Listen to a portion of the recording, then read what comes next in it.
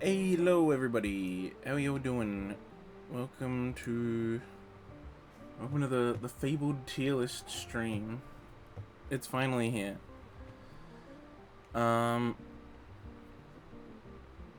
So yeah, okay. So I've got every anime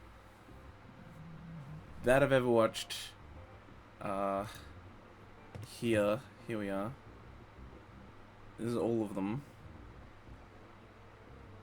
Kinda. There's some things that don't get included, just because of reasons. But for the most part, anything that's like a show or like a movie or something, it's in here. And it's, as you can see, I got the rules up there in the top left. One per series. They're not going to be organized horizontally. So if something's in S, it's just in S. It's not like, oh, this is the first in S and this is the second in S.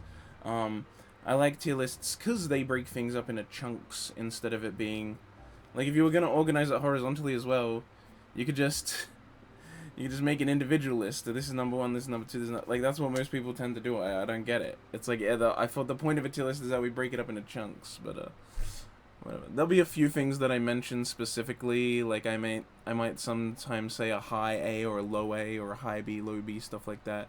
And I will say which show is my absolute favorite. But in general, they're not organized horizontally. Just that's good. Holy shit. Oh my god. The YouTube video I have open for the background music is just a random, like, Calm Nintendo music a video I found, and now I'm just so happy because this is like one of the best sounding songs from Xenoblade Chronicles 2. I'm very happy they included that. What a jam, bro. Anyway, yeah, so we're just gonna, I got S to F, including E. For some reason, I see a lot of people skip E. They're like S, A, B, C, D, F. It's like, why not include E? Then you have the same amount above C that you do below C, and C can be the middle. Whatever. So yeah, one per series, but not one per franchise. So, like, there's only one Haruhi, there's only one Haikyuu, there's only one Gunslinger Girl, anything like that, but not one per franchise. So each Fate is here. We got Fate Apocrypha, we got Fate Unlimited Blade Works, we got Heaven's Feel, we got Grand Order. Those are the only ones I've seen. I haven't seen like Encore and Lord El Mello and Ilya Family, and I don't know, there's a bunch of Fate I'm missing. But yeah, so even though that's the same franchise, each individual series within the franchise gets to be represented. But if a series has multiple seasons, I don't think there's much point in each of them. There's a few times where that causes problems, and I have to give something a rank I'm not exactly happy with. Namely, Log Horizon and Clannad kind of get a little muddy because of that, because I like Clannad, but I don't like After Story. And I like Log Horizon, but I don't like Log Horizon's second season, so...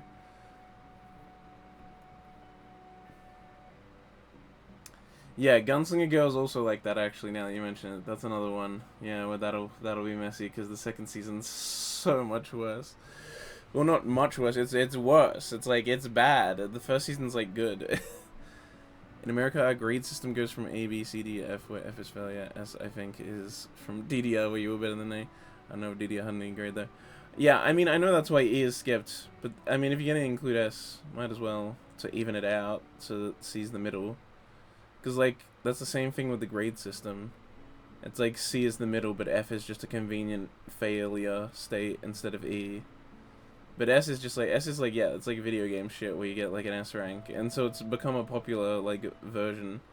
But a lot of people still skip E. But yeah, we're just gonna go through this. And so first off, right off the bat, there's 308 entries. I'm gonna try and not have that ad be viewable. I'm gonna go through, first off, just each tier, what they mean to me, so that we can have a kind of general basis to go off with, and an understanding of what each tier means to me, and then we'll get right into it. So, S tier is like a masterpieces. They're the 10 out of 10s, the best of the best, the real upper echelon shit, you know. There's gonna be, like, S is gonna be probably the second smallest tier. Usually F's smaller, but there's reasons for that. Presentation mode. There's a presentation mode? Doesn't presentation mode just... Isn't that where you can't, like, add stuff in there when you're in presentation mode?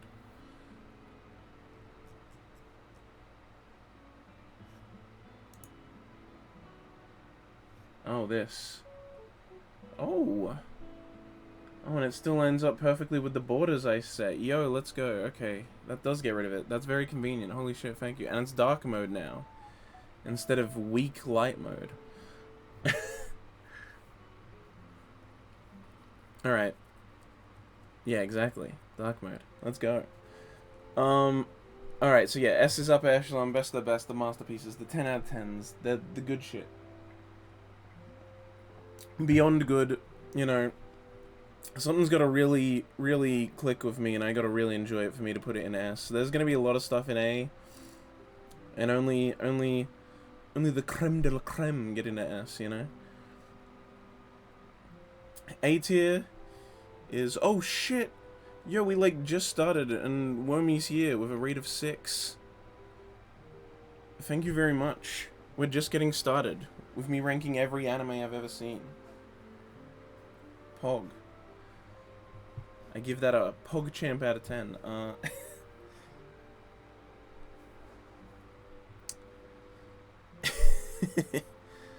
That's a cute emote.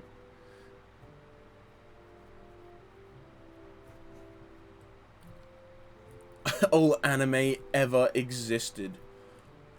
No, there's only 308 in here, because it's one per series as well as the other thing, so... But yeah, so A tier is like the better than good stuff, you know? The great stuff. A tier is gonna be stuff that I really like, that I really enjoy, that hits me. It's not just things that are good, it's things that are better than good, but not quite S tier, because S tier is like... It's gotta be like peak, so A is like a little... It's like great, like I really love the stuff in A. Don't ever think that I don't. But it's just not quite S tier. But it's going to be a lot of great stuff. A lot of great stuff's going to end up in A tier. B tier? I'm ready for the Aira roasting stream. Oh god, is that what this is going to be? Maybe I should do our shows. I've watched it. Sounds like a 24-hour stream. Last time I did this, it was 24 hours. And that was less than 300 entries. But that's also because I over-explain myself too much. B is like... The good. It's basically the base good kind of tier. That's where the good shows go, the shows that are definitely above average still and are good and that I enjoy. They're just quite not great, you know, they're just a general kind of good is what B is. You can think of that as the base good. C is like kind of an average. C is a good equalizing tier because it's right in the middle. So a lot of stuff's gonna go in C, a lot of stuff. Still worthwhile watching. Everything in C is still worth watching because I believe that like a 5 out of 10 is where you reach worth watching stuff. So it's all still stuff I like and things worth watching, but it's just kind of the mid. No, not even mid. D's more mid. C is just like, well, the word mid is more fitting for D, even though C is the literal middle, but you know, mid usually doesn't actually mean middle, it means bad, usually when people say it. God fucking damn language. C's a good average, stuff that's still worth watching, but it's just kinda fine. D is like... I'm going alphabetical? Yeah, I'll go in alphabetical because that's what Tierlist Maker does. It just organizes them alphabetical based on the title I gave the images. So I gave them either the show's exact title or I gave it what I generally call it. So like Gakko Garashi, School Live. I didn't use School Live, I called it the file Gakko Garashi, so it's in the G section. And there's some other stuff like that, like Nagi no Asakara is going to be in the N instead of a lol in the C, and stuff like that. So it's just whatever I titled it, and sometimes I use like kind of a shorthand title if it has a really long title. So, yeah, but generally things are showing up in an expected alphabetical order, because that's just the way Tierlist lays it out, and that gives it a good randomness anyway. If I did it in like chunks or categories, maybe it'd be too, like if I do like, first we'll do all the cute girl shows, it's like, well, they're all going to be fairly high. and only like none of them actually are gonna be low. Like D might be the lowest that a cute girl show gets, and so it's like boring. When it's like alphabetical, it's like essentially random in terms of what type of show it is.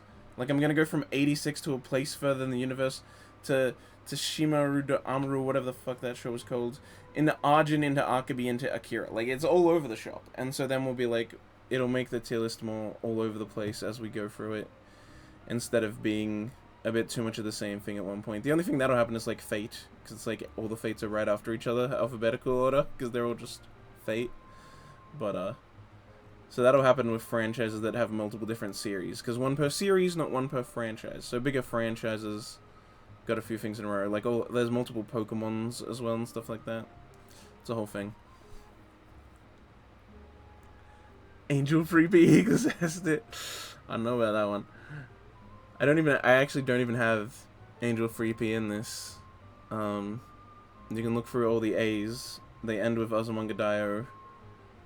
Top row, Attack on Titan and Azumanga Daioh. That's all the A's. No Angel Freebie. I haven't watched it. It's in my Crunchyroll queue though. Whatever the F show that's called must be an S tier. What? The F show that's called what? It is S tier. So yeah, D is like the meh tier. That's how I always describe D. The what the fuck? D is the meh tier. It's stuff that's either, there's kind of a lot of things that end up going in D when I do tier lists. Either things that I don't have much memories of, so it's like, oh, it's kind of a forgettable thing because I don't really remember it. Like, not remembering something is a negative on the show. It means it wasn't memorable. Like, I remember the first ever anime I watched and knowing it was an anime, yet I can't remember some I watched more recently than that. That makes it a forgettable show. So that usually goes in D, because I can't be, like, 100% sure on my vibe on it, but I don't really remember it. D is where meh shows go, kind of below average, but not bad. That's a lot of D. It's, like, below average, but they're not bad shows.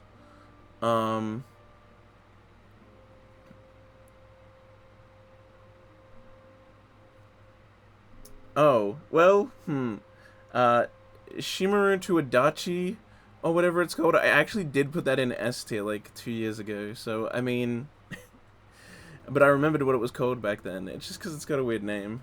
It'll probably end up in A. A lot of D. I'm just saying a lot of the stuff that ends up in D is there for this reason. And to load the anime due to YouTube. I assume that's what the YT is. Welcome to stream. That's a very cute emote. Oh, and it's one of your own. That's adorable.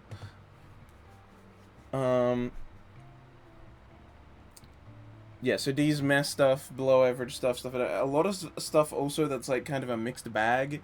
I tend to put in D because it's kind of hard to decide what to do with it, like Clanad, where I love Clanad, but I hate After Story. It's like, well, I hate it more than I like it, so I guess D, not C, because C would be like the middle.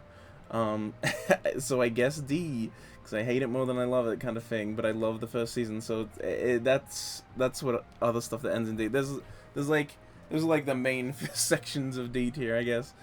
Then E tier, this is bad. E tier is bad. This is where we, like I said, D's below average but not bad. E's bad. E is where bad shows go. E is where the bad shows go. Bad show. You stay in E tier. Or lower, of course. But E is where we start to actually have bad things. These shows are just bad. They're outright bad. But they're not horrid.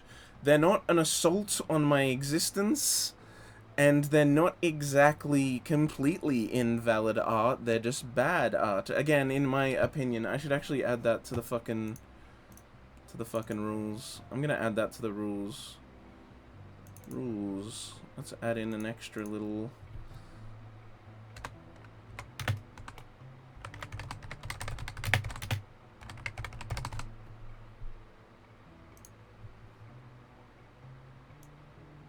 Oh, right. I need to actively press the space on this. There we go. Subjectivity's implied, guys. All of this shit's my own opinion. Pretty obvious statement, but should just be there. It's all implied. If I say good or bad, I obviously mean good or bad for myself.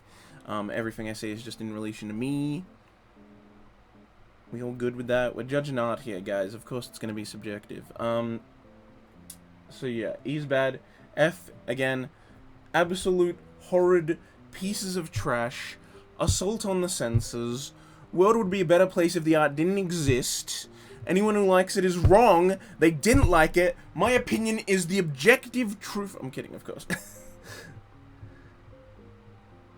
No, you just have to respect my ability to like a show you dislike and dislike a show you like. But definitely bring up when you disagree with me, because it's fun to talk about. Different opinions are always fun and interesting, especially if people are good at explaining them. I like reading reviews, even if things I like or dislike, like when a reviewer disagrees with me, because usually they're good writers, so they like explain why they feel that way, and I'm like, huh, I get that. I just don't care about that as much as they do, or I care about, you know, this thing more than they do, and so, you know, it's all about priorities, really.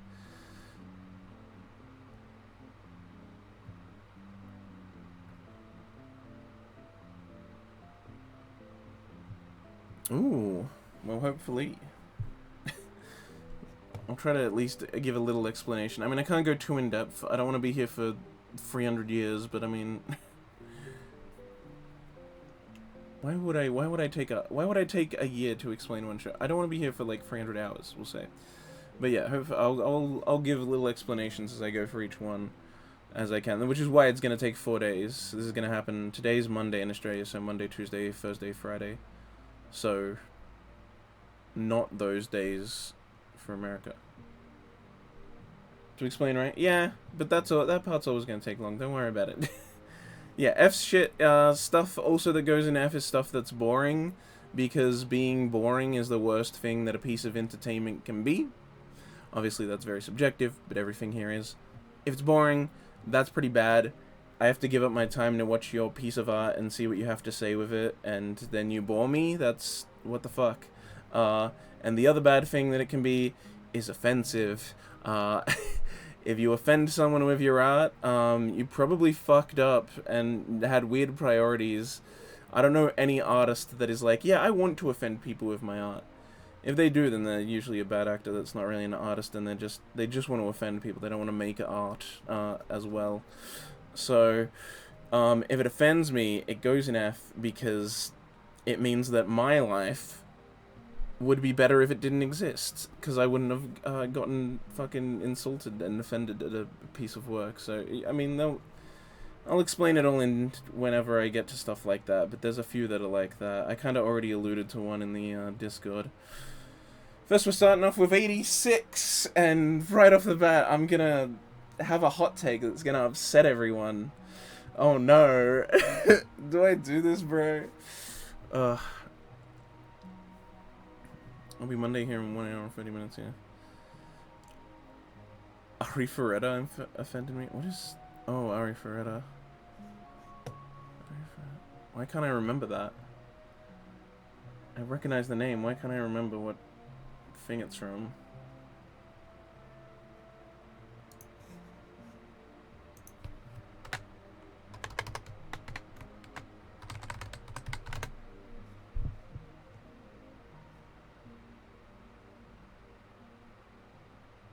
Oh. Oh, right. Yeah. Well, that offended a lot of people. Okay, 86 is... You're all gonna hate me, but it's a D. It's a D show for me, because look, I really hated part 1. I'm sorry, but the pacing in part 1's atrocious. It's got terrible pacing issues because they decided, what if we spent 12 episodes adapting 1 volume? Wow, that's intelligent. No, fuck off. What the fuck? Hey. Yeah. It's because of a mix here, right? Part 1 was really bad. It had terrible pacing, terrible dialogue. 86 as a whole also has kind of edgy tendencies that I wish it was a bit better at curbing. It's not too bad. It's not like a full-on edge show. It's not like it's fucking Tomodachi Game or as we just said, Ari Ferretta or anything like that. But it does have its edgy moments, like, oh, Shin's eye is red, isn't that so cool and crazy? ooh, wacky big smiles from the villain guy. Ooh, ooh, he's smiling while he kills people. Isn't that so cool and edgy? He's like detached. Wow, he's too cool for school. I'm not the biggest 86 fan myself. Part 2 was better. I will admit, Part 2 was better. The pacing wasn't as bad. The different direction of the story was good. My main problem with 86 is with Part 2 was just it was Part 1, but again, they're like, Part 1 is, oh, a character that has some kind of mystical power that gives them a connection to the main villain, which is someone from their past, and then they go and beat them. And then the second season's like, now we got a new character who has a mystical power that gives a connection to the main villain, and then they go and defeat him. It's like, huh. They just did it again. They just did Part 1, but again. But in a different location. But no, Part 2 is better. The pacing's not as bad or as noticeable. I think it may have also adapted one volume still, but it's not nearly as noticeable, so... And I will say the last episode of Part 1 is, like, really good. Episode 1 of Part 1's really good. They, like, when they're going through the like landscape and the ruins, they get away from the city and they just like are going and they're just traveling and they have all these great quiet moments and moments where things are implied by what you're seeing with the visuals. Wow, why couldn't the rest of season 1 done that? There's so much fucking talking for no reason because they're trying to pad a 1 volume into an entire fucking 12 episode series. So the conversations just go in circles because they need to extend them for as long as possible. It's infuriating. Everyone's a fucking rat that speaks in riddles that have been translated from Russian into Japanese and then back into English because I'm reading subtitles. It's madness. Yeah, but then that final episode has a bunch of great stuff, like when Shin and one of the other guys, I can't remember his name, they're like fishing at a lake and they just like have this moment where the guy asks Shin something. I think it's like if they made the right choice or something, and Shin's just like, I don't know, and then they just sit there. They just sit there on the river, and it's quiet, and you just hear the river flowing. That nice like river flow sound that shows have, and it's like, oh, hey, Anime Dude YouTube, thanks for following me. That was 10 minutes ago. I only saw it now. Thank you for the follow. Film is inherently different than novels. Yeah, I feel like Part 1 did a really bad job of adapting it to the medium. It's probably part of the problem. It's just like conversation. Like I'll talk about this more actually with Demon Slayer, because I think Demon Slayer is probably the worst case of an adaptation not changing things to fit the medium at all. It looks great, but they didn't change the script enough to fit a visual medium compared to the manga. Okay, season 2 is 2 volumes. Yeah, that makes a lot more sense because the pacing in Part 2 is way better. Cannot be important. Maybe. I'm sure there's some good shows that adapt like 1 volume in 12 episodes, but at the same time, 86 Part 1 just isn't for me. Again, it's all subjective. It's just the pacing wasn't good for me, and the dialogue writing was pretty atrocious in my opinion. All things which get better with Part 2. Part 2 improved a lot on Part 1, which is why it's not lower. I think I'd actually put Part 1 in E, but Part 2's better, so it's like a C, maybe B if I'm being generous. So we'll put it in D. I look forward to more seasons of it to see if it gets better. I don't hate it yet. I'm interested in seeing more to see if it gets better, because it has good things about it. I wish it would just curb, like, keep the good pacing from season 2, curb your edgy tendencies a bit, get a bit better at dialogue writing, and, I mean, maybe in the future, it'll be in C tier for me. Who knows? I know, but it's not that it's all bad dialogue, it's that there is bad dialogue, like... It's not even... Well, I guess that's true. But, Hey, Baronade. I guess that's true that, like, yeah, like, I don't like it, so that's why I said that. But it's... I think each conversation that does happen is necessary. I don't think each conversation needed to be as long as it is, because there's also moments where it's like Shin's like says something, and the chick, I can't remember her name, is like, oh, what do you mean? And then he's like, well, I mean this. And she's like, so you mean this? And then he's like, yeah, I mean that. And then it's like the episode ends, and it's like, oh, that was half the episode just for him to like say, like he could have just said that earlier. But instead he's like, well, consider this, and like goes on a tangent about like a book he read or a cat or some shit. And it's like, Jesus Christ. End of part 2 blew me away. Part 2 had a good ending as well. The last episodes of both of the parts are actually really good. And part 2, as I said, better than part 1. It's just because of part 1 that I have to put it down in D, really. Yeah, finale for season 2 was great, but again, yeah, it doesn't save it, the rest of it. But again, it's like I said, I'm excited to see more of it. Hopefully it gets better, and I like it more as well. I don't want to dislike shows. I mean, after all, it's not an E. E's bad. E's for bad things. You know, it's not bad. It's just below average for me, but it's not bad yet. I don't consider it overall bad. I just think it has bad parts. And it could be better. I think it could be a lot better. Curb those edgy tendencies in particular. The goofy smiles on the villain as they're like, ooh, kill, kill, kill, kill. It's like, it's a bit much. Settle down. Settle that right down. So next we have A Place Further Than the Universe. And I am very stumped about where to put this. Really, really stumped. Because it's a S or A is the thing. Bad start to the list. C or D for me. Well, it's going to keep being a bad list, Aaron. A Place Further Than Peak. Yeah, I mean, I think I will put it in S. It's a weird show because sometimes I think about it and it doesn't feel like an S in my head, but then I remember like scenes and moments and I'm just like, no, that is a good show. Maybe it's because it's been so long since I watched it. I should rewatch it probably. Girls traveling it right or something. They go to Antarctica. It's cute girls go to Antarctica. That's what it is. Rewatched it for Anime Club. Based. Yeah, nah. It's so fucking good. The characters are great. All 4 of them. The 4 main girls, they're like all fantastic. The moment in the second last episode murdered me and chopped me up into 1,000 pieces and hid all of my pieces in a bust of Abe Lincoln and then scattered them throughout the world. Emotional peak per week series.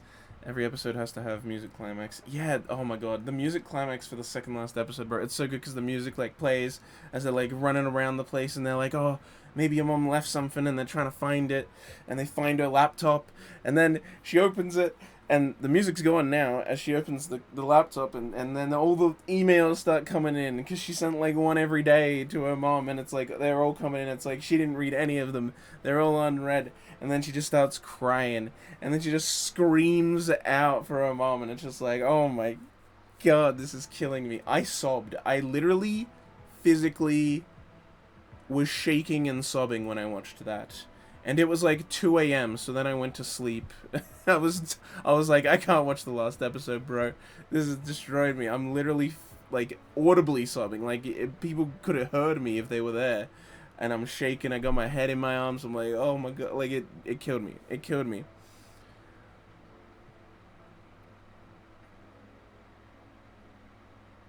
The laptop just happens to work. I think they plug it in, right? Maybe they don't even show that. I mean, she just opens it and it's, like, on. I mean, I guess it had battery left. I don't know. Do they show it plugging in? I can't remember. I just remember she turns it on. She, like, gets the password wrong. And then she gets it right the second time. And then all the emails start flooding in, and it's like, oh. Love the series. It was funny that every week felt forced to have an emotional climax at end, but it worked every time. Yeah, honestly, they're really good. I can't remember people's name. The fast girl, the running girl, and her, like, whole thing with the people back home and the marathon running and all that, and the big fuck you people moment that long hair girl has. I hate that I can't remember their names. This is terrible. And also the girl that's from, I think she's from Hokkaido, is she? Or maybe she's from, I can't remember where she's from. The fourth girl that joins them, and she's like a mini celebrity already. And she gets like really upset about like not sure if they're actually her friends.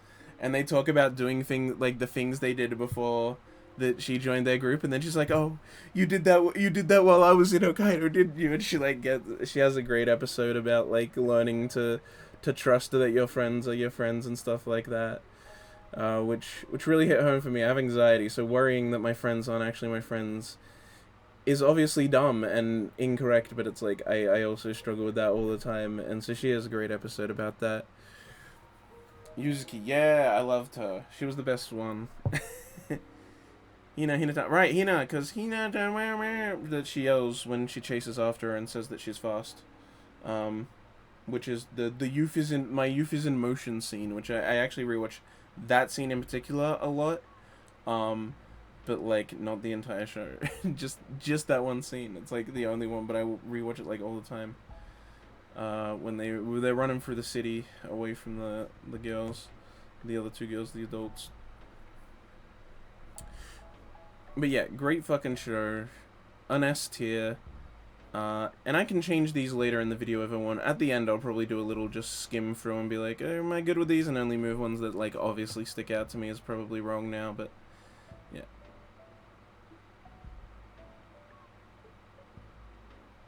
Are we? If we are, I'm not familiar with it.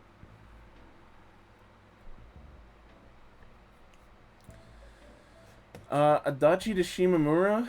I think I finally learned the name of this one. Remembered it. It's Adachi to Shimamura. I'm pretty sure.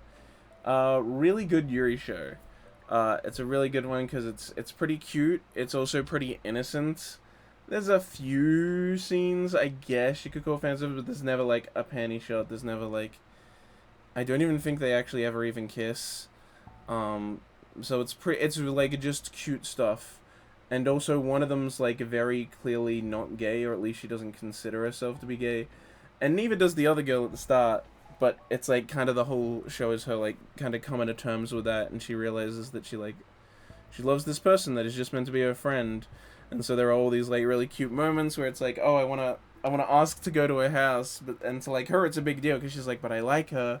And to the other one, she's just like, oh yeah, just come over. We're friends. And it's like, it's, fun little stuff like that, where one of them's like way more worried about everything and invested than the other. Because the other one's like, it's like, yeah, we're good friends.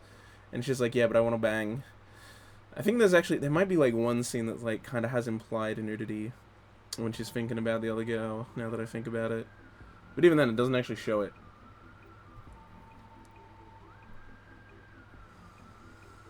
I sadly didn't have the patience for the series. It was cute, just super slow and boring. Fair enough. I quite enjoyed it because I thought, but I can understand slow. The directing on it's really good. The use of lighting is really good, and I think it's just those interesting visuals that kept me engaged because the directing was really good, and so sometimes they create these nice moments of tension. You really get in Adachi's head, and specifically about how she feels about everything, and I liked it. I just liked it. It looked great too. Yeah, ended up dropping it on episode 9. Didn't hate it though. Fair enough. I just ended up really enjoying it and getting really invested. I don't know if it'll ever get a second season. Maybe if I rewatched it or watched the second season, I wouldn't enjoy it as much. But at the time, it really worked for me, and I really liked it. So, it gets to go in A tier for me. I might move it down to B later. It's definitely not an S. Might move it down to B later, but for now, I think it's a good one to sit in A. We're filling these out. Oh boy, Arjun. How the fuck do I talk about Arjun? Arjun's... Arjun. I really liked the first season. The second season kind of started to lose me. It has some good moments when they do interesting things with the fact that they're immortal and all that.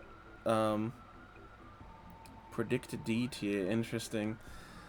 Arden does some interesting things with the powers when it wants to, but I feel like in the second season, they'd kind of already used it all up. I mean, maybe it would be better if they did the fried chicken thing from the manga. Light novel is a massive slow burn. Yeah, I mean, the show it did feel like it was kind of a slow burn as well. I just ended up really enjoying it despite that. I can't even, like, I think I just liked the dialogue and seeing Adachi go through her thought process and everything. And the directing was great, which, you know, it kept me in the mood, I think, that the show wanted me to be in. Yeah, but I think that's almost nice because there's also, like, you say Yuri Bay, but it's like, it's also not, because it's like, it takes itself a bit too seriously. Like, there's not just kissing and everything. You want to see Yuri Bay without much romance. Where is it? Where's S? Where's Sakura Kiss? I can't find it. There's too many shows right now. Sakura Kiss, though.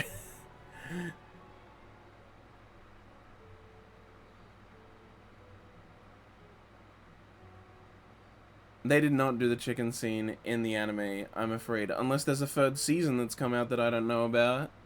Maybe in that. But as far as I know, it's just in the manga.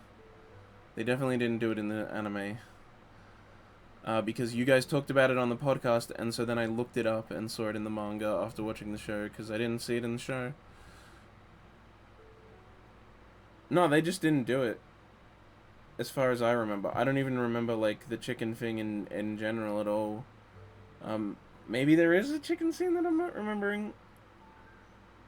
This is so trap-ass, dude. Oh, man, bro. Oh, man. Oh, man, bro. Well, I mean, we'll get to it, I guess. It's in here. Maybe not. I mean, I could also be wrong, but I don't remember it happening at all. But yeah, I feel like the second season only has, like, one good scene where they really use the powers in a cool way, in my opinion, that I remember. Yeah, I mean, I guess the other thing I should say is all of this is subject to my memory as well. But Arjun, I remember really liking the first season, and then the second season just kind of lost me. It kind of went off the rails. It was doing a bit too much stuff I didn't like. I think I remember people saying it was like a lot of original stuff in the second season and they like broke away from the manga, which maybe that's why. But I really enjoyed the first season.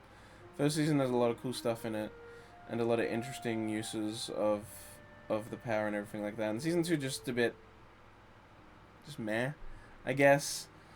Overall, I think I'll put it in C. Because I do like the first season. The second season's not even outright bad, it just kind of lost me. Ending for sure was original, was pretty fun ending. Okay, I see. So yeah, like, C, I suppose. It's not bad. Season 1's pretty good, so I think C's a good spot for it. Hey, first show that is from this year, because 86 was majority last year. Well, not even this year, we're in 2023 now. First show of 2022 to be included. Akabi's sailor uniform. This is an S. This is an S. I can't deny it. I can't deny it. It's an S tier.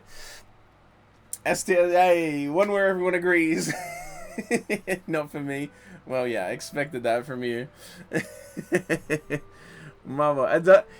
Akabi's an S tier. It's so fucking good. It's so fucking fun. It's one of the best making friends shows out there, where you just like have, you know, you have like the kind of main character, and they just like every episode they make new friends, and you explore a bunch of different characters in a setting. There are a lot of shows like that, and this is like the best one ever.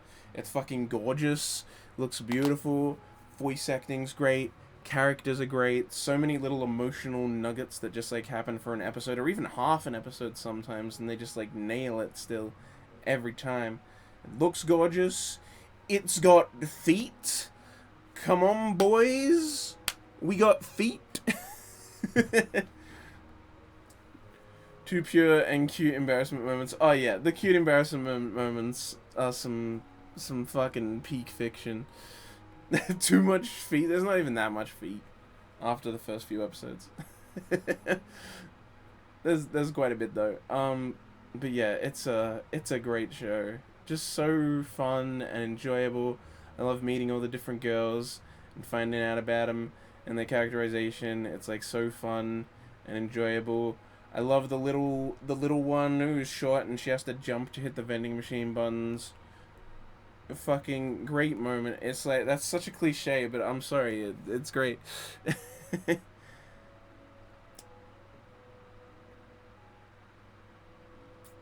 How many times did you cry? I'm gonna be honest, I think it was only like twice. But I did feel the emotions. I think there's a lot of good moments in there, and they usually have a happy emotional ending to them. It's a bit harder for me to cry with happiness than sadness. I can only think of like 3 shows that have made me cry with happiness. So, the fact that it's a bit more uplifting at the end usually doesn't make me cry, but I still put it in S because I damn loved that show. Yeah, it was gorgeous looking show. I loved it so much. Definitely deserving an S tier placement. It's got to be up there with the greats. Ooh, yeah. Yeah, those were both. Those were both. I think the dad. I think the scene with dad may have been the one that made me cry the first time, and then I cried at the end. Only one thing made you cry with happiness. I have 3 things that made me cry with happiness. We'll get into them when we get to them. One's obvious, because it's just the show I always love and talk about. Another one, I did mention crying to it because of happiness after I watched it. I mentioned it in the Discord. So, maybe some people know that one. And the other one I don't think anyone would guess, because it's kind of a wild card. It's not a show you'd think of when you think crying. I loved Akabi, but it's probably B for me. Fair enough. I gotta slap it in A because I just love it too much. But next we have Akira, and Akira is, holy shit, why the A's stacked? Akira's another S tier. I mean, is anyone surprised? I feel like even if you dislike Akira, it's like so obvious that most people would put it in S. You haven't seen it? Oh, it's so fucking good. Akira's iconic. Everyone kind of knows that it's, this big iconic piece of media and animation. It is fantastically done, beautifully done. Animation's fucking nuts and so ahead of its time. Like it could come out now and I'd be like, damn, that's some good animation. Like, it's so good. Oh, and it predicted that the Olympics would be in Japan in 2020. That's all I'm saying. They predicted Tokyo 2020. That's all. I mean, come on. I don't like Akira at all, but can see why people like it. Man, I loved it. I actually hadn't seen it for the longest time. I only watched it a few years ago. I think it was actually 2020 or 2019 that I watched it. I think it may have been late 2019. I think I got it for Christmas and watched it before it became 2020. I think I could be wrong, but I think that's how it went with me watching it, and it's great. It's fucking great. And then very shortly after I did that, the 4K version got released, and I was like, god damn it, I don't have that now. And also this sick 30th anniversary edition got released by Madman here in Australia, and it was fucking lit. It had the Laserdisc version as well and shit. It was fucking wild, that 30th anniversary edition. But yeah, Akira's great. Great movie, great time. I loved watching it. The good thing about movies is they're easy to rewatch. Like, people always say, oh, movies are too long, and then they sit down and binge a 24-episode series in a single sitting. But I think for rewatches, it actually is easier with movies anyway, even if you get past the mentality of thinking they're longer than shows. Because, shows are long, and movies are like a show. You can just sit down and watch one night, and it's easy, so... yeah, I don't know, I love Akira. Fun fact, it came out in America the same week The Simpsons started. And they're both iconic pieces of animation that changed the media in their respective countries. That's pretty cool. I hate how they don't put the 4K out at the same time. Well, that's because Akira had a Blu-ray for years before 4K was even a common thing. Because it's, Blu-rays have existed for so much longer. I got Bell and then 4K. Yeah, see, that would be annoying with modern stuff. Modern stuff, it's definitely annoying. One of these days I'll read the Akira manga, and Sunrise remake coming whenever. Is there meant to be a remake? Damn, I didn't even know that. But yeah, Akira manga. That would be a pretty cool read. Oh boy. Akuno Hana? That's what this is, right? Flower. Oh, hang on. Flowers of Evil, Akuno Hana. Obviously, because it's in the A's, I saved it as Akuno Hana, so. Rotoscope Hell. Yeah, it's an E for me. The rotoscoping is so bad. Rotoscoping can look good. Don't get me wrong. I don't hate rotoscoping in general. Because rotoscoping can look fantastic. There are some great movies that are like they're only rotoscoped, but they look super amazing. But the rotoscoping in this is just bad, even for rotoscope standards. Like, I'm sure just the style would turn people off anyway, but then it's also bad even for someone who can appreciate a good rotoscope, so it's not good. I've heard the manga's so much better. Like, pretty much everyone that always talks about it is like, yeah, anime sucks, manga's fantastic though. Also, what's wild is the second season never came out, but season 1 ends with a bunch of shots showing stuff in season 2, which means they partly animated stuff from season 2. They had stuff animated ready for it, and then I guess it got cancelled because I guess it just didn't sell well or did terribly, and they never actually greenlit a second season. Or they did, and then they cancelled it anyway. But yeah, it's not great. The story's alright. I can kind of see how it would be better in manga form. It still has weird choices in it though, and also the voice acting is wacky as heck. And yeah, rotoscoping, it just looks terrible. The whole visual style of the whole thing is just a mess and falls apart. And so I'm good with saying it's bad, like actually bad for me. Check it in E tier. It's not great. Here we have fucking Alien 9. Not enough people have seen Alien 9, because Alien 9's fucking fantastic. Alien 9 is a Despair Girls show, which is what I like to call the genre, because I think it's better. Other people call it Cute Girls Doing Dark Things shows. It's like Madoka and other magical girl dark shows. I like to call them Despair Girl shows, because they're usually like magical-esque girls, but they're in despair. But this is one of the early ones. This is really old. It was by JC Staff when they were in this like weird experimental period where they just made a bunch of wacky shit. And it's based off a manga, but they just made this like, it's like so trippy. The visuals are trippy. The story's all over the place. There's a lot of like, it's a psychological thriller, as most Despair Girl shows are. And so there's a lot of just like wacky visuals and trying to deal with the thought process. A lot of weird dialogue, a lot of stilted stuff. The characters all kind of have this like weirdness to them where they don't quite seem right, except for the main girl, but she's busy freaking out about that she's been stuck in this situation. They have to wear aliens on their head that have wings, and then they shoot these metal things out, and they have to use that to defeat bigger bad aliens, as they also roller skate around the school. It's a fucking wacky show, and it has an insane ending. The manga goes beyond, obviously, what the anime adapts. It's like it's an OVA. I think it's like 6 or 9 episodes or something. It's pretty short. I just bought the DVD one day because it was super cheap. It was like $10, not even on sale. It just was $10, and I'm like, all right. And I honestly loved watching it. I think it's super fun and super trippy and cool and great. But I love psychological thrillers, so that's probably what's happening there. But yeah, Alien 9's really good. More people should know about it. I doubt it would ever get another adaptation.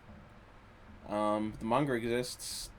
I don't know. It's cool. I like its like weird wackiness. It also gets like super dark at points, as is expected of Despair Girl shows.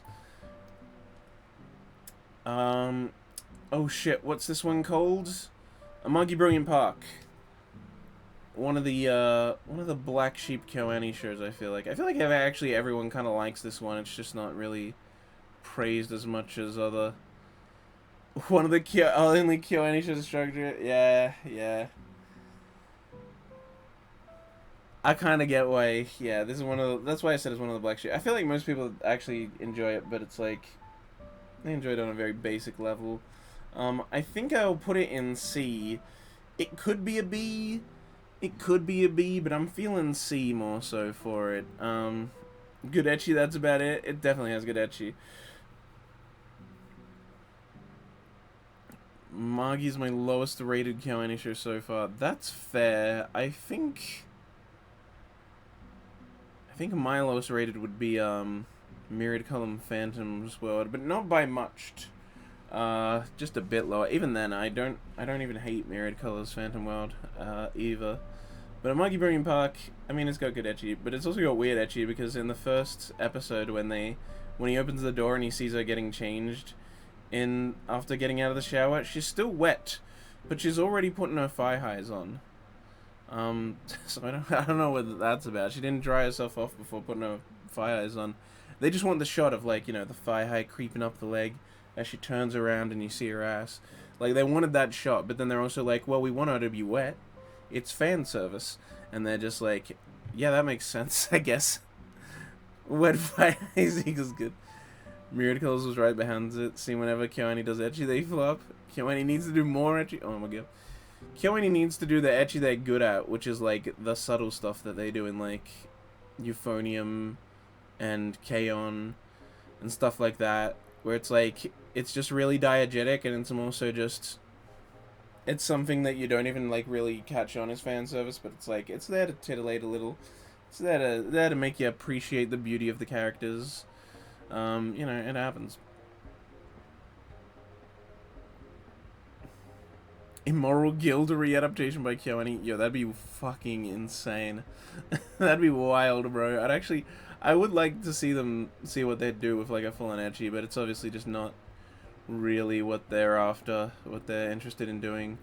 Which makes sense. I mean, like, half the stuff is female anyway, so... If they did do it, it'd probably actually be better because of that, but... I just don't think it's clearly not what they're interested in. But yeah, Monkey Bringing Park's alright. I like watching it. It has good ecchi. It's got a banger OP. OP is really fucking fun.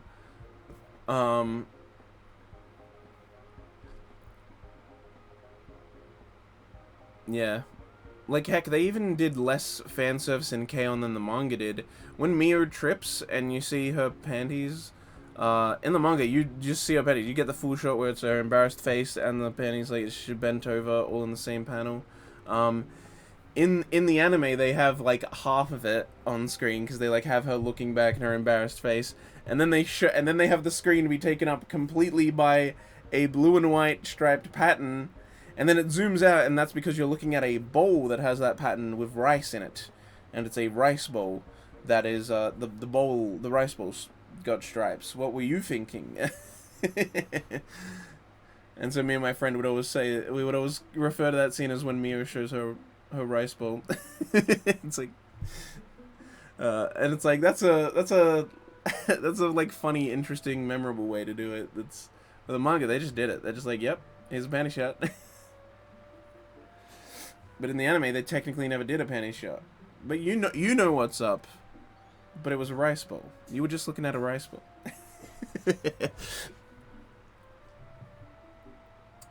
yeah, Amagi Brilliant Park's, I don't know, it's got its fun moments, it's got its fun ecchi, it looks pretty good. It's mostly just a silly, fun show that's kind of over the top. I think some of its jokes got repetitive and a bit old, and it never really had a big kind of moment that grabbed me, which is basically why it's in S tier. I'm like, yeah, I like it, worth watching, but it's nothing special, really. But yeah, it's alright. It's got good ecchi, but it has less ecchi even than Myriad Colors. Myriad Colors went nuts with that. I remembered, bro, when, like, Amagi was coming out, and Myriad Colors came out, and everyone started saying, like, KyoAni saves anime, except when they don't, or, like, KyoAni doesn't save anime anymore, because that used to be the meme, right? KyoAni saves anime. But then Dragon Maid come out, and despite Dragon Maid having ecchi, everyone's like, yo, KyoAni saves anime. So it's like, they can do it right, it's just, you know, it depends how it blends with the rest of the show. Aquatope, very curious. Oh, yeah. Oh, You don't like Aquatope as much as I do. I fucking love Aquatope. It's so good. I love it. I love it. I love it so much. It's such a good fucking... It's like the best thing that's in A tier right now. I don't organize horizontally, but out of the free shows in A tier right now, Aquatope's the best fucking one. It might even be S. I fucking love Aquatope. It's pretty, gorgeous looking. It's got water everywhere. I love water, and I love aquariums. So... I'm already a little biased. I love aquariums.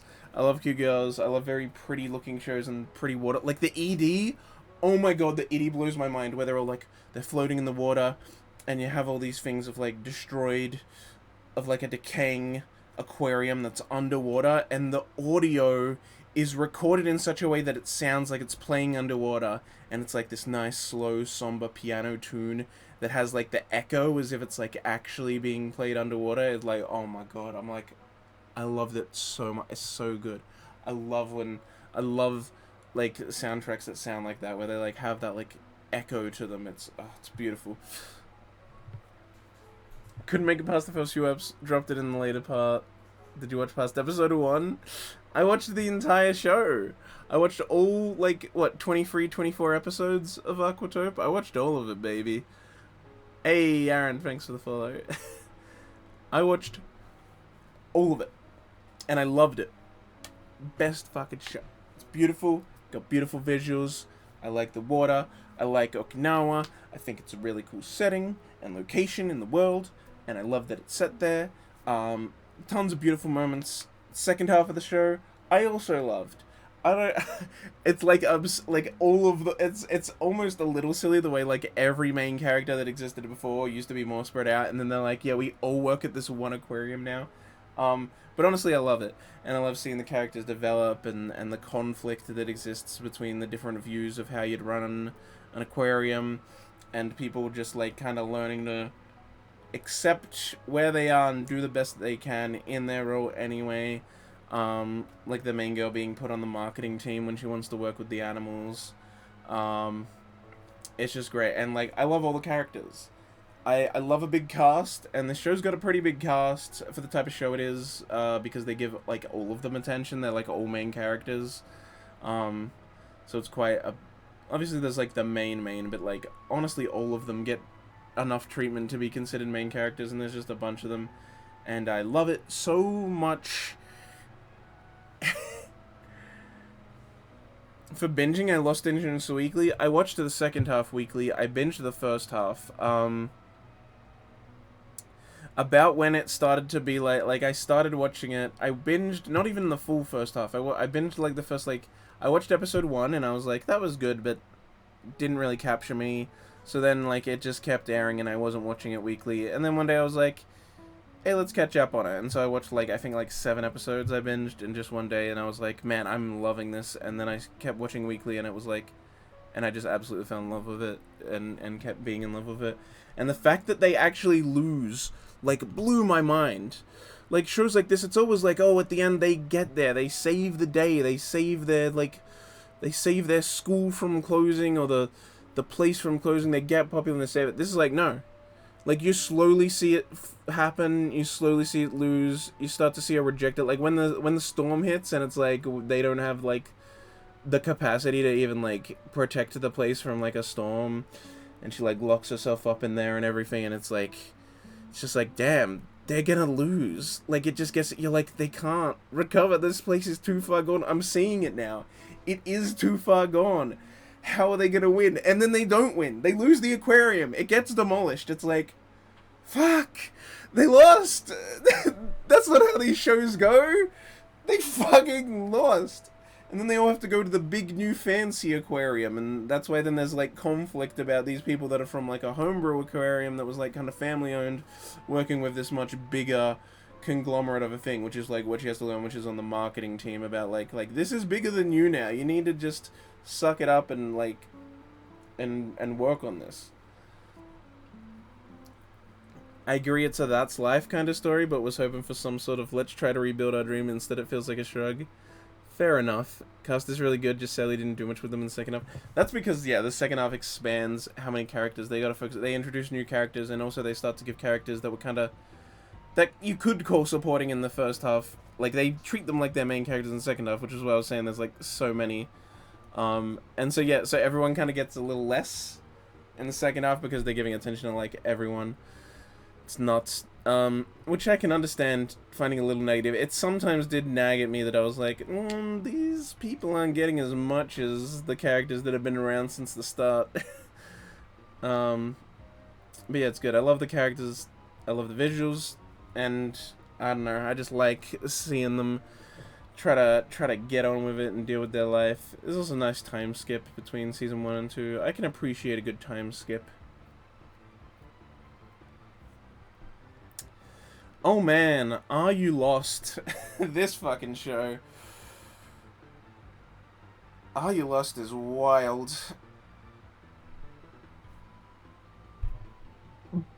God damn it. You fucking guys. I'm not putting Are You Lost in S tier.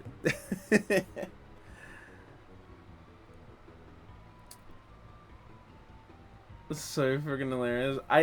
It is pretty funny though. It's a good comedy. I think I want to put it in B though, because I haven't put anything in B. Let me remind you. Even C shows I still like. So B is good. It's good. It's just not, great. Yeah, maybe I'll move it down to C actually. They injected their bumps. Yeah, I remember. It's funny. I binged Are You Lost after, like the day after it finished, instead of watching it as it aired. And so I heard you guys talk about it on the podcast already, and you mentioned that freaking episode, and then when I got to that moment, I was just like, It's like, maybe it was after it finished, actually, if you guys talked about it on the show. Or did you talk about it before it finished as well? Maybe that was it. I don't know. I just remember I heard about it on Otaku Spirit. And then at that moment, and then I actually saw it, and I'm like, I see. I see very well. Very well, have a nice day. But, yeah, it's a short, and it's pretty good. It ended with a cliffhanger. It felt like they wanted to do a second season, but I guess that they didn't get one. I binged it when Andrew said something about it on a live stream. Good ecchi, and it was fun. Yeah, it's got some good ecchi. It's pretty funny. It's a fun kind of show. And it has some decent emotional moments where, like, they get worried about something, but it's never, like, too dire. It never gets too like, dark with the thing. It just does it to create kind of a nice emotional moment, and then usually ends it off with a silly comedy scene anyway. It's a good show, and, I don't know. I'm interested in what actually happens next, because it did end in an interesting way, with the dad, like, going to find her, but then it just ended, and I'm like, or maybe actually, it may have actually been manga bait, because maybe there just wasn't enough there to even get another season, and they put that there at the end to be like, now go read the manga to see what happens next. It's very possible it was a manga bait the whole time, actually, now that I think about it. It is what it is. But yeah, fun comedy. Pretty solid, so B. You can consider B at me giving it a 6 or a 7. So not bad at all. Armed Girls Megalovania-ism. Megalomania. Sans Megalomania. Sans Mega Man. Armed Girls Mega Man featuring Sans from Undertale. E. If I'm gonna be fucking honest with you. Armed Girls Mechavanialism, yeah, ERF. Yeah, it's not good. Is this the one where, like, he's meant to dress as a girl? Like, all the guys at the school dress as girls because it's meant to be an all-girls school. And they let guys in, but all the guys have to dress as girls, and he, like, doesn't. That's this one, right? I dropped it this show. It's bad. Like, dropped things are included. As long as I watched one episode, then I drop something on Mal, and thus it will be included in this. If I drop it before I even finish the first episode, I don't list it on Mal. I have to at least finish an episode for me to do that. Like, Extreme Hearts. I dropped that before even finishing the first episode, so it's not included. But this, yeah, it's like, I remember I watched. If it's dropped, why not put in F? Because F is like shit that like offended me, or like is the scum of the earth, the worst thing that's ever been created. And I hope it burns in hell for all of time, and the world would be a better place if it was never created, kind of shit. F's like absolute hatred. There are going to be dropped stuff in C. I'll let you know now. There's going to be dropped stuff in C, D, E, and F. Maybe C, actually. Maybe not C. But D, E, and F will have dropped stuff. And because dropped, it doesn't have to be so bad that I'd give it an F tier for me to drop a show. I just have to be not enjoying it. And so bad stuff in E or mess stuff in D can be there. And I'm just like, I really don't care for this. I don't think I'd enjoy this. I'm getting out now. Armed Girls Machiavellianism. Yeah, it's that one. Yeah, that's what it is. The girls all have different swords and different sword techniques, but the main guy's like, I don't have a sword, because, you know, it's one of those shows where the main character has, like, a gimmick. And his gimmick is that he has, like, he wears these gloves that have these, like, metal plates at the back so that he can block swords with them, and he, like, uses his hands to take down these sword girls. And then, of course, as soon as he beats them, they're like, ah, yes, it is a harem show, so I'm now in love with you. I want to fuck you now, because it's a bullshit harem show set in a school where everyone has, where it's like a weird school where people have their thing, everyone has their sword, but he's unique within the system, he's different, wow. It came out in that time when, like, every fucking, like, after harems died, but then, like, special school shows kind of took off, and all of them were just also harems, but they kind of, like, they kind of got away with it still, even though harems had died, because they were like, oh, it's a special school, and the main guy's like, he's like different from the system. He like, for some reason, he's like ranked low in it, but he's like actually OP. He's like he's an overdog posing as an underdog kind of thing, you know. A lot of those shows. There was a period of time where like every season had one or two of those. It was nuts. And then it like hit its peak when Asterisk War and Chivalry of Failed Knight like came out at the same time, and it like fucking like broke the genre, and after that they kind of slowed down and eventually died out. You still get an occasional one every now and again. The last one I remember seeing was the one where all the girls are wearing their like it's like something about magic school. They're all fucking about magic schools, but like the girls are wearing these like really short skirts and like have their midriffs exposed. They're like all in like stripper outfits, but it's like this is meant to be a school uniform. What? And it's like about the teacher and all these girls at this magic school. I fucking It's Coming Black, Iceblade Sorcerer. Is that what that is? Then why are you motherfuckers excited for it? You talked about it on the podcast and you're like, I'm interested in this. And I was gonna make a channel for it. I guess I still will, I don't know. My kind of school. Anyway, the point is, there were a lot of these but at a point in time, and this is just one of them. I dropped it off to like 4 episodes or something once I realized, like, oh yeah, this is just... It's just this. Why did I even watch this? I watched it because there was a YouTuber, well, a group of YouTubers actually, that did like a podcast thing where they were doing their first impressions after just watching an episode, and someone there like liked it, and he said it's like pretty good and had good action. I mean, I guess I watched 4 episodes instead of just like 1 or 2, but eventually I was just like, yeah, I'm not sitting through this. I'm not sitting through the rest of this.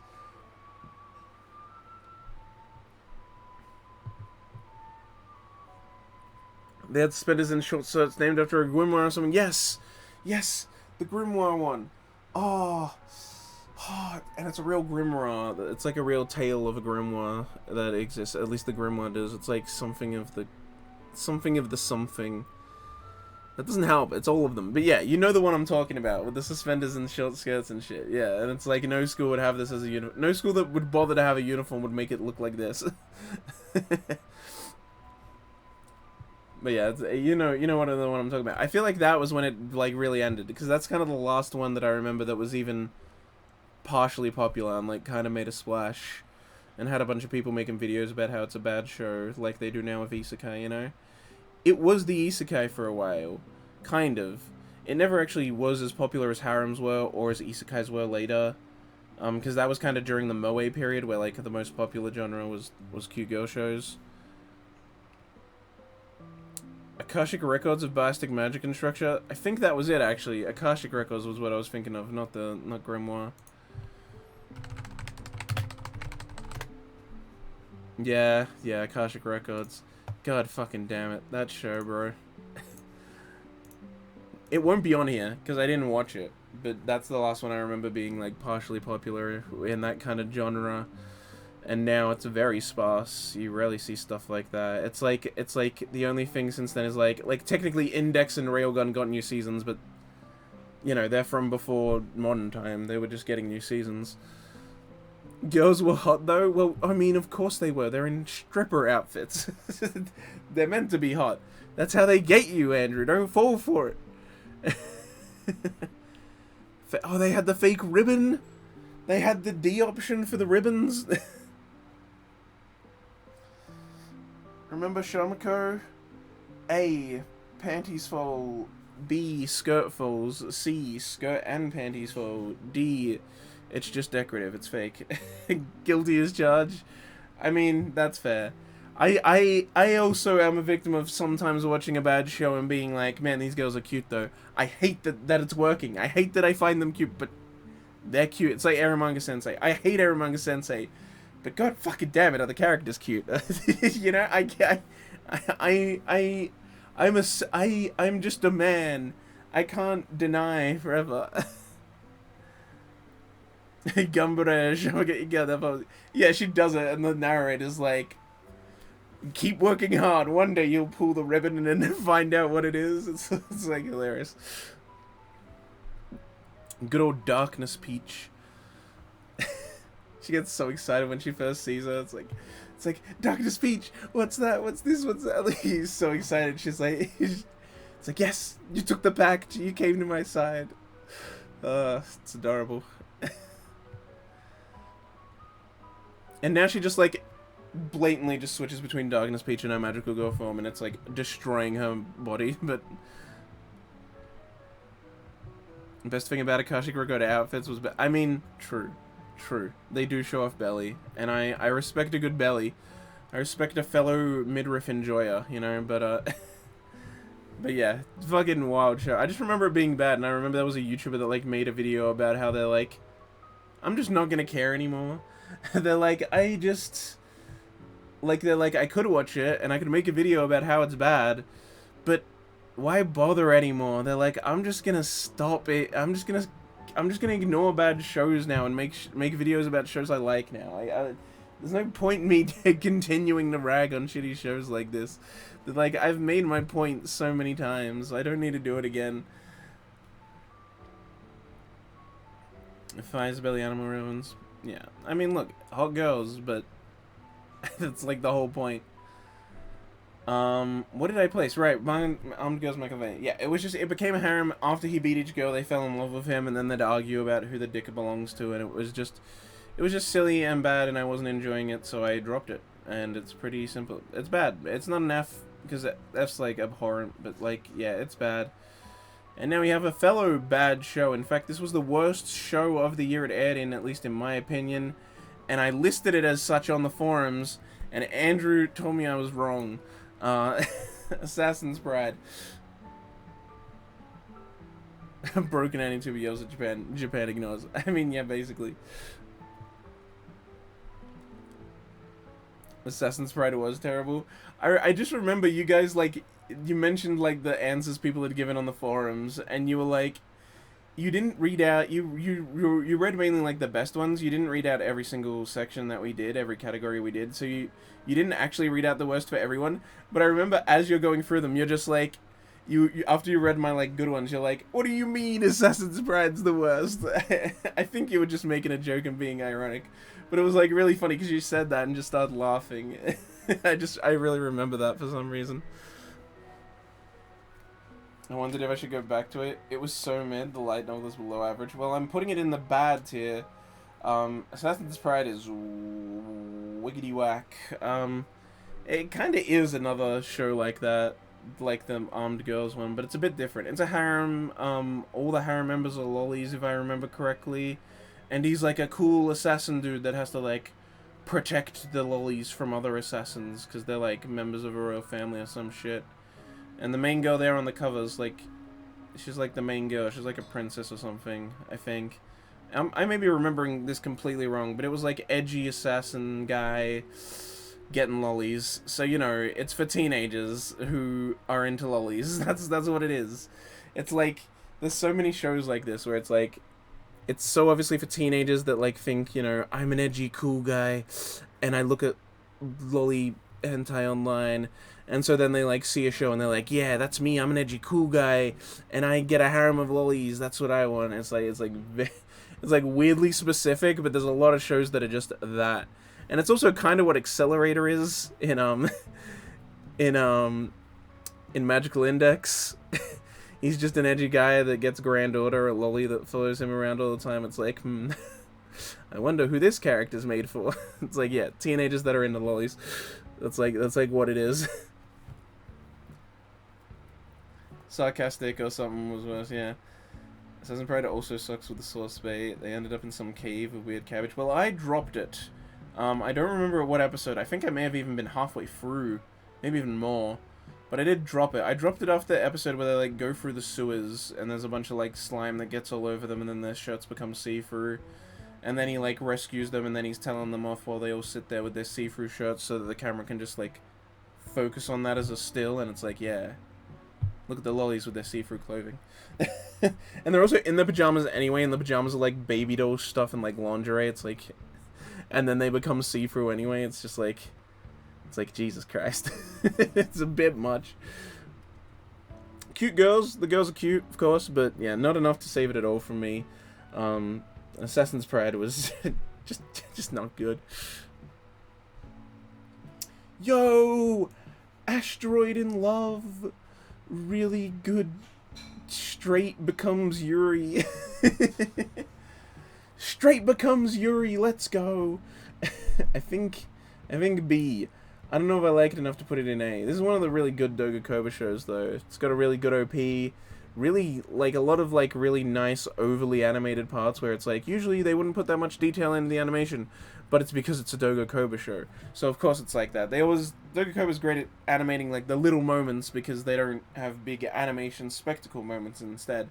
But I love Asteroid in Love. It's very much like a cute girls doing cute things show in the purest form, where it's like they join a club and it's clearly just something the author enjoys, and so he just has the cute girls do the things related to that hobby while he also explains it and tries to get the audience invested in it too.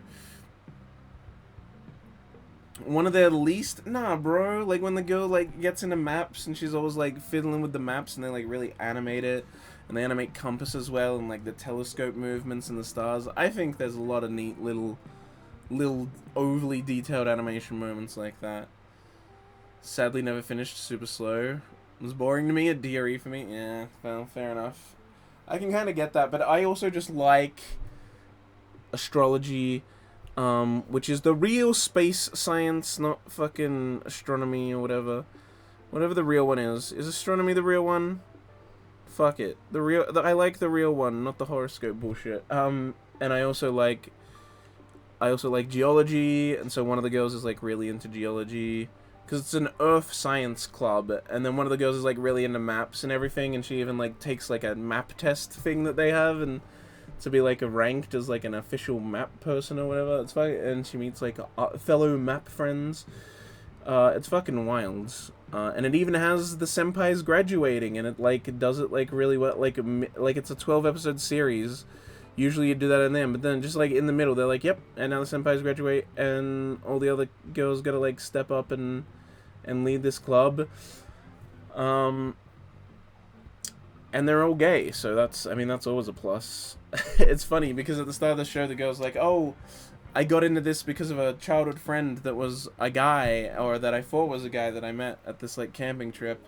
And then she, like, gets reunited with them, and they're a girl, and so she doesn't notice for ages that it's her. And they're like, oh, we're girls, but we're both still in love. Straight become gay, I guess? It's fucking great. But yeah, I just love the way that it's like very much just whatever the author's interested in, because it's like, oh, we're into like space, so like they have an episode where they go and look at the telescope, and or where they go to like the space in it, they go to like a space museum thing, and they learn about like the history of space travel, and it's like all this cool stuff, and it's like, hey, that's all stuff I'm into. And it's like even the girls that like aren't into it, because again it's earth science, so like each of the girls are like into like different aspects a different science, are like, oh, I guess I can get into this a little bit. And that's why I'm like, it's exactly what every cute girl like club show is, where it's like, here's the thing the author cares about, so he's gonna draw cute girls doing that thing and try to get other people to be interested in it. And so it's cool that he can have the characters do that specifically. Like one of them's really into geology, and at one point she goes to a geology museum, and the main girl comes with her, and so it's like, and then she starts like learning about it and gets things explained to her, and she even ends up buying a thing at the souvenir shop, and is like, hey, I'm kind of into this now. And there's like all these magazines that you see them reading at different points, which are like these science magazines and stuff, and then there's the one girl who's really into maps, and they encourage her to like keep being into it. And there's like some test she takes where it's like to make her like a proper map cartographer or whatever, like someone who makes maps. And she like takes a test to like get some kind of qualification at one point, and so that's really neat. She gets like a whole episode about her liking maps. It's just great.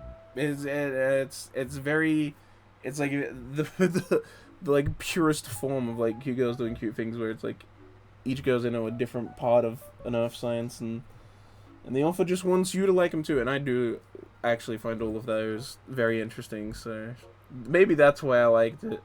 Maybe everyone else was bored, and I'm just like, yeah, baby, rocks, yeah, baby, stars, yeah, oh, let's fucking go.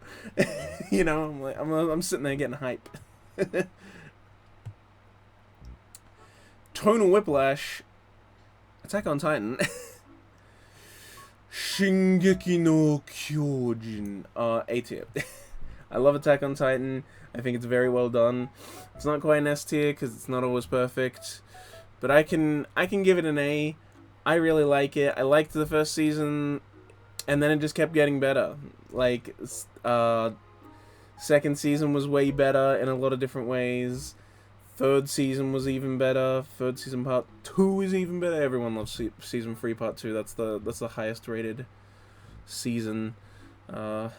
Season 3 part 2, because it's the big battle in fucking the town and whatever. AOT is great. A, yeah, A's about where I put great stuff. Season 2 is the weakest? Nah, bro.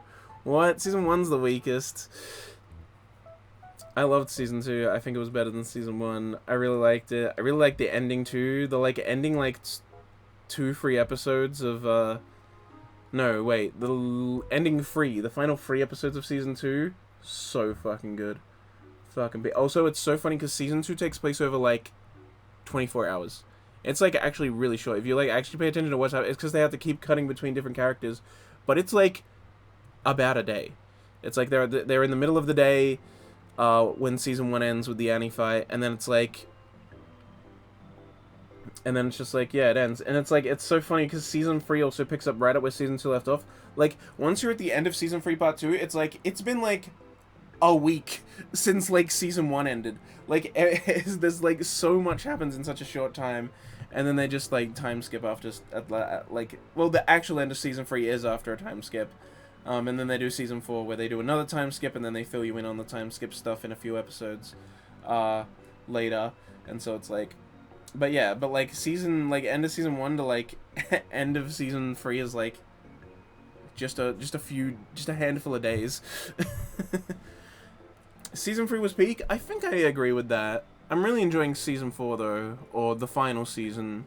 Part 1 and part 2 of the final season. The final season and the second final season, as we all know, and I'm looking forward to the third final season.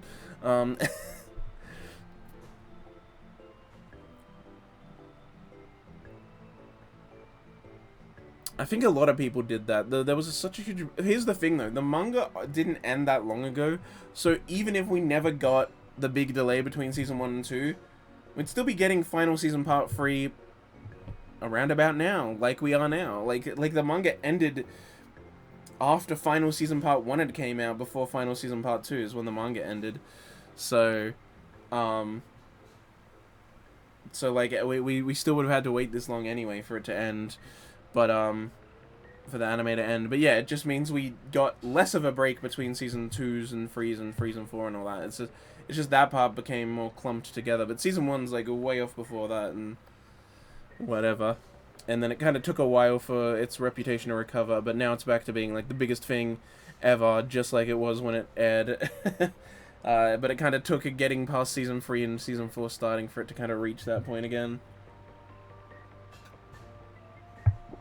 Is this the Stop and Go station from Donkey Kong Country? No, Stop and Go station's the This is a different song from Donkey Kong Country, but it's a Donkey Kong Country song for sure. I'm sorry, I keep fanning out about how happy I am with this background music. It's all been great. Maybe I'll turn it down a little. It's meant to be background music. So yeah, I mean, Attack on Titan, it's so long at this point, but overall, I think I would give it an A. There would definitely be some seasons I'd give an S, some seasons I'd give it lower than an A. Like season 1, I'd probably give a B.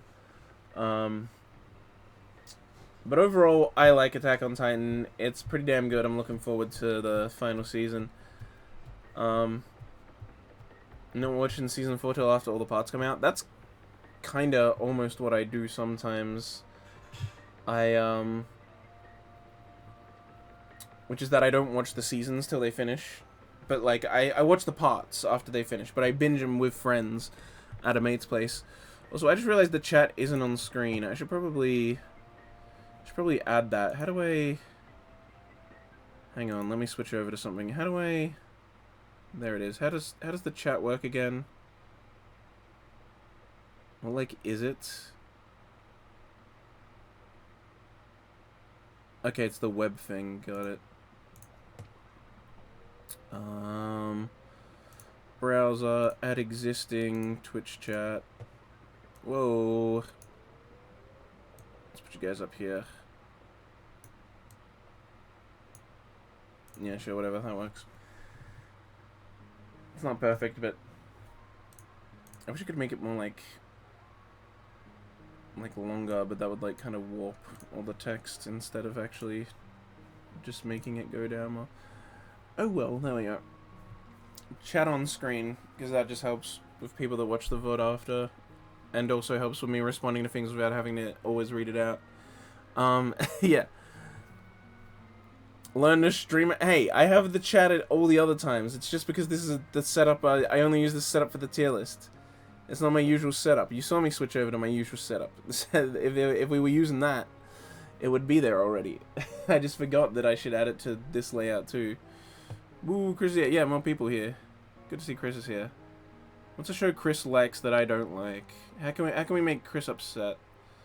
I'm just kidding. Ban Chris. I'm not gonna ban. I'm not gonna ban him.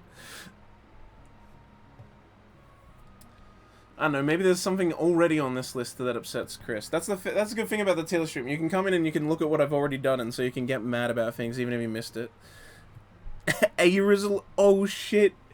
He put me low on his tier list of streamers. He was mad about Flowers of Evil. Yeah, 'cause Flowers of Evil fucking sucks.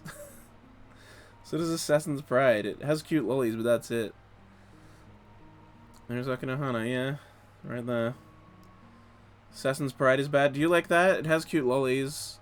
I'll admit the lollies are cute, but the show's bad. Azumanga Daioh. I kinda want to give it an S tier. I might move Azumanga down to A tier. I could see myself moving Azumanga Daioh down to A tier, but I really love it. It's one of the best. It's not the best. You know what? No, I'll move it down to A. I'll move it down to A, and I'll move Adachi to Shimamura down to B, now that I'm kind of looking at how things are comparing. A needs to be a bit more higher tier than this, if we're putting things like Aquatope and Attack on Titan in it, because I'm not giving them S, but they need to be as high as possible without it being an S, so A. So this is more of a B, I'm thinking now. Anyway, Azumanga Daioh, A tier. Let's do the rotoscoping, I'll give you a pass. Yeah, exactly. I did admit that I've heard everyone say the manga's better. I just put it in E because the anime's trash. I never did watch it, but the clips are cute. Hey, Azumanga Daioh. Oh my god. It's the fucking "Did you steal my height" clip is the funniest thing you'll ever see. Is this gonna cut? You know what? I'm actually not gonna show it because I'm scared of copyright. I don't need the YouTube video getting banned. If you show visuals, then sometimes it's just straight up the video will get blocked. I'm fine with playing music because that'll just get it. That'll just get it not be able to be monetized, which I'm fine with. I just need to be. I can't show the visuals. But the fucking "Did you steal my height" stuff from Azumanga Daioh is so funny. I've also read the entire manga. I have an omnibus of it. That's the whole thing in just one book. Chunky boy. And I love it. I love Azumanga Daioh so fucking much. It's so funny. The characters are great. I love the evolution that the series goes through, where like you have the first like through each. They go through all 3 year levels of high school in it. So like you see them over time, like, oh, now we're on the higher floor of the building, and now we're like senpais to someone else, and then also there's one character who like isn't part of the main group in the first year, but then she is in the second year, and so then she like becomes a main character who like wasn't there before. I always love stuff like that. Osaka is a blessing on this earth. She is great. When are you doing your next Minecraft tour? Oh man, yeah, those fell off the fucking rails, and I haven't done one in so long. Maybe someday, man. I don't know. But yeah, Azumanga Daioh is just a super cute, super great comedy. One of the better comedies out there in anime. I think maybe I'd give it 3rd best anime comedy. 3rd, maybe 4th. I'm not sure how I'd compare it to, like, Ikamusume. But yeah, it's up there. Like, definitely top 5 comedies in anime, at least. It's so fucking great. So fucking funny. Just so many, like, it's a 4 coma, and they just execute the bits, like, they just go through them, and so it's just bit after bit, joke after joke, punchline after punchline. It's so funny. And some of the directing and, like, the way they shoot them is just, it like, adds to the comedy that the manga could never have. Especially that "Did you steal my height?" Like, it just keeps asking her. It's so fucking funny. You took it, didn't you? Didn't you? You took it, didn't you? It just keeps going back and forth. She just keeps asking. Oh, it's so fucking funny. Great comedy. Great show. Azumanga Daioh is freaking hilarious. I put the video on Discord. Nice. Yeah. Everyone watch it.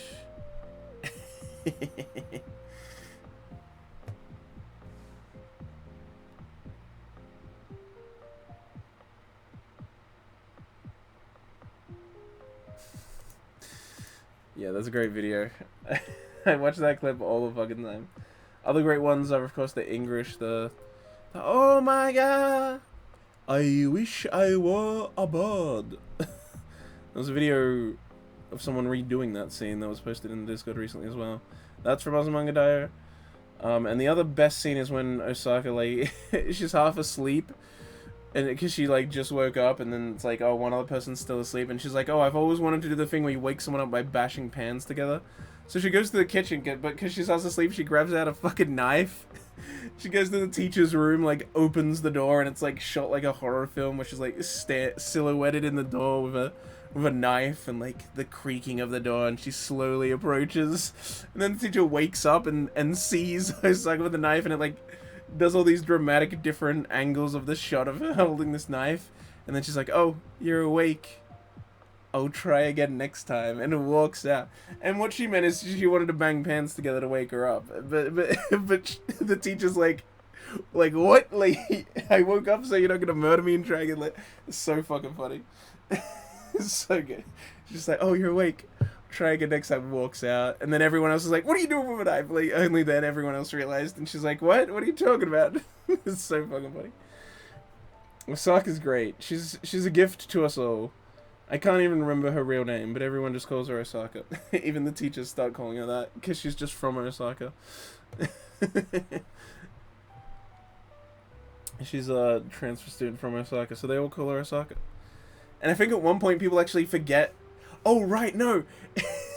At one point, she's looking for her name to see what class she got put in.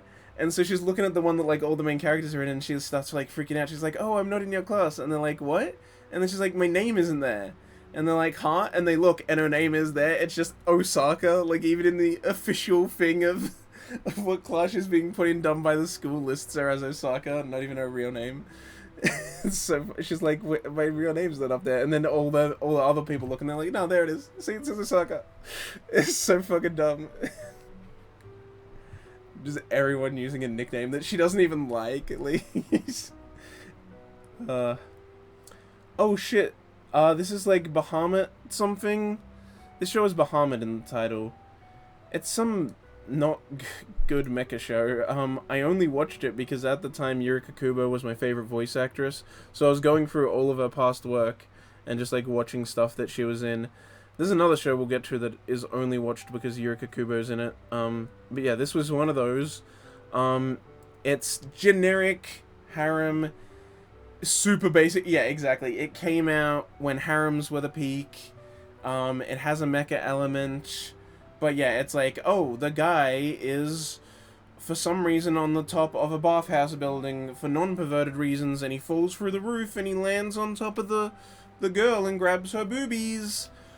It's like, wow, we're 10 seconds into the show. You guys really couldn't wait, could you? And yeah, it's like, she's the blonde tsundere. You get all the other generic archetypes. They all have magic and mechs. It's a special school for people with magic. It's a harem. They all want his dick. They fight generic evil monsters in their mechs. It's like...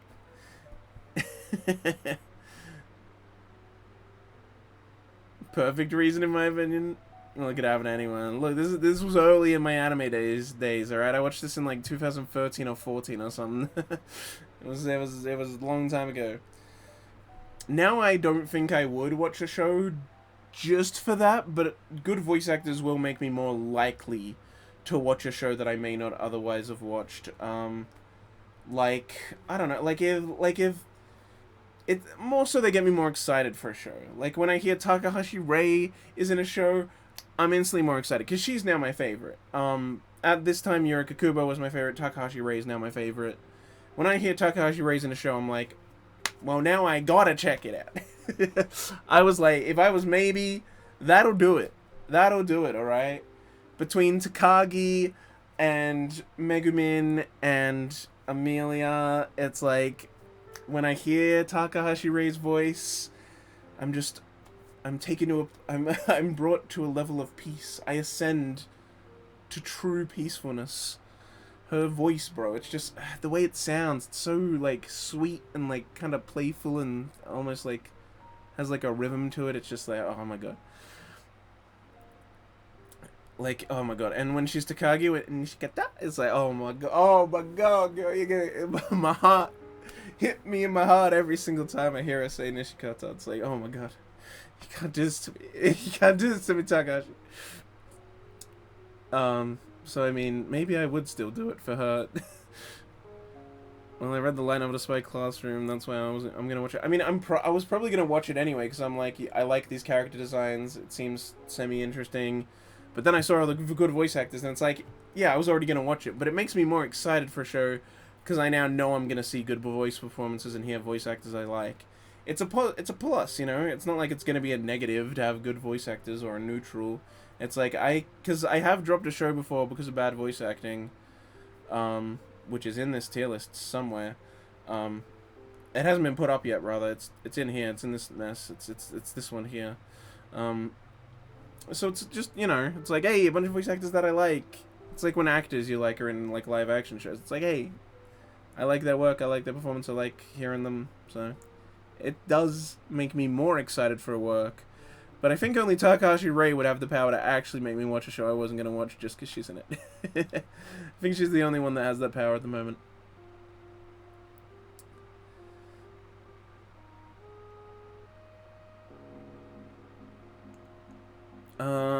Okay, Baka no Tests. Man, this show's weird. I think C. I actually quite like it. It's pretty good. It's just kind of flat. But it is fun. It's fun comedy.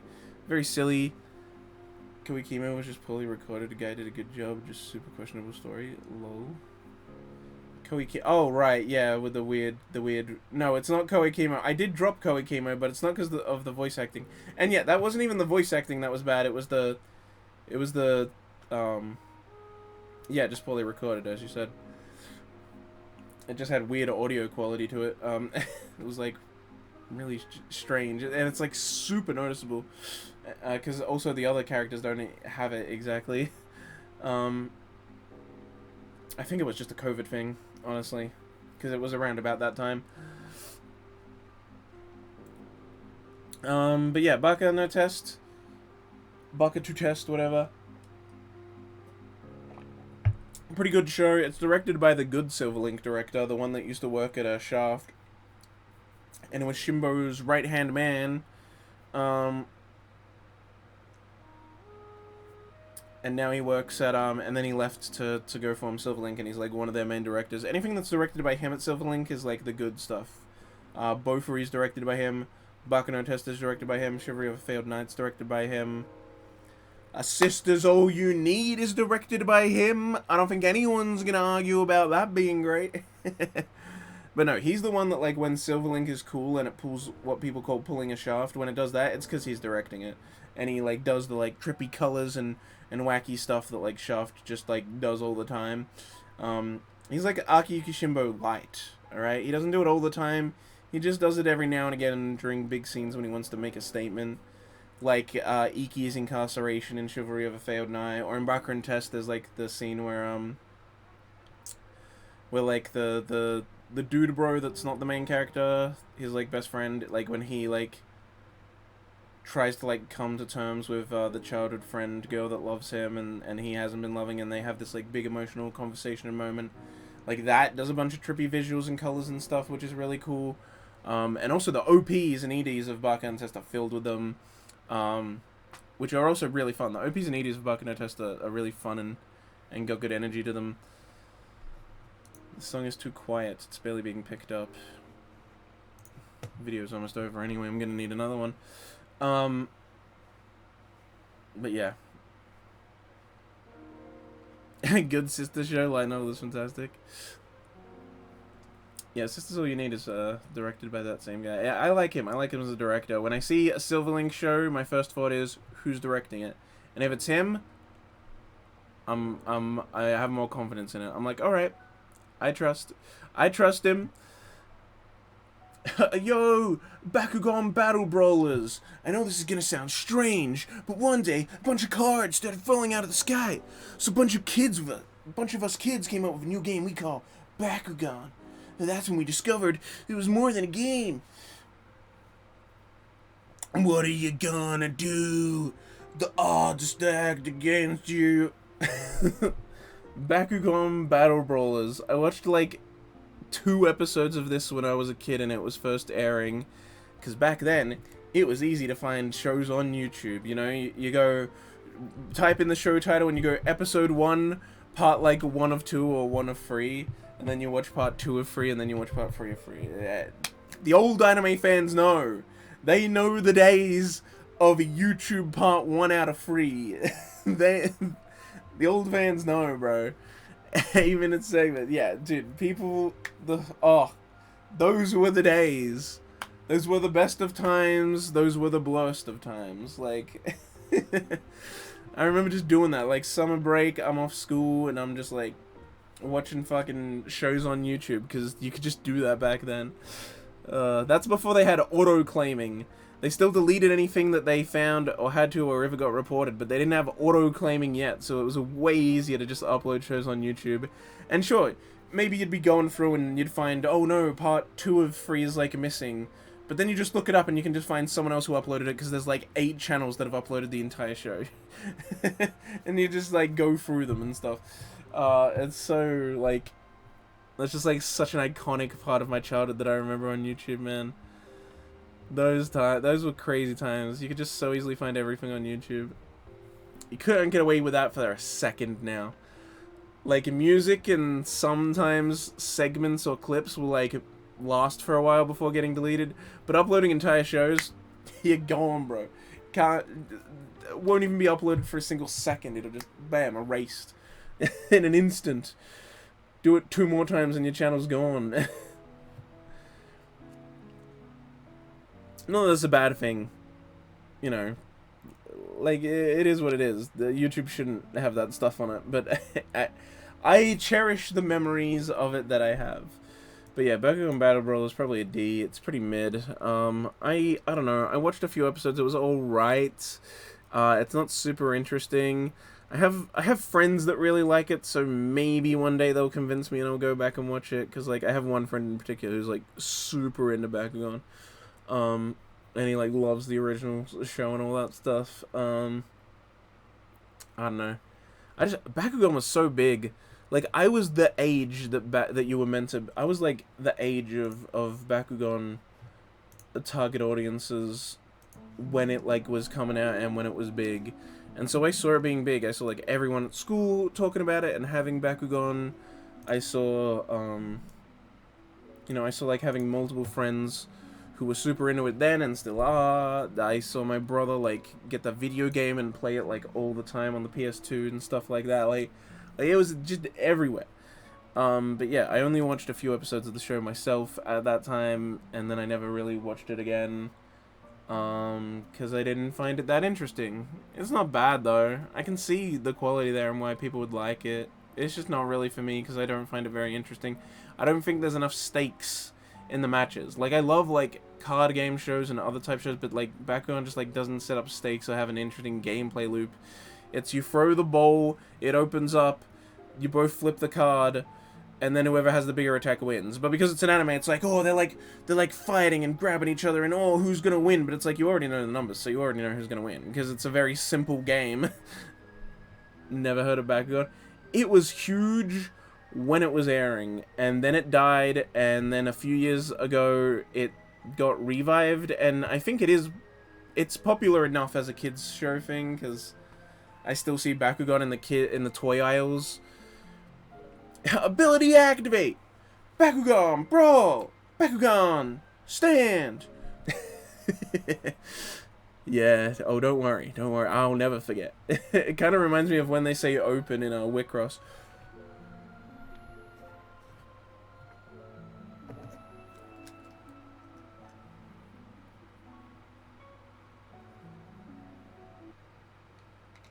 But yeah, you never heard of Bakugan. Oh wait, what the fuck just happened to my audio? Do you guys still hear it? No, you don't. What happened there? Oh, there we go. It just stopped, I guess. That's weird.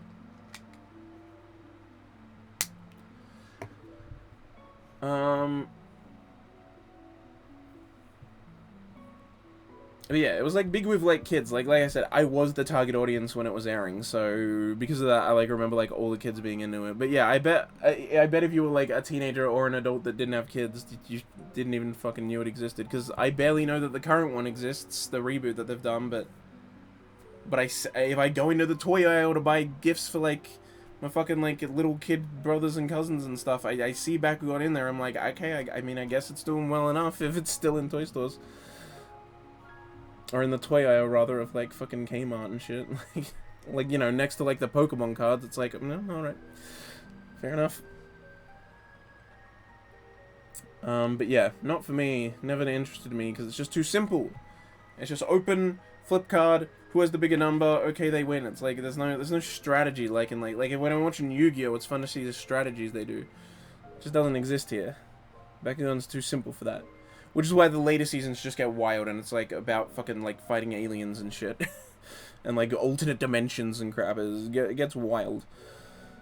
Anyway, Bakuten, or Backflip, pretty good, I guess? I guess I can put it in B? Yeah, it's pretty good looking. This is a show that has CGI whenever they do, like, the performances, but honestly, it's pretty good CGI. Despite it, the performances do look really beautiful because it's still rhythmic gymnastics. Man, does it look good. And also the directing just during more normal moments is pretty good. And it has some good emotional arcs that some of the characters go through. I think towards the end it kind of starts to... Not towards the end, more like middle end. Like kind of the later half of the middle. Kind of loses me a bit. It gets a bit boring. And so I did almost, like, I stopped watching it, and then I came back to it later once it finished airing. I never would have dropped it, because it's good enough to not be dropped. I mean, I put it in B, for God's sakes. But, yeah, it's a really good-looking show that gets a bit boring at some points, but honestly, in the end, I think it really delivers on the emotional moments. It has a lot of them good at the start of the middle, and the end, especially the end. The emotional moments at the end are, like, pretty rough, especially when they start to, like, get into the teachers and the coaches, like, backstory parts, and it's, like, how closely it relates to, like, what's happening now with this guy, and he's like, no, because he gets an injury, and it hasn't fully healed, but he's like, let me go on, and they're like, if your injury gets worse, you'll never be able to perform again, because you're about to do exactly what I did, exactly what, like, this other guy did, and it's like, and they just so perfectly, like, show it off, like, showing their backstory, and you see those moments where they had to perform anyway, so they did, and it destroyed them, and they could never perform again, but they're like, you know what, I don't regret doing that, though. I went out and I did the performance, and so he's like, you gotta let me out, and they're like, I can't, so sneak on so that I'm not held accountable. It's late, and like shit like that. But yeah, they get out there and they do the final performance, and it's beautiful, and it's breathtaking, and it's a good show, man. Because also, if in rhythmic gymnastics, if you don't have one of the people in your team, points get docked. Because the way rhythmic gymnastics is scored is you have 100 points at the start, and then they just remove points for every mistake you make. And if you have less than 5 people, you lose, I think it's like 10 points per person you don't have. And you can have a minimum of 3. You have to have at least 3, but if you have less than, and you can't have more than 5, but if you have less than 5, it's like 10 points removed for like each person you don't have. So it's like a really big deal. Is he gonna go on and perform or not? It's more stakes than usual. It's not just like his own personal stakes. It's like the whole team loses points if he doesn't go out. You're breathtaking. No, yeah, really good looking show. I quite liked it.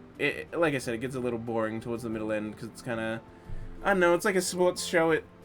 These 12 episode Pretty Boy sports shows, sometimes they just have a few episodes where it's like kind of middling. It's not doing much, and you're like, I'm not super invested right now. But when it does the emotional moments, it does them well. It's not as good as like Remain, because Remain is also one that's like mainly just emotional moments, but Remain never lets up and fucking hits hard. So it's not like as good as that. I compare it because they also came out around the same time. It's not as good as Remain, but it's like I guess a less good Remain. Like full of emotional moments mainly driving it, but it doesn't always have them hitting super hard. Remain is good. Yeah, Remain's fucking fantastic. I love Remain. Oh boy, Belle. I've seen so many people talk about Belle, and they all have such different opinions. No, I am into sports anime. I love sport. I have sports. Wait till we get to some of the others. It's a shame that that's the first one that came up. I mean, I put it in B. It's still good. Or are you saying you're not into sports? Because I'm into sports anime. I love sports anime. Belle. Okay, I've seen so many people talk about Belle, and it's all so different. I've seen people that like hate this and think it's like the worst thing ever made. I've seen people talk about like loving it and thinking it's super fantastic. I saw it with 3 friends in cinemas. All 3 of them loved it. And I was like kind of meh on it after first watching it. I was like, yeah, it's got some good moments. And I've seen people that are like, yeah, meh on it. It's like I've seen so many different opinions on this. It's all over the place. I don't know if what I'm about to say is a hot take or not, you know? I was crying in the theater. Then you had the same experience that my friend had. I had a friend who cried in the theater watching Belle. But also it hit him super hard because he's, when they got into, like, the guy in real life and his problems with his parents, that hit my friend really hard because he has a dead parent. So that in particular, like, hit him hard. It's like a lot of the stuff that, you know, Andrew talks about on the podcast whenever stuff hits him hard for that reason. But my friend, his dad died when he was in grade 4.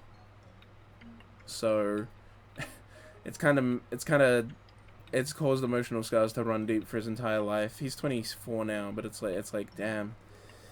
He's a good kid, but he just has some issues because of that. And yeah, I saw the movie with him and also two other friends, and the other two friends also liked it. Mainly because of the music, though. They're like music guys. Like the other friend that saw it's like a music guy, as in like everything for him is music. He's like into anime. Sorry, he's into music the way I'm into anime, where he's like obsessed and he knows like all these obscure things and he knows like every artist and all the music that comes out and he knows like names of producers and stuff, like the stuff normal people don't know. And he like listens to just music all the time. Like he's a big music guy, and so he loved it for the music. In fact, one of the songs from Belle was his third most listened to song last year on Spotify. I was like, damn, I didn't expect it to be that high. And then he's like, yeah, I kind of got obsessed with the soundtrack for a while. Yeah, I mean, the music was good, though. I will give it that the music was good, but I have to put it in C, because it's pretty middling for me.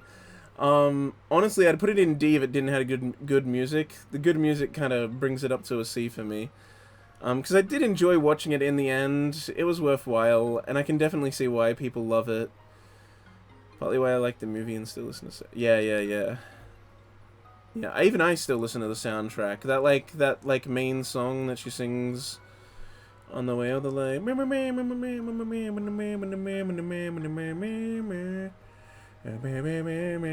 know the lyrics, but you know that fucking one. I listen to that in both English and Japanese very often. It's a very good song. The instrumentals are great. I think the English might actually sound a bit better, honestly, for that song. I watched the dub because they only had the dub in cinemas here. So I had to, but yeah. Because it was fucking Village Cinemas instead of Hoyt's. I hate Village Cinemas. They're the worst cinema chain here. Hoyt's is so much better. If something's in Hoyt's, I'm picking Hoyt's over Village Cinema. I only go to Village Cinema when I, like, have to. Because it is closer. My old house at Hoyt's was closer. Now Village Cinema is closer, so it's kind of annoying. I usually end up going to that instead, but Hoyt's is so much better. The composer flew to New York to help on the English version of the song. Oh, okay. Well, it's really good. The English versions are really, really good. They're like the same instrumentation. They just had to change the lyrics and had to like, because you have to change the lyrics when you do that. Like, oh, let's try and get the same meaning, but when it's English and you're trying to match the musical rhythm with English words, you have to change stuff. Japanese is easy because everything is just too. It's all it's all phonetic and it's all based on characters, so it's just the same sound every single time. So it's really easy to make music for Japanese because you just everything has the same, like every syllable is the same length and everything like that. It's all just a, I, u, e, o, ka, ki, ku, ke, ko, yada yada yada, you know, and you just match it to, like, it's really easy to make music in Japanese that, like, and then someone can put, like, any lyrics to it, really. But, like, with English, it's, like, maybe sometimes you're like, I want to use this lyric, but it's not going to fit this, like, the way the music's going kind of thing. But still, in English, it's still common practice to make the music first and then add the lyrics later, but still. But yeah, it turned out really good in English, that main song, at least. The rest of the soundtrack, I pretty much just listen in Japanese if I do listen to it. But yeah, in C for the music, the rest, it just kind of didn't work for me.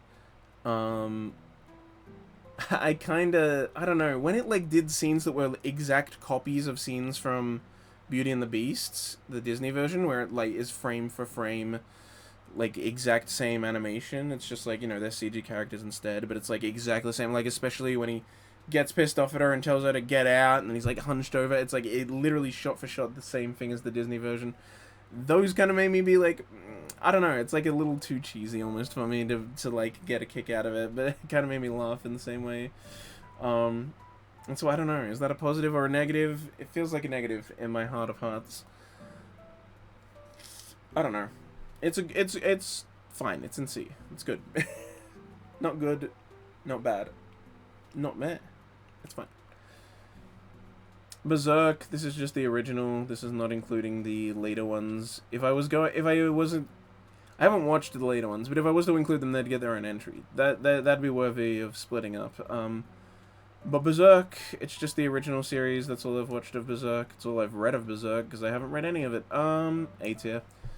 The old Berserk stuff is so good. It's a little silly, because there's a lot of stills, but, I mean, it's old, and there's a lot going on in it, and overall, it looks beautiful, though, and the stills look really beautiful.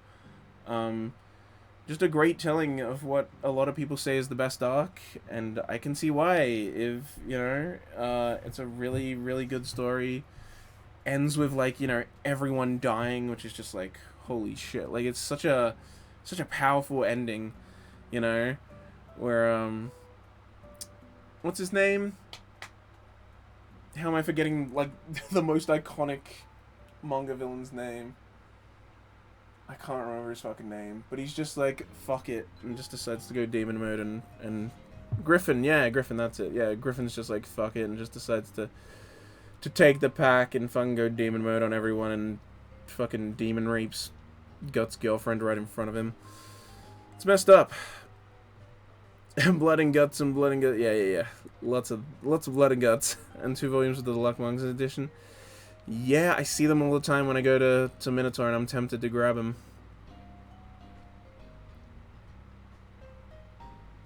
So crazy because that was the day and age when we didn't know what would come next. Yeah, it's just, it's good. As someone who like hadn't read the manga at the time to watch it as well, like I watched it obviously way later, but I hadn't read any of the manga, so I was basically watching it under that context, and I was just like, damn, fucking wild shit. It's good. It's got a really impactful ending, really good story throughout. I really like the characters, and just a lot of the moments. There's a lot of blood and guts, and I mean, Guts fucking kills a kid at one moment, but it's like, it's engaging stuff. It's just good, classic, like, fantasy stuff, and really just well executed.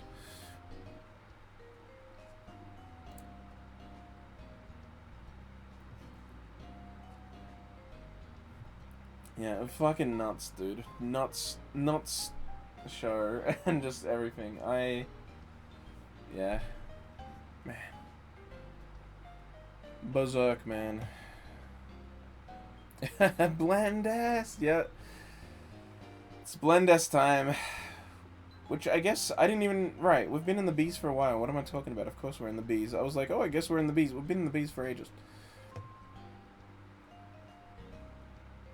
And we're almost in the seas. Not really. God, I have so much to get through. Where did I want to get up to? I had a thing that I was like, this is the one I want to get up to.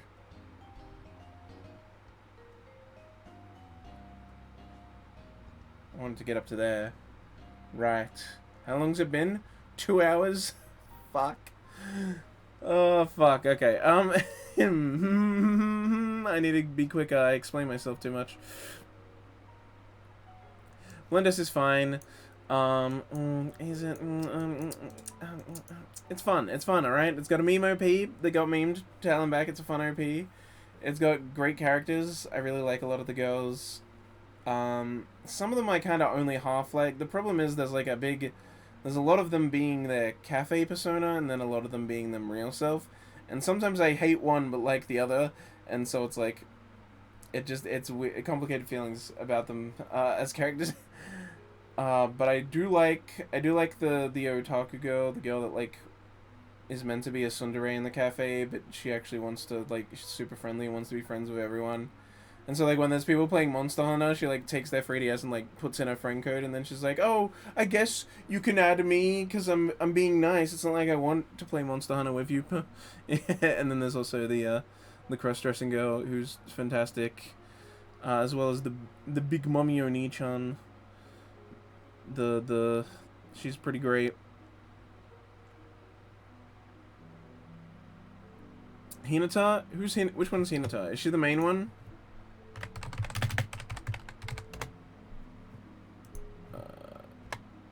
Hinata, yeah, okay, that is, yeah, I said I like her.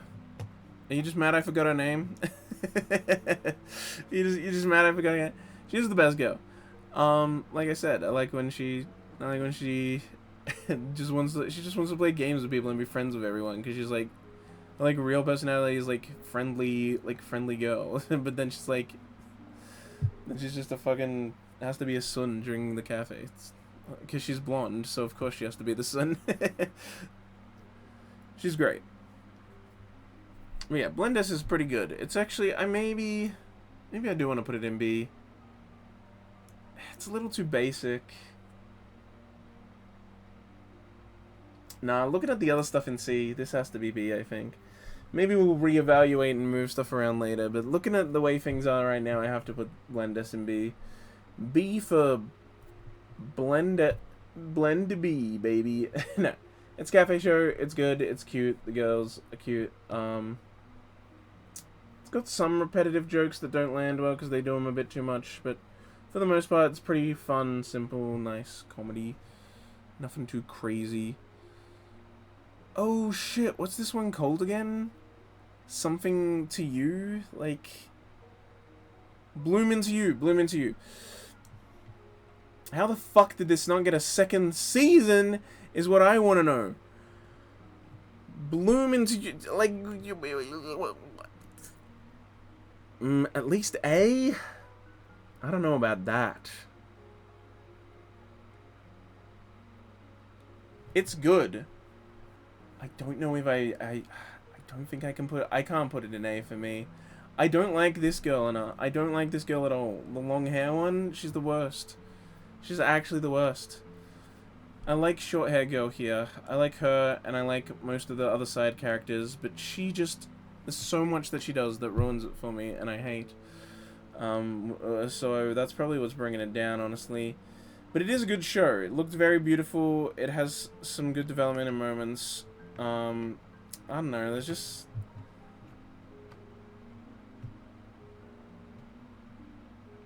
Best year I've watched.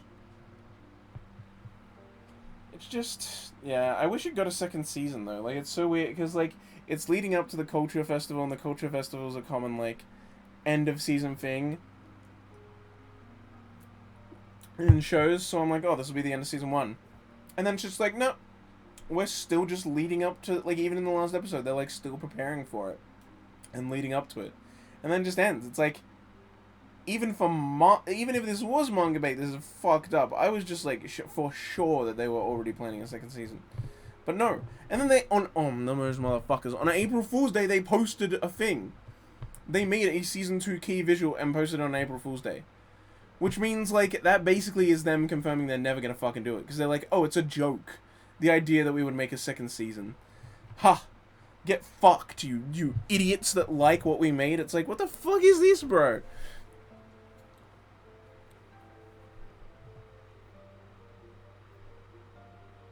Yeah, just read the manga. Oh, I don't know, watch the live action fucking movie. They made a live action movie of it. I don't know if it got to the end or if it did other things. Maybe it was a show, not a movie. I don't know. There's a live action version is the point. I remember when the casting came out and everyone was talking about how good the casting was because, yeah, all the characters, like, looked, like, perfect. It was like, holy shit.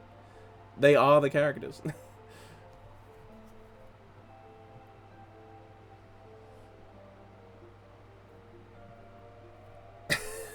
Troika makes All No Zero, recreators, Bloom Into You, El Mello, and then died by getting into Pretty Boy Junk. That is an interesting lineage, yeah. Troika's weird.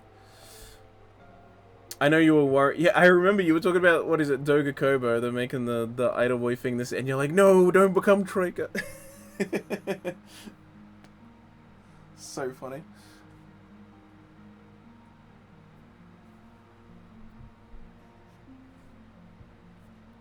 But yeah, I like Bloom Into You pretty good. I'm gonna try and move a bit faster, so I feel like I'm not explaining it enough with Bloom Into You. I'm like, oh, I need to explain my point more, but we need to move a bit faster. Because I do want to get this done in 4 days, and not more than that, so we need to keep moving. I got a point that I need to reach by the end of this stream. I mean, I'll keep going until fucking midnight if I bloody well have to get to that point, but maybe should pick up the pace a little. Still nothing in F. F has still remained free. I could probably honestly move one of the... honestly, anything in E, I don't think I'd be too upset if I did put it in F, to be honest. B and A, gotta give it a C. I'm sorry. I like the animation, because it's Trigger. I like the main girl. I like a lot of the episodes and some of the characters. The, like, ferret professor girl's pretty cool. Fair for being it had issues. Yeah, that's basically my point. It had issues. Pacing wasn't great. Ending wasn't great. I didn't like the, like, villain chick thing. I just didn't like the villains at all. I don't think they were very interesting. Some episodes were boring. It took me like ages to actually watch this, because every now and again I'd just hit an episode that was boring, and then I'd like not watch the show for months before getting back to it. I only watched BNA this year. Well, not this year, because it's 2023 now, but in 2022. I only watched it in 2022, even though it came out like a while ago now. It's fine. It's like, yeah, like it's fine. Like there's nothing wrong with it. Like I said, C is still that I like it and that it's worth watching, but yeah, it just had its issues and it's kind of all over the place. And I feel like the world building could have been a lot better too. Honestly, the best episode though is the one with the Dolphin Girl. The Dolphin Girl episode's the best. Mid. Mid by the actual definition of the word middle, and not mid by the way most people use it. The way most people use mid is, like, I don't know, I guess where I'd put D, probably. Bofery D's nuts. Right in the A. Right in the A. I fucking love Bofery. Bofery C? You're insane. You know what? Yeah, actually, fair. I can't put it in. I'm looking at the stuff in A. It's like, it's not as good as those. I'll put Bofery in B. Bofery is good because B is good. But yeah, when I look in A, I'm like, I do actually love Bofery though. It's super fun. Maple's an absolute cutie. Syrup is the best of boys. The Hammer Space lollies are also fucking great. Her best friend girl, who's just like OP by having agility, is like also pretty fun. I mean, it's fun because all the characters are OP. Like all of them are OP, but they're all in different ways. Like both, like everyone in the guild. So they're like a guild of like 7 people, and then they're like one of the best performing guilds because they're just all busted in unique ways. Like both reasons because of the defense and all the crazy abilities she gets. Then there's the 2 lollies that put all their points into attack and nothing else. There's like her best friend girl who just has like crazy fast agility, and so all her stuff is like just being like nuts crazy fast. And they all got like weird little unique ways that they're thing, which I like. There's the one that has the like spinny cube thing, the Rubik's Cube. Bofery SD, it was what SAO GGO should have been. B for Bofery, don't listen to Andrea.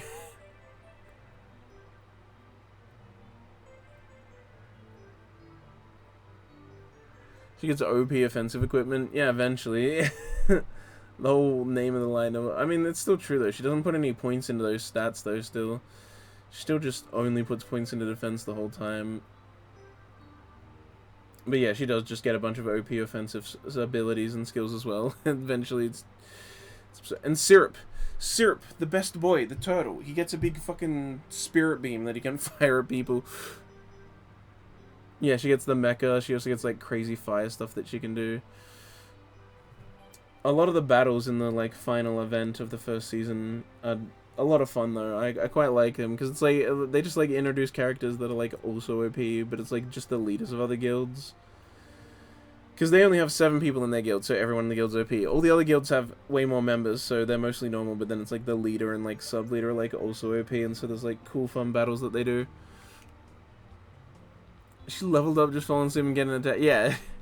And it's so funny, because then she sees it, and then she's like, oh, I got that just by playing with Mr. Bunny, because she didn't even realize that, like, Bunny was attacking. She's like, oh, I'm just playing with it. Like, it's cute that it's jumping at me. And then she's like, oh, just playing with the bunny got me points.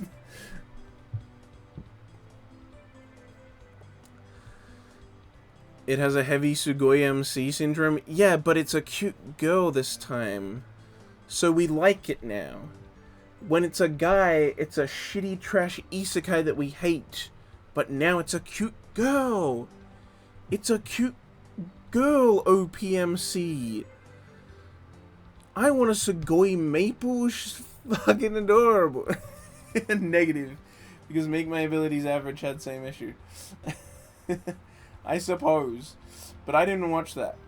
For me, Maple being a cute girl actually helps a lot. I don't know. It does have that syndrome, and it's so funny because I remember when I was watching it, I'm like, I'm really liking this, even though I usually hate these kind of shows. And I'm like, is it just because she's a cute girl? I don't know what it is. Maybe it's that all of the characters are kind of OP in their own way. Maybe it's that she's a cutie. Maybe it's just the way the show's formatted or written or something. I don't know, but I love it. Kirito would be better as a cute girl. Facts. That's why Asuna being strong is good. Like, every time Asuna becomes an actual character and it's like, oh yeah, she's meant to be better than Kirito because she was in the original game. They always seem to forget that, though, but when they remember and they make Asuna good in a character again, everyone loves it. It's like, yeah, strong girl character, let's go. And that's why they also hate when the girls get raped or are reduced to just, like, slave fodder. It's like, Wolfa doesn't fucking know what he has, bro. He doesn't know what he's making. Reincarnated as a sword would suck if it didn't have Fran being a Kikage. Exactly. Reincarnated, so everyone's like, this is gonna suck. And then they watch it, they're like, oh wait, there's a cute cat girl? Show redeemed. But yeah, I love Bofuri. I love everything about it. There's like not even much of it that I dislike. Bofuri's great. Protect Dotaru. Protect Dotaru, but respectfully observe stomach as well. Respectfully look at midriff. Respectfully looking. Curious bottom tier? Right. Bottom tier character. What is it? Tomozaki? Nozaki? Something like that. Tomozaki-kun, I think. A tier, honestly, I actually really like it. I really like it. I think it's pretty fun. I like that in the end the message is actually that he's like, yes, I bettered myself. I thank you for allowing me to better myself, but also there are points where I need to do it my own way while still accepting the other things and bettering myself. I think it's a really good show for weebs to watch, especially like teenager outcast weebs. I think they'll get a lot out of it because it's kind of a show where you have him as this like loser kid that plays Smash Bros all the time, and then yeah, it did get better as it went along, and as like, and he like interacts with the popular kids, and like the popular kids actually start to treat him nicely, and it's like, these are the kind of guys that like a loser teenager would be like, oh, they're the dickheads that get girls, and it's like, no, they're just a dick to you. They're not a dick to everyone else, obviously. They're people that have friends as well, you know. And like you see that as he starts to like slowly build up these friendships with these popular kids. He starts to accept actually bettering himself. You know, at the start he's very like a lot of nerds where it's like, oh, I don't want to be a popular kid. I don't want to be cool like that. I just want to like be myself. But it's like being yourself is just admitting you're lazy, which is what the girl points out. She's like, yo, if you actually just bettered yourself, like stop blaming everyone else. Just be a better person. And it's fun to watch a character try to better themselves. You know, Mushoku Tensei is full of a lot of that too, of him trying to be a better person in this new world. But in this, he's not reincarnated. He's just doing it in our world and trying to get better. And I think there's a lot of helpful tips in there that people who kind of are weebs like could get a lot of help out of, like the you know, fixing your posture, speaking to people, smiling. One that was like, that really, I was like, damn, a lot of people could use that, is the one where they're shopping for clothes, and he's like, I don't know how to put together an outfit. And she's like, you don't need to know how to put together an outfit. Why do you think the mannequins fucking exist? Just look at a mannequin that looks good, grab the clothes that it's wearing, and do it. The people that like dress the mannequins are like showing you outfits when they're on people. Like these are put together outfits. Just buy those and then wear them together. It's like that simple. I'm like, there's so many people that probably do need to hear that because they have no idea how to buy clothes for themselves, and being like, oh right, look for a mannequin that looks good, grab the clothes that it's wearing because that's a put together outfit, and now you have an outfit. Like, it's just hair gel, dude. Oh yeah, the hair gel. Oh yeah, me is best girl. I read about 4 phones with the light novel and I watched the anime. Yeah, it's fun. I really like it. I think it has a lot of good tips for like, I like to call it a de-weebing show, you know? It's pretty good. I think there's a lot of stuff in there that's really helpful for people who need to hear it. And I don't know, it's just always nice to see someone improving themselves and trying to better themselves and really putting the effort in. And I love that at the end he does reach a point where he's like, hey, I still need to be me. I can't just fully become you. And he's like, so I'm gonna do something my own. But he doesn't completely reject it. He's not like, oh, fuck popularity, fuck doing it your way, I'm gonna go back to being a loser. He's like, no, this stuff did help me, it bettered me, it's good to do this and to be a person that's doing these things that I need to be doing. but I also need to still implement part of my own way, and he rejects her on a few points because of that, mainly in romance, and it's like, yeah, mad respect.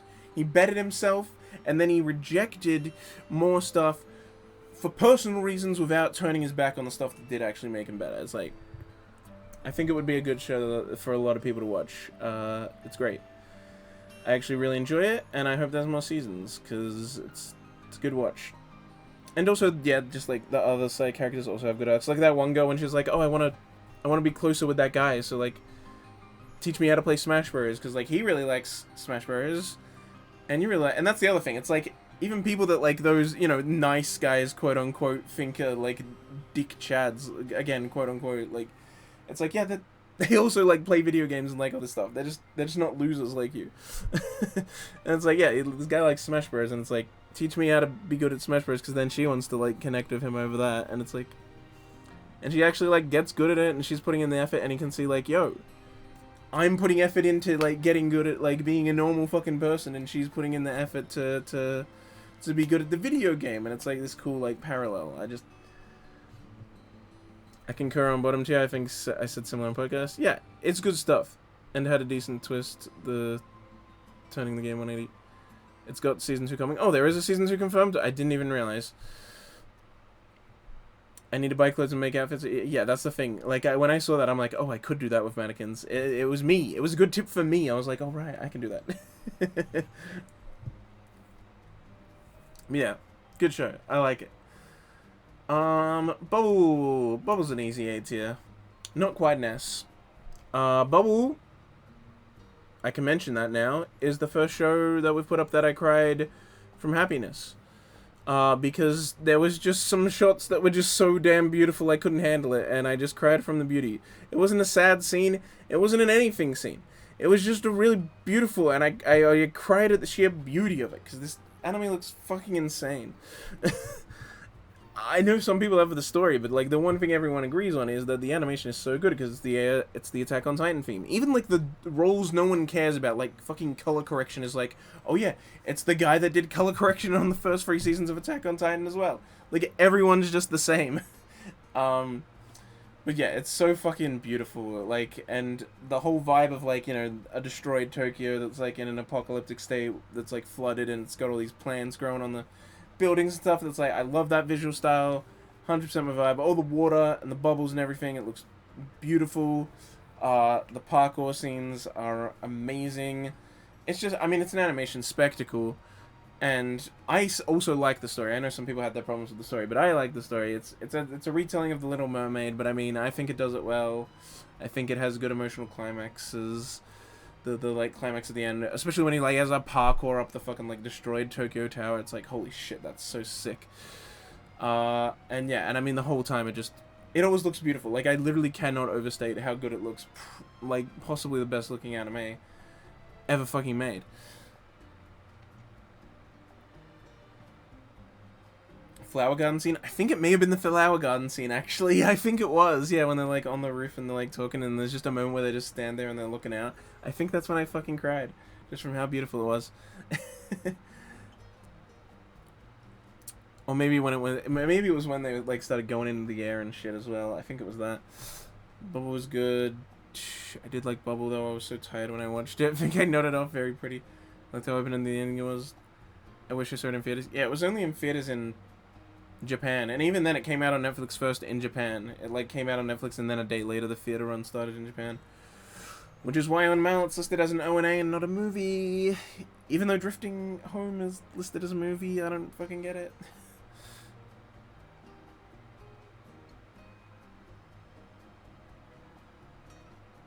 Maybe. Either way, fucking just a beautiful, beautiful anime, beautiful movie. So it 100% gets an A for me. It just doesn't quite hit me enough to be an S. Visually, it's an S, but overall, a very solid A. Yeah, it's just kind of shy of the S tier, honestly.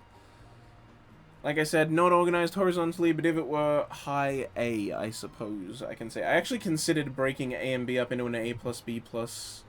I mean, an A plus, A minus, B plus, B minus.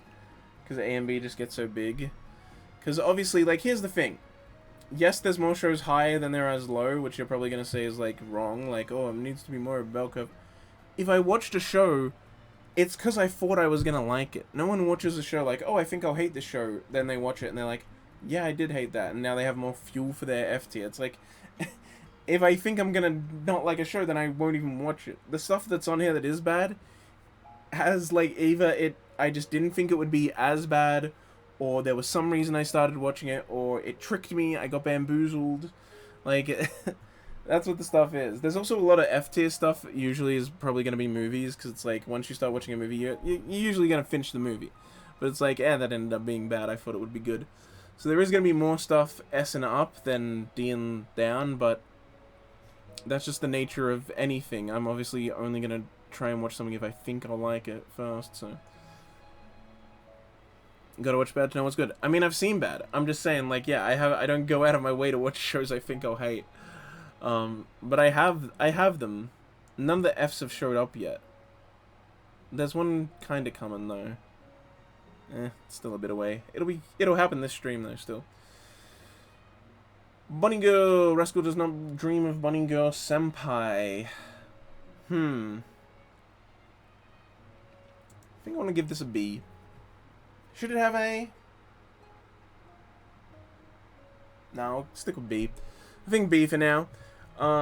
It's pretty good. It just has some lacking moments. Also, remember it's one per series, but in this case I have not seen the movie. So this is not factoring in the movie. It's just the series. I don't think I needed to specify that for anything else. Attack on Titan, I'm up to date. What else has multiple seasons? Did I say for everything else? Buck Test, I've watched both seasons. Arjun, I said both seasons. 86, I've watched both parts. Yeah, okay, everything else I explained well. Where I was. But yeah, this one's weird because I'm not up to date. So, Bunny Girl Senpai, I have not seen the movie. Because I missed it when it was in theaters. It was in theaters here for only like a week in Australia. Like 7 days, and I just missed it because I was busy during that time, and I didn't have a day where I could go to the cinema so that week, so I missed it, and I never bought the physical version, but I considered it a few times. So I've seen the show, but not the movie. Pretty sure Madman owns the Australian rights, so I mean Sony could put it on Crunchyroll for Australia if they wanted, and probably other places. Maybe they will. It's been long enough. Surely the physical sales have died down and they can just put it up. That'd be nice. Especially since Season 2 is coming up and it's going to be weird if I have to skip the movie but then try to watch Season 2, you know. Anyway, the series is pretty good. It's got good fights. Good fights. That's always a plus. Yeah, it had a couple low points, which I think is why I'm putting it in B instead of A. Sometimes it just didn't go right, or sometimes it was just going a bit too much. It was just like it was like, here's another adolescent syndrome. Like it's a very arc show, you know. It's like arc starts, arc ends, next arc starts, next arc ends. It's very rare that there's like pullover and crossover. The only overarching thing was something that then led into the movie. So it's like it doesn't even affect the show really. The like one thing that they keep calling back to was the thing that then happened in the movie. So yeah, I mean, I like the little sister. I like her stuff where she loses her memory. That's really upsetting. And I also like that they don't chicken out and fucking reverse it. You know, they're not like, oh, and then she goes back to being the cute little girl that's voiced by Yurika Kubo, who I love. That's like, you know, here. It's like, no, she's back to the way she was before. This is her now. Like, deal with it. The other version of her was temporary, not this one. I thought it was like Monogatari. I remember a lot of people comparing it to Monogatari. I haven't watched Monogatari, so I can't give you an answer on that. It doesn't have as much talking as Monogatari. It's not as... that's about all I can say. It doesn't use as much wordplay as Monogatari. I know that as well. But as a general vibe, maybe. I haven't watched Monogatari. Can't tell you. Burn the witch! She turned me into a newt. A newt? I got better. Burn the Witch is pretty good. Do I want to put it in B? Maybe I'll put it in B. It's got really good animation.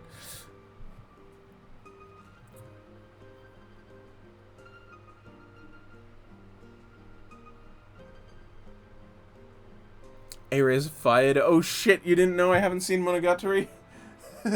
Yeah. It's pretty bad. It's pretty bad. That'd be like... That's probably my personal most shameful thing in my pile of shame is Monogatari. I think the more general one, like if you ask the most people in my pile of shame, they'd say Full Metal Alchemist, because I haven't watched Full Metal Alchemist or Brotherhood. But for me personally, I think it's more shameful that I haven't watched any of Monogatari. Need a new community member? No, please! Please! Hasn't watched Angel Free, but you're bringing that up as if it's the same. It's true. I also have not watched Angel Freebie. The fuck? God damn it, you guys. What the fuck?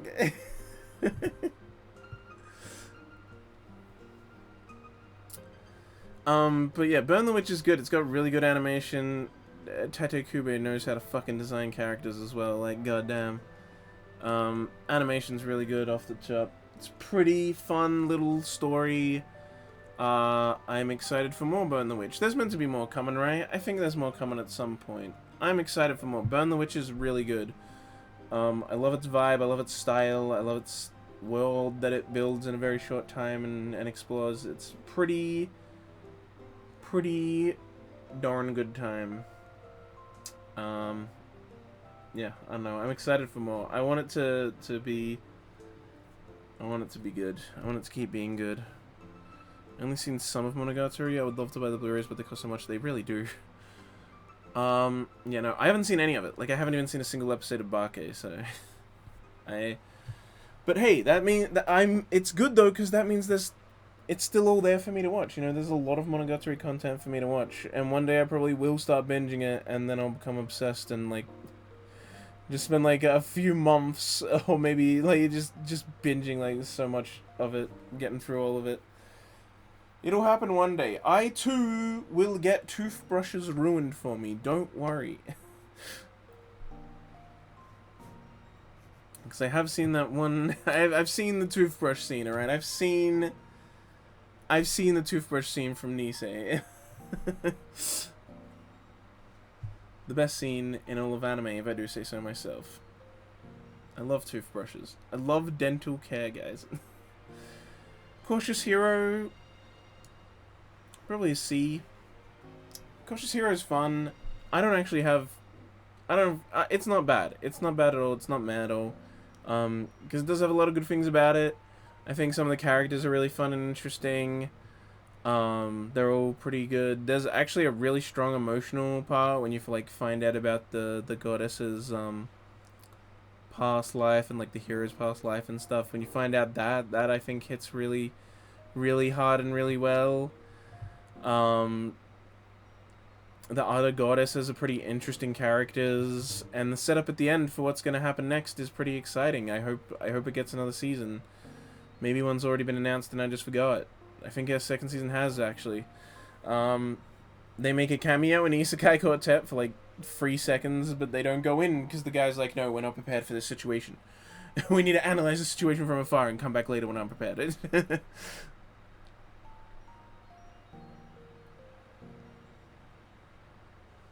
Oddly heavy with villagers dying while he trains because he knows he could lose. Basically, Aqua. Yeah, I mean, the goddess is like Aqua. And she also has many great expressions. Same as Aqua would. It's fucking hilarious. A lot of good faces in this show. A lot of good faces. But yeah, he like overtrains like it, despite like it causing people to like die and everything. Because he's like, no, I need to be 100% sure I'm going to win. There can't be a single fraction of a chance that I lose.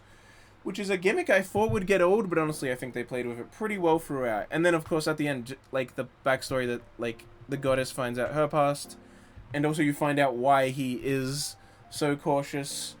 Like the emotional moment hits hard, and then it also like it's also good characterization for why the people are the way they are and everything. Yeah, and then they set up like, oh, now you're gonna like do an even tougher. Now you gotta go save like an even tougher world that's even harder now. At the end there. Which maybe was source bait, maybe will be a season 2. I'd like a season 2. I'd at least watch it. Yeah. It has some episodes that lull, some moments that lull, But at least the bit didn't, the gimmick didn't get old. That's what you got to worry about, these isekais that are like isekai, but with this gimmick. It's like, is the gimmick going to get old? Didn't get old for me, at least not in the first season. And yeah, the way it surprised me at the end with the big emotional moment was like, I was like, damn, I didn't expect that from a show like this. But it, like, that was like, that was rough. That was like rough. Oh, predictions on Cells, which wins, original or Code Black? Can I set, like, actual votes? Can't you, like, do that? Can't you do that in... Maybe I need to be on the created dashboard to do that. I know there's, like, a way that you can, like, set... Maybe I need to be affiliate to do it as well, I don't know. You can, like, set votes, and then people can, like, use their points they have on your channel to vote, and if they win, they get, like, extra points back. That would be a fun thing to, like, put up on screen as I'm going every now and again. Like, what do you think's gonna happen at this point?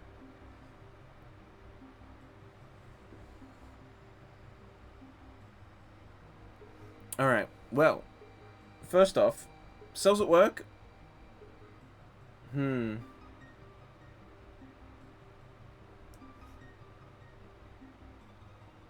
think B for now. I might move it down to C. The thing is, I really do like Cells at Work, but sometimes it's fucking boring. I like the info that it gives. I think it's a really interesting educational program, basically. Obviously, the platelets are fucking adorable. Main red blood cell girl's adorable. Yes, it is. Yes, it's the Donkey Kong Country underwater theme, aquatic ambience.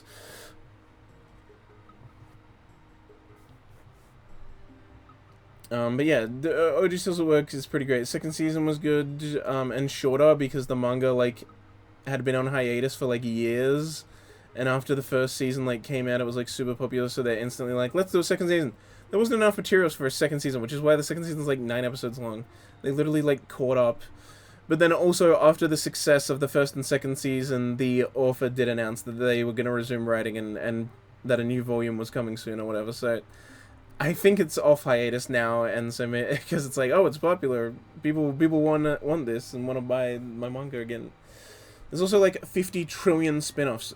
Black's not the only one. There's a spin-off that's in a female. There's a spin-off that's in a baby. There's a spin-off that's just about the parasites. There's a spin-off that's about a killer T-cell trying to learn how to make friends. There's a spin-off that's just about the platelets. There's so fucking many, and they're all, like, ongoing. It's nuts. Like, Black is not the only spin-off. Will they all get animes as they wait for there to be enough content to make a season 3? Who knows? But they probably could. Dad used to play Donkey Kong Country all the damn time. Man, mad respect. I used to play Donkey Kong Country all the damn time. The first one on the SNES, ugh. That was, like, my childhood game. Hardcore. I played it so much as a kid. I loved it. It was my favorite game for, like, the longest time. And I also used to play it while sitting on this particular beanbag. And so, and particularly the day the beanbag was new was the day I got Donkey Kong Country new as well. So I associate the smell of that beanbag with Donkey Kong Country. So I keep the beanbag around even though I never use it now because sometimes I just stuff it into my face and I smell it. And then it's like, it still has that smell when I get really in there, you know? And the smell just instantly reminds me of Donkey Kong Country. I'm like, oh yeah, that's that good shit. I was a Sega kid, so I missed out on SNES games. Bro, I loved Donkey Kong Country so much. I played it so much as a kid. It was easily my favorite game. Fucking loved it. I clipped that, me being a weirdo with my fucking beanbag. Go ahead, bro. I got no shame. I sniff my beanbag because it smells... If I get right in there, it still smells like it did when it was new. But when it was new, it would, like, fill the room, you know? And so it reminds me of that Christmas night when I sat down on that beanbag that was brand new and I played my brand new game, fucking Donkey Kong Country. It was a fucking best day of my life. I don't know about that, but, I mean, pretty damn good day. Pretty damn good Christmas. I then spent just years playing Donkey Kong Country all the time. God, easily my favorite game as a child. And still one of my all-time favorites. It's still up there as a really fucking good game. It's not my favorite of all time now, but it's still up there as I love all 3 Donkey Kong Country games. Everyone kind of says 2's the best, and then they dislike 3. I like all 3 of them. I still like 3. And 2's really good, but I think I like the first one more. But that's probably just for nostalgic reasons, honestly. Because I never got to play 2 as a kid. So, yeah, it's probably nostalgia that makes me like the first. But yeah, I just spent hours playing it because I was bad at the video game, so it took me so long to make any progress. But I was fine with that. I just enjoyed trying over and over because I was a kid. I didn't have many other options, and it was fun, and I just loved it. And then my cousins would come over, and they'd be like so much better at it than me. I never had them beat levels for me though. I always said to them they had to make their own files because I didn't want to get ahead by having them play for me. But then they'd set all the high scores in the mini games, and I'm like, God damn it. But yeah, God, Donkey Kong Country, fucking love that. Anyway, Cells at Work is good, but it's sometimes boring, and sometimes I'm like not able to. It's hard for me to binge it. Is what it is really. Like watching a weekly is more okay because there's kind of that break between each episodes. But yeah, and some episodes like fan-fucking-tastic. Like the season 1 cancer episodes, so good. The Heatwave episode I really like. The Heatwave episode's fucking awesome. Mainly because it has the red blood cell chick take off her jacket and tie it around her waist, and she looks like a fucking cutie dressed like that. God damn it, this beanbags clip. Oh, jeez.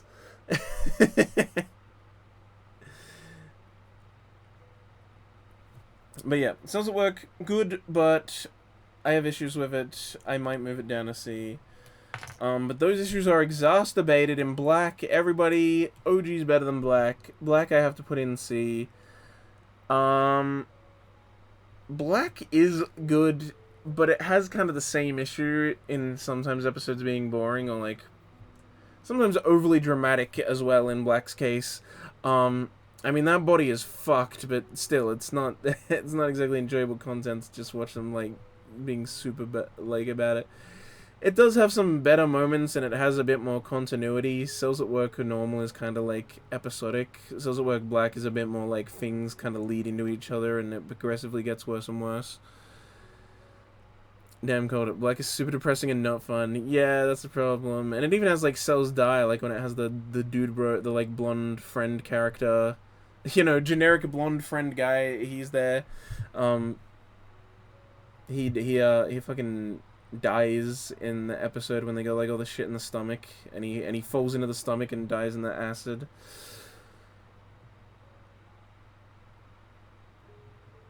Loved the little oh, that shit was freaky, man. The whole peanut, the whole like fucking ejaculation episode is just nuts. The whole thing's insane. And then he's like, those sperm will get to go off and hopefully become more humans. And then everyone else is like, nah, he was jerking off. They're gone. They're dead. And he's like, what? He's like, why did we work so hard to fucking do it then? It's like, it's like, damn, fucked up.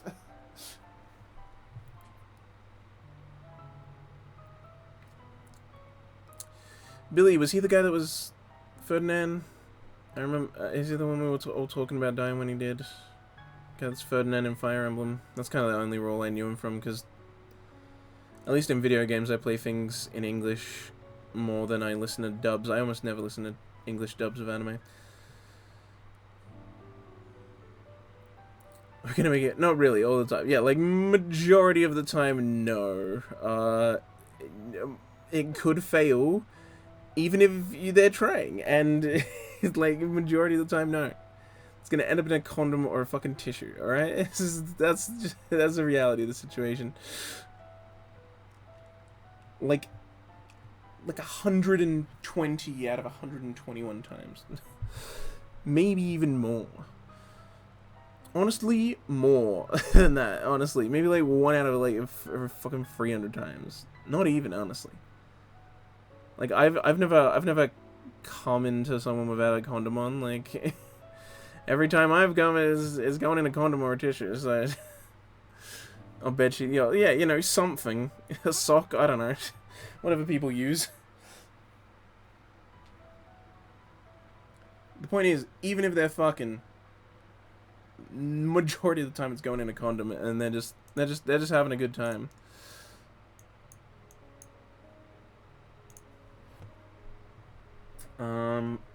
By the way, only other animals that have sex for pleasure as well as reproduction? Dolphins. Because dolphins are fucking creeps. But they will also have sex just for the fun of it and not to reproduce. Unlike every other animal that pretty much just does it on instinct to reproduce. Just us and dolphins. Dolphins get it, you know? They're freaky like us.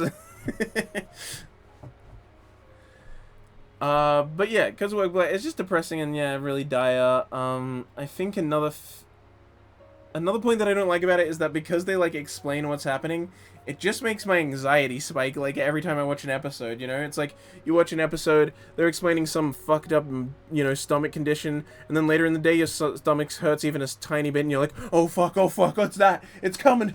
This is it, boys, I'm done for. It's like it just makes you worry about everything.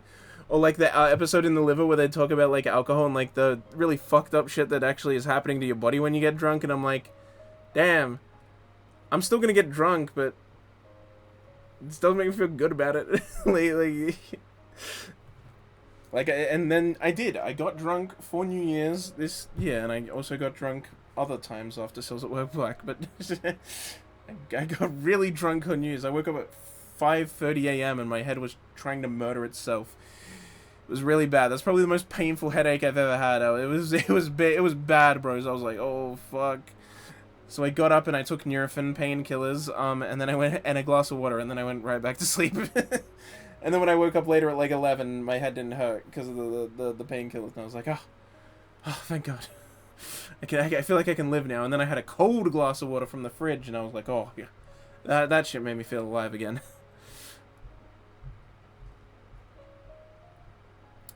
Yeah, but maybe then. I don't know. Dog coming is typically dominance instinct. Yeah, there you go. It's something else.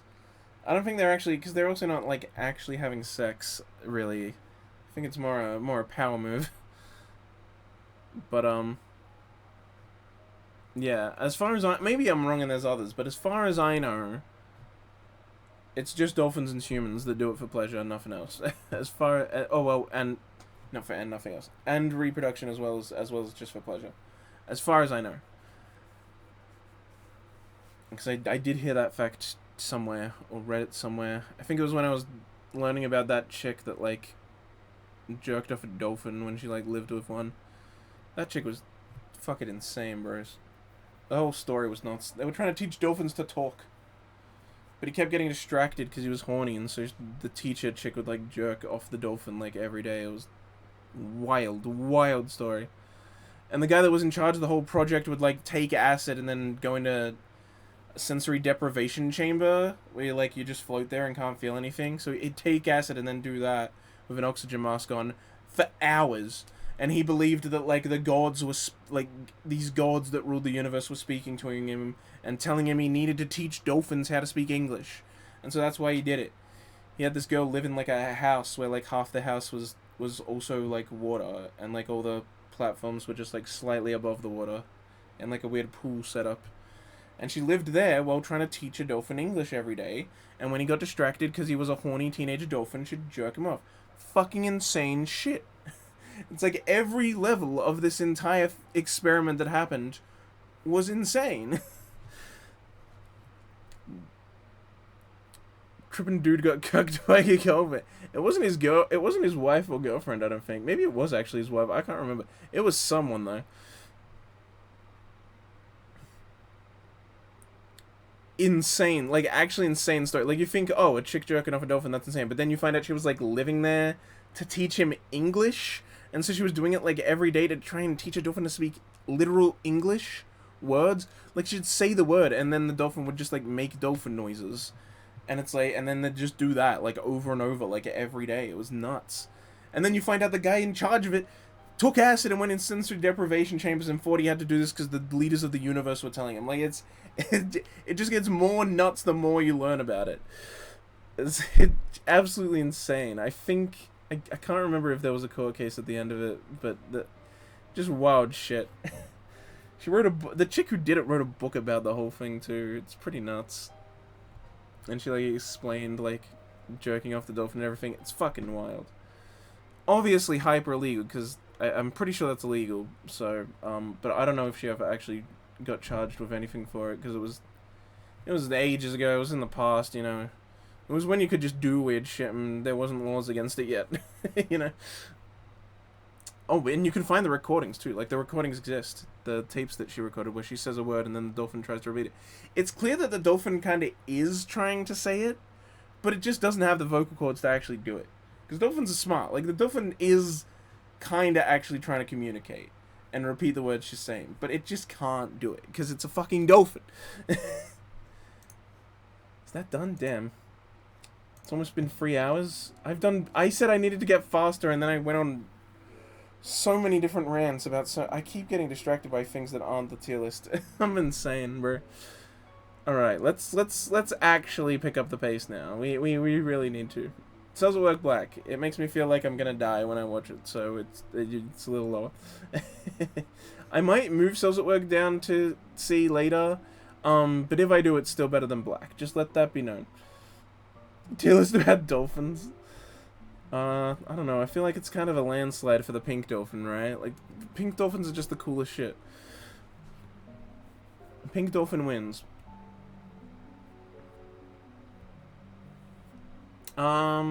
Synchro. Kind of a C. Synchro's cool. This is just the first one. I haven't seen Synchro 2. It's just a short movie.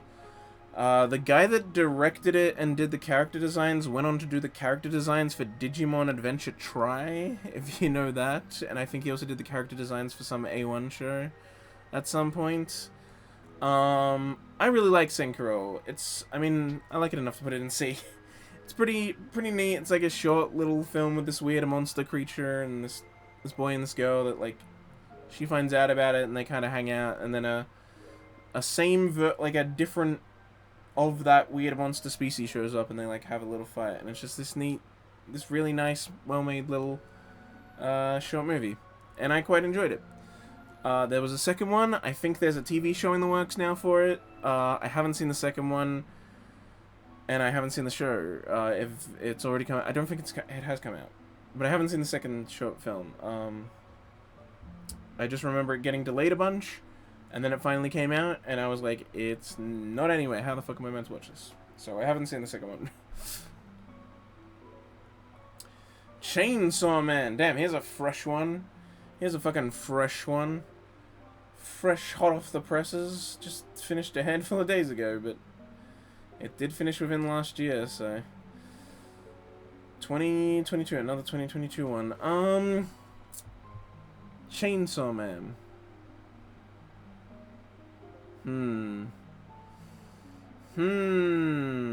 I think A tier. I liked Chainsaw Man. I wouldn't put it in an S, but I'll put it in A tier.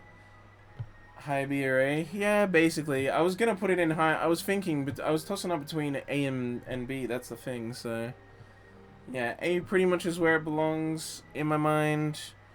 It's pretty good.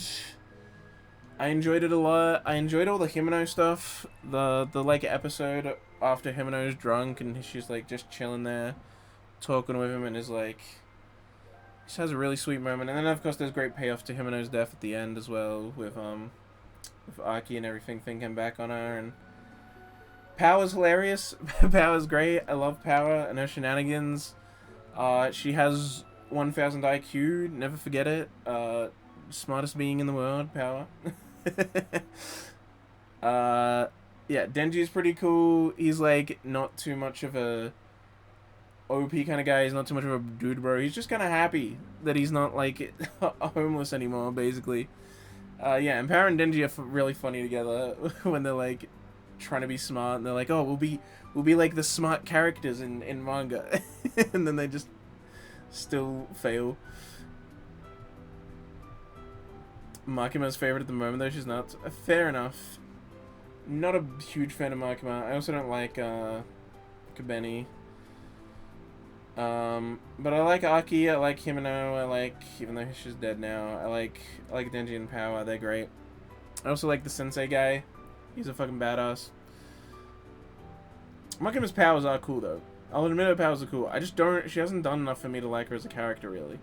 But I am interested in learning more about her powers, because they're pretty fucking nuts.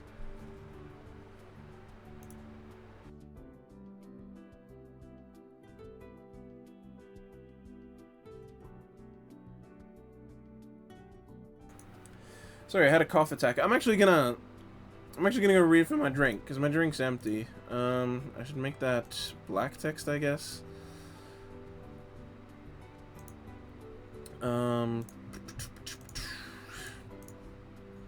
then like move it like. No, there's too much like interruption of it. There's like no good place to put this, or a good color to make for it. I guess make it white again. Oh, that blends in even more. I don't know where. I gotta make it like small.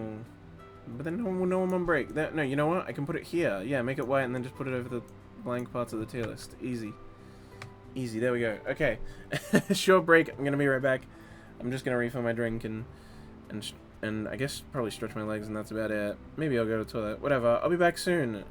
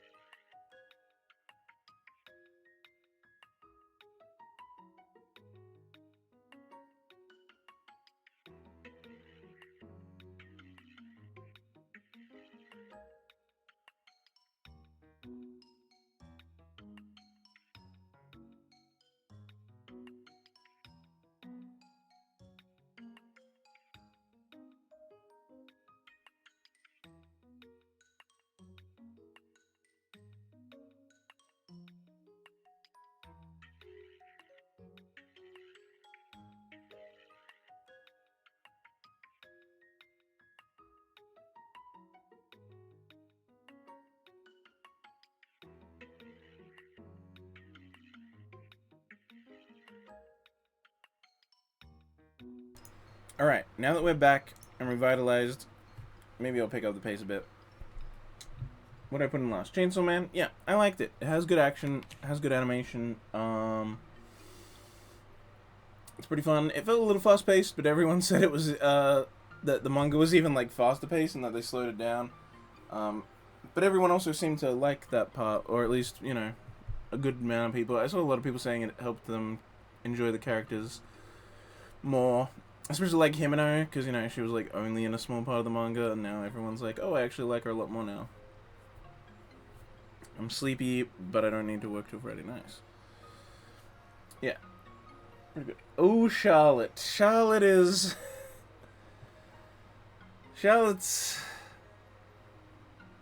Remove power not flushing. Of course not. You need to flush. It's fucking stinky.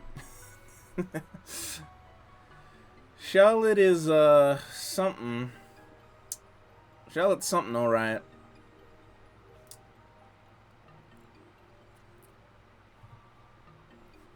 Yeah, I think I want to put Charlotte in C. It had its good moments. The episode where the main guy, like, goes off and becomes, like, a little edgy boy and he almost does cocaine. I mean, that's a pretty wild, insane episode. Because it's after his Emoto-chan dies.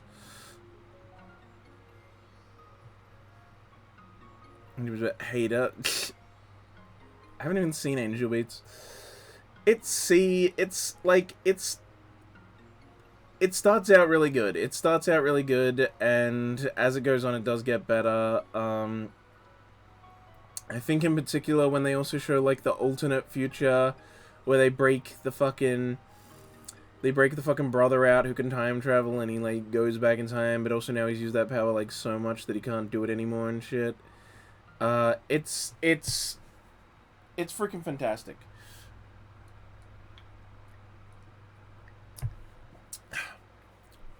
He's fine. I actually found later part better, which most people hate. The pacing is weird, so we're gonna agree. I like the idea. Why'd they cram it all into one episode? I have no problem with the idea of it, but it's like cramming it all into one episode is literally just bad rushed writing. They're just like, oh, well, we wanted this to be the ending though. Make it all happen at once. It's like, what the fuck? Why? I could've... Ugh. Yeah, it just makes it feel lazy. But yeah, that's also part of the problem. It starts out good. There's some episodes on their own that are fantastic, like the one I mentioned earlier, the one where they break their brother out, and also the one where he does cocaine at the end. Well, he doesn't. Invisible Girl kicks him before he does, but he's about to. He's about to do cocaine. That episode's pretty funny. But yeah, I don't know. It's just kind of like fine at the start. It's like a fairly good show. I mean, honestly, I don't even know. Even before it gets like, you know, quote unquote bad, I don't even know if I would put it in B still. So C's kind of where it belongs. Maybe I should put it in D actually then.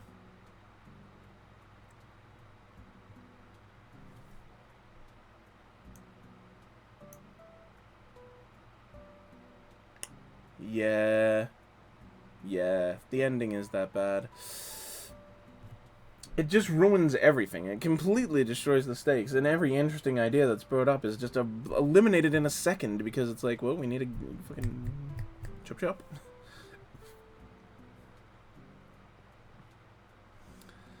Love gun, no controlling speed. Even that they do beat that trick to death, but it is pretty funny though. It's just fucking like when they're when they go to the cafeteria, it's just like, I'll go get the food, and he just rushes right past and grabs it, but then like goes flying out the fucking window, and he just comes back covered in glass, and he's like, "Hey, I got our food." Yeah, I think before like the before it gets like weird towards the end, and then also the last episode, which is terrible.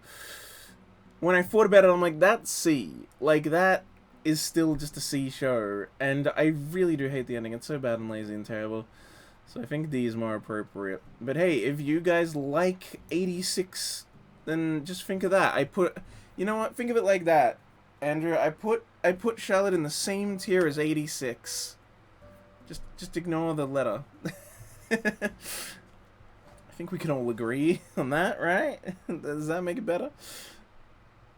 Maybe it just makes you more angry because I put 86 that low. Cheating Craft. Holy shit, this sucks. Cheating Craft is so bad. It's so fucking bad. It tricked me. This is a show that Nah, don't start that shit. I put up subjectivities implied, alright? I don't need you to become one of those people that are like, oh, if you liking bad shows isn't a personality, and pretending like everyone who dislikes something is just doing it to troll. My friend does that. Every time I tell him I don't like Demon Slayer, he's like, why? Oh, you're just trolling, you're just fucking around. And I'm like, no, I'm making a very serious tier list, bro. Like, this is genuinely my opinions. And he's like, no, you have to be trolling. It's like, I hate when people do that online. They're like, oh, you just hate it because it's popular. You just hate it because you don't want people to have fun or something like that. And it's like, they're just trying to discredit your opinion. You're like, oh, you don't like it for real reasons. It's like, maybe I just don't like it. What do you care? Shut up. I just told you I dislike it. You can then tell me, okay, but I like it, and that's fine. We can both just have different opinions. Contrarian. I am in a lot of ways. You know, I've already made multiple hot takes. I will fucking make more. Everyone's a contrarian in the end. Alright, there's no one out there who likes every single show that's popular and then dislikes every single show that everyone dislikes. Like, everyone's a contrarian at some point. There's some show where they're like, oh, I actually really like this, and most people hate it. Or they're like, man, I hate that show, even though it's super popular. There's just too many different kinds of shows that you can't, like... Everyone's going against the grain some way or another. If they're not, then they're mother's basement, and they fake their opinions to get views. I'm sorry, it's so obvious that he does that, because he keeps being inconsistent, and I guess no one fucking called him out, but it's like the main reason I unsubbed from him a few years ago. But yeah, Cheating Craft sucks. I got bamboozled by this show. I watched it because I heard someone on something I was watching, like, say that the first episode was, like, really good, or that it had this really good moment at the end. Just make your thumbnail 86 next to D, lol. Oh god, that'd be funny. But yeah, Cheating Craft, I watched the first episode because I heard these good things, and it wasn't really that good of a first episode, but it does have a good moment at the ending. It kind of, like, has a bit of a punch to it. It's like, ooh, this is kind of interesting way to start a show.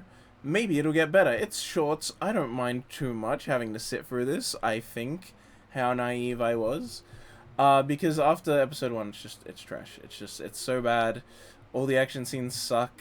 The whole, like, concept of it is executed very poorly. It's very boring. It's just, the characters are way too, like, just flat as fuck. The directing is, like, non-existent. Fucking director took a break, man. He went and ate a sandwich. He's like, free money.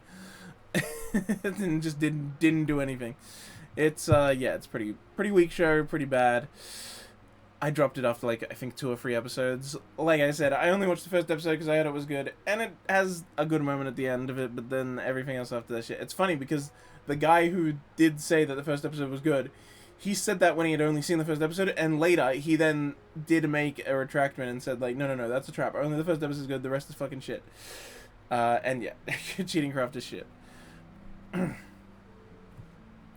Cheer your food, baby! Let's fucking go! S tier, S tier, S tier, double S tier, triple S tier, quadruple S tier. Cheer your food is so fucking good. It's one of the best shows ever made. It's in my top 10. I fucking love the whole series. It's so fucking good. It's, like, beautifully directed, beautifully shot. Like, the music and the way everything is... It's got, like, fucking shoujo kind of glow and, like, shit going on, but it's, like, the way it uses it and when it uses it makes it so just beautiful to look at. It's so well directed. The music is always fucking on point, and the way it, like, changes and goes through as they're, like, playing a match, it's like, oh, it's so good.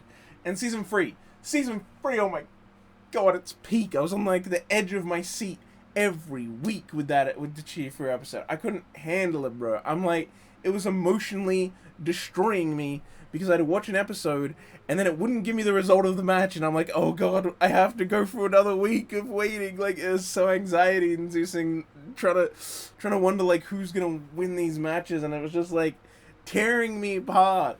And then they end one of the episodes with each of them having 1 card left, and I'm just like, oh bro, another week, you can't do this to me. It's so tense.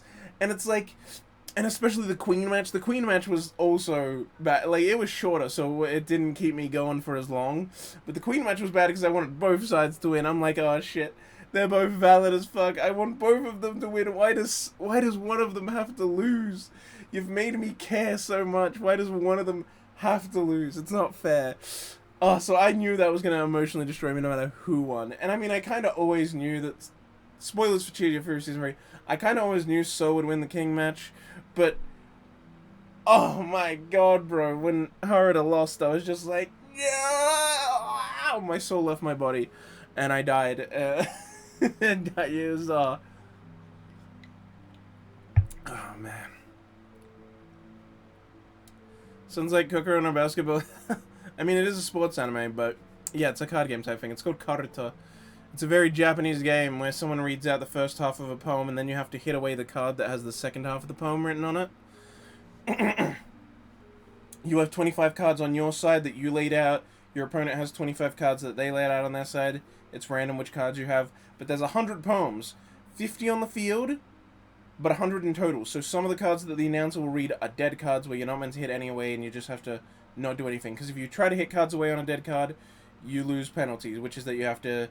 Your opponent gets to give one of their cards to your side, because it's actually whoever gets rid of all the cards on their side first. So let's say announcer reads a card, you know it's going to end in the poem that's on the other side, and you hit away the opponent's card that it is. You then take a card and get on your side and give it to them on their side, and they can put it wherever they put it. And so yeah, it's like once your side is clear, you've won. And that's why I said, like, with that match, it ended with both of them having one card on each of their side, and it's like, oh, fuck, bro, you can't do this to me. Because one card on each side is rough, because it's like, you just hope your one gets read, because everyone kind of, like, just hovers their hand right over their own card, and then as soon as it's read, they either don't push down their hand, or they push down their hand. If they push down their hand and get the card because it's their poem, then... Yeah, and if it's not their poem, then you pray it's a dead card and not the opponent's card. You know, and not the opponent's one. And so it's just like so tense where they're both standing there, and it's like, reads out a dead card. Reads out a dead card, and they both like tense up each time to like go to do it, and it's like, oh, who's gonna get it? It's so fucking... Oh, and it's directed so good. Like, I knew nothing about the sport either before watching it, but a friend told me it was like one of his favorite shows. So I watched it, and it's so good. It like pulls you in so well. There's so much good characters and drama there. It's so fucking perfect. And oh, I love it. I love it so much. I binged all 50 episodes in like just a few days while I was at uni. Like, I'd be like in class and it's like, oh, my class is done. I have 30 minutes till my next class. Time to watch an episode. Like, oh, I'm in the middle of class and the teacher said there's a 15-minute break from class. Time to watch 15 minutes of an episode. Like, I was obsessed. Like, every second I had, I was watching that fucking show. Until I got all 50 episodes done. There was only 50 at the time because there was 2 seasons. Since then, the 3rd season has happened, and I think the manga recently ended, so I hope we get seasons 4, 5, and 6 soon, because I think I calculated it, and there's that many seasons, even if they're all 2-cours, because they're all 2-course seasons. There's 75 fucking episodes of this show. It's so good. Too much hype calm down. I can't calm down. Got the premium man watching. I can't calm down about this, Aaron. Alright, this is such a good fucking show. One of the best ever made, in my opinion. It's in my top 10. I love it. I love it. I just love it so much. It's so good. And I wanted to, because I feel like people hear it's about Karuta and they don't know what that is. They're like, oh, I want to watch it. Or they hear it's like, they think it's like kind of shoujo-y in its aesthetics, and they're like, oh, I want to watch it. Or they hear it's like a sports anime and they're like, oh, I want to watch it. Like, fucking watch it. Like, it's actually so good. Chiyafuru is so fantastic. Like, I seriously pledge everyone to at least give it a try. Like, check out those first few episodes. The first few episodes are like before they do, like, they do a time skip later, but it's like them as kids, like, learn it the first time she like learns about the game and everything. It's like, it's so good. The characters are so endearing. It's so perfect. It's so like just structured so well to keep you engaged and watch the characters evolve and get better at this game over time. And I wish Haruta won, bro. I can't handle remembering Haruta losing, bro. It was, he deserved it. He pushed his body to the fucking limit. And he still had to lose. It's so tragic. Lodge comes in like a lion if it's like it. Not as much about depression. None of the characters really have depression. Well, I mean, one of them kind of gets sad boy for a while, but But it is very like emotion drama fueled kind of thing with this game. It's less about the play by play of each match and actually about the emotions of the match and everything, because it's just hitting cards away like really quick. Like, sure, sometimes they're thinking about the techniques, or they're like thinking about like, oh, this card and this card and this card are now dead cards, or have already been read and taken off the board, which means now you can tell which which one is coming one syllable earlier when the announcer's reading it. Because like as she starts reading it, it's like, oh, those few words means it has to be like, there's only these many poems it can be in like that, you know, within the first few syllables. And so it's like, is the finishing to those poems on the board? And it's like, and then once all the other ones are eliminated, it's like, oh, now that's a 1-syllable card, now these cards are 2-syllable cards, now these ones are 3-syllable cards. And also I have to remember where they are all positioned on the board, even though I've spent all day playing other matches where I had to memorize the layout of the cards on the board, and my opponent keeps changing the position of his cards, throwing me off. I need to fucking hit him away as fast as possible before he does, and all this shit, right? Like, it's like... And so they'll have moments where characters stop and think about stuff like that, but they're not, like, showing every single hit of every card. Sometimes they'll just, like, show a bit of a match, show a bit at the middle, show an end, and it's more about the general flow of the game, so that you kind of know who's winning at that point, and they have, like, an emotional moment where someone, like, makes a breakthrough, or, like, has a big play or a moment or something like that, and then they, like, move on, and it's only, like, the big matches where they show every single move, and that's because, like, every single move is so important that it does carry the emotional weight, and you're, like, every fucking moment. The King and Queen matches are just so insane. Like, Season 3 is insane because it has the prefectural to decide the East and the East and West champions, and then the East and West champions face off against each other, and then whoever wins that gets to go against the Queen and then the King. The females go against the Queen, the guys go against the King. It's whoever's the champion, and then if you beat them, you become the King for a year until you fight the next challenger. And so the King and Queen, in Season 3, it's like, you see the prefecture, you see the East and West battle, which is, like, decides who gets to fight the King, and even that has 2 main characters in it, so that's also, like, holy fuck, and then you get to see the East-West female winner and the East-West male winner fight against the Queen and King, and it's just, like, holy, like, the whole 3rd season is just full of those big, crazy, intense emotional matches that just have so much weight behind them. It's like, Season 3 is insane. And the whole time, it's beautifully directed. Like, it's one of the most beautifully directed shows I've ever seen in my life. Anyway, what did you predict for Chobits? Chobits predicting Chris upset with a C tier.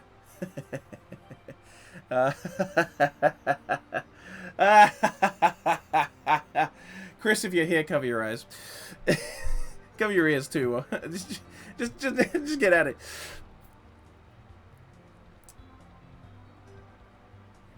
Chobits. Upset with a C tier, you say?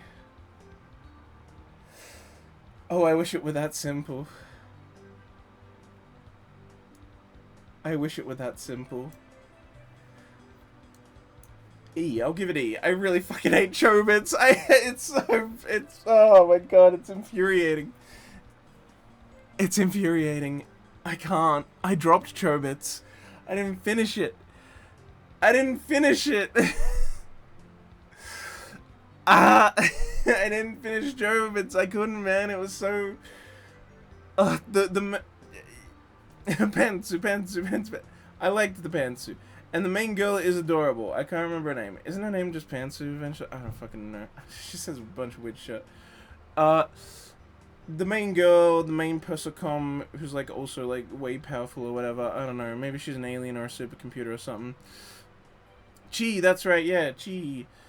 She's adorable. I love her. And honestly, I love all the side characters. The neighbor guy is great. His, like, little Persocom that he has, the, like, little girl one, is really cute. The, like, chick that's at his work, who I think they were later going to reveal is also a Persocom, but I didn't get that far if they do. That's just what I think was going to happen later.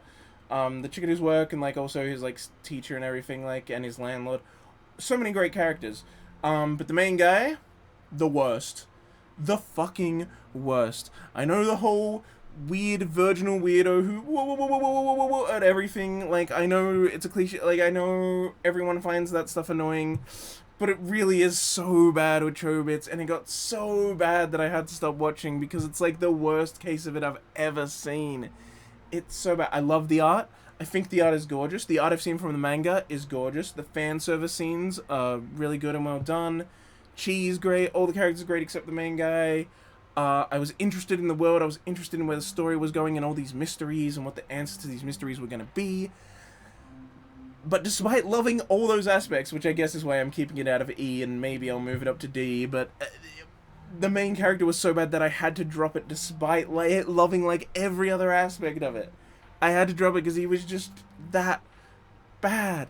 It was unbearable. It was constantly getting in the way. It's like, I'm trying to, like, a scene's trying to happen here, but we need to spend another 5 minutes watching him freak out because she's naked. Like, jeez. And then his dude bro friend comes in and is just like, takes off G's clothes and opens her up because he needs to check if there's a problem with the computer. Which he was, like, trying to do for ages, but he's like, oh, I can't. I have to get my friend to do it. And then even when his friend do it, he's like, what are you doing? Oh my god, you took off your clothes. It's like, bro, you knew this had to be done, but you couldn't bring yourself to do it when she's a fucking computer. And then you get your friend to do it, and then you get mad at him for doing it because you have to freak out about everything that is even the tiniest bit sexual. This man sees a sliver of skin and freaks out. I don't know. Everything else aged well, though. It looks good. I like all the characters. It's just him. It's just him. And I know that that type of character was more common in the past, so maybe that is the part that's aging poorly, but it's like, Jesus Christ, it's so frustrating. It's so frustrating. I can't keep going on about it and ranting, but Chobits is one of my rant shows where I just rant about how much I hate that guy. Oh, and there's like the scene where he needs to go get more panties for her, and he just like spends half an episode just standing outside the store staring at it. It's like, wouldn't that be like super creepy? But no, it's because he's like too nervous to walk in. And then also like his coworker comes up behind him, gives him a hug, and is like up behind him and is like, oh, guess who? And then he like freaks out because he can feel her tits on the back. Like, what are you? What are you? Are you a fucking like child? Like, seriously? Like, there's like normal human interaction, and he's like, it's like, oh my god. And then we need to spend 5 minutes having him freak out about it and explain why he's freaked out about it. And oh my god, it always just brings the show to a grinding fucking halt. It's so absurd. Sumomo is best girl. Is that the little one that his friend has? She's pretty great. I might agree with that. She's pretty funny. But yeah, just so much, constantly, multiple times an episode, for minutes and minutes and minutes on end. It's like, even when we're in, like, it's been multiple episodes, and he's still just freaking out because he sees her without a shirt on, even though she's a fucking robot. It's like, it's just outrageously annoying. It's too infuriating. Maybe the manga would be more bearable because I could just read those parts quickly and I wouldn't have to deal with the voice actor and it taking so long, but... And the manga art is fucking beautiful, so maybe I'd read the manga one day, but I just can't stand the anime. It's just not. It's just too much. He's such a fucking loser. It's like, oh, normal interaction with a female? It's like... just... stop. How do you function in society? He's a fucking menace. He's a fucking pest. He's the opposite of a sex pest.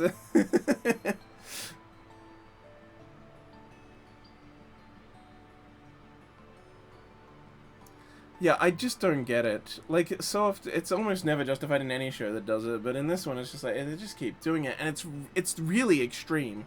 Like, it's way more extreme than a lot of other shows. Like, seriously, girl comes up, your coworker comes up and hugs you from behind, and your answer, and he says something weird as well. He says, like, based on the softness or weight of these of something when he guesses that, it's like, just like, oh, boobs on my back, and then when she's Diddy, like, and then he freaks out about it. It's like, why? Why is he like this? If someone I knew if a girl I knew came out, like, that I was friends with, like, came up behind me and hugged me and did that, I'd say, and did a guess who thing, I'd, like, say who I think it was, and then it'd be like, oh, hey. And I wouldn't be like, whoa, you put your breasts on my back? Like, it's just like, stop being a fucking weirdo, bro.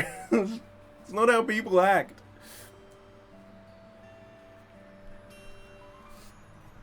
It honestly makes you more of, like, a weird sex creep, like, but you're also a virginal weirdo, and that's apparently the justification. It's like, Jesus fuck. Alright. So much for moving faster, but I knew it would happen with Chobits. Chobits is one of the shows I rant on. Oh look, Clanad's coming soon. Another show for me to rant about. For now we have Citrus. Just gonna chuck it in D. Citrus is pretty flat and bland and bad. It has students walking in CGI in episode 1, so you know it's a high quality production. Ugh, CG classmates in episode 1 is such a pet peeve of mine, bro.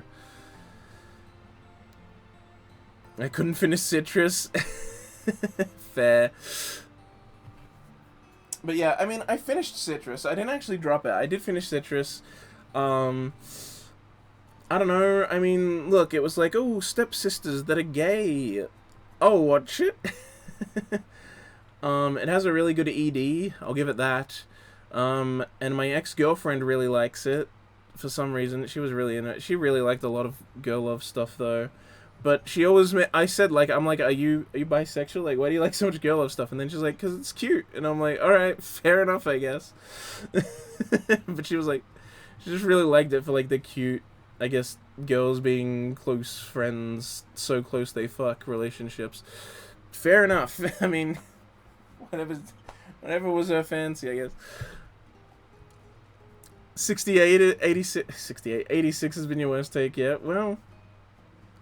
Well, we've got many more shows to come, so don't worry. I'm sure I can make something that'll upset you even more than that. Don't worry. We'll get there. You'll have plenty more to be angry about, I'm sure. No, but yeah, Citrus indeed, because it's just kind of mad, below average, not really worth it. I watched it because, yeah, I was like, whatever, Yuri stuff. Maybe it'll be a good time. It's not terrible. But yeah, it's got nothing special going for it, really. It's just kind of there. It's flat. It's bland. It's not very well made, and yeah, I don't know. What do you want from me? I watched it, and then I finished it. I didn't even drop it because it never got so bad that I really felt the need to, but it's pretty flat and not very interesting. If only you can pay more attention. Well, take a good look at everything so far, see if anything upsets you more than the 86. But you just said it was the worst, so I guess you did take a look and consider it was the worst take. Ooh, but now we have Clanad, and maybe you'll hate this take. Clanad has to go in D, I'm afraid. Because we're factoring in Clanad and Clanad After Story, alright? Now, here's the thing. Even once I justify that, everyone's still gonna be mad, because most people are like, oh, Clanad kinda bad, but After Story is where it gets good. You watch Clanad so that you can watch After Story. I can't tell you how many times I've heard that exact line. I can't tell you how many times I've heard it. You watch Clanad to get to After Story. I don't like Clanad, but After Story is, like, really good. You watch it for After Story. No. Not me. I watched it. I liked it. I watched After Story. It was bad. Never heard of separate. I see people say that all the time. Like, there was one guy that said, like, Clanad was one of his 5 worst anime ever. And then everyone got mad at him, and so then he's like, no, guys, I like After Story. I just don't like Clanad. And then everyone was like, oh, okay. And then also, like, I see people say, like, yeah, like, you watch Clanad to get to After Story. I've seen that said multiple times. Don't understand it. Clanad is funny. The original Clanad, before its After Story, is funny, full of great comedic moments. I particularly love when they mess with Fuko, especially when he, like, when the guy walks off and has the girl stand in his place.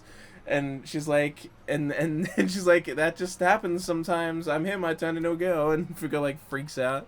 It's like, what happened to your penis? And it's like, it just fell off. It's like, it's like, and then she's like, could it reattach itself to someone else like me? And then it's, I guess. It's like, this is so dumb.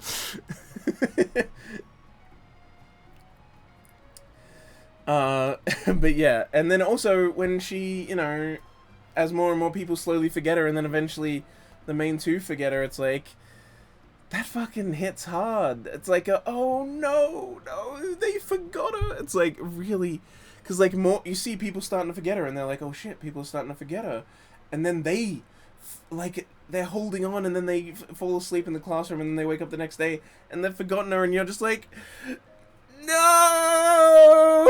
It's like so tragic. But yeah, so Clanad had emotional moments, made me cry, still keeps up the comedy and has great comedic moments. character development for multiple characters, explores semantics. This is great. Where's the issue? Oh, after story exists, and after story's like, well, comedy is for things that aren't serious and super dark and make people cry, so we're gonna get rid of all the comedy. So all that good comedy that existed before, gone. But don't worry, we'll make up for it by making you cry a lot with these overly dramatic, overly drawn out, way too long emotional scenes that aren't sad at all because we haven't got you to care about the characters at all, and it's taking way too long, and it's just boring and dumb. And cry now. Cry because it's sad. A little girl died. Isn't that sad? You have to cry even though you didn't care about her. And then everyone does obligation crying where they cry because they're like, yeah, that's a sad thing. I meant to cry, right? Alright, I cry now. And then it's like, are you actually sad though? Are you sad enough that you should be crying because you cared about her so much? And it's like, no, but it's a sad thing that happened. Sad thing happened, I cry. Well, I don't do fucking obligation crying, and that's all the second season of Clanad feels like. It feels like sad things happening that aren't justified, so I don't cry. I don't care. It didn't get me to care. It got me to care about Fuko in the fucking first season. That's why I cried when all this shit with her happened. I cared. But they don't do that in the second season. They're just like, here's a cute little girl. Look at her being a cute little girl. Now she's dead. Cry! Cry now! It's like, no, I don't care. You just showed me a girl run around for a while and then she died. Like, yeah, it's sad. I'll admit it's sad. But why would I cry? I just watched her run around a bit and then she died. Like, it's sad. Okay, I'm sad. I'm sorry for, like, her dad and everything, but, like... But I personally am not going to be crying at this. Tragic love story gets me to cry too much. So, like, You Lie in April, obligation crying. Is that obligation crying as well? Maybe. I haven't seen You Lie in April, so I wouldn't know. But maybe that's also got it. It's just a thing I sometimes feel with a show where I'm like, I don't actually think this is sad. And maybe it's just me, but I feel like it doesn't justify it being sad that, like, everyone who's watching it is actually feeling like, I am sad for this. I personally am having my day ruined. And it's more like, oh, it's just a really sad thing, so I'm crying maybe for sympathy for the other characters that are dealing with it or something. Or, like, that's why I call it obligation crying. It's like, it doesn't feel quite right. And since I'm just in my room alone watching a show, I'm not going to cry if something bad happens. They're not real. If you didn't make me care, I'm not going to cry just because it's a sad situation. Like, some people call me heartless when they find out I didn't cry, but it's like, I've cried to shit that no one cries to, like fucking New Game. Okay, I cried to the second season of New Game just because Alba was sad in one scene, and I care about her as a character, so it made me cry. Alright? I will cry very easily if I care, but that's the thing. You gotta make me care first. If I don't care, I'm not gonna cry. I just can't. It doesn't happen. It just doesn't work for me. Is it a sad moment? Yes. But am I personally, me, the person here, sitting right here that's watching the show, am I actually sad about it? Enough to cry? Not really.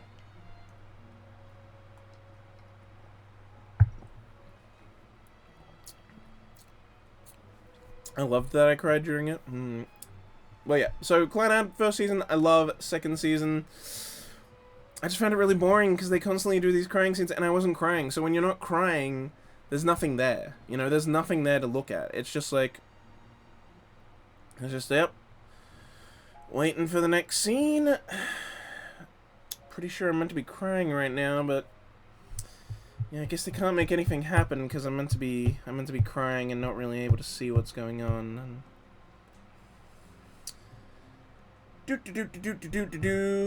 Oh wow, they're in a snowstorm, so it's basically just like a blank white screen with the sound of crying over it. Yep, very cool. I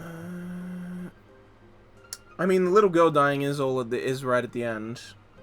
And then right at the end, they reveal that she was the girl in the parallel universe, and she collects all the orbs in it.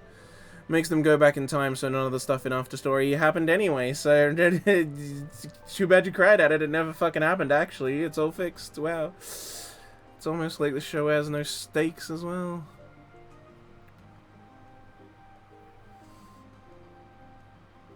I don't know. The little girl stuff does happen, like, in the later half of After Story, but all the stuff before, it's, like, just the same. Like, just, like, trying way too hard to be sad.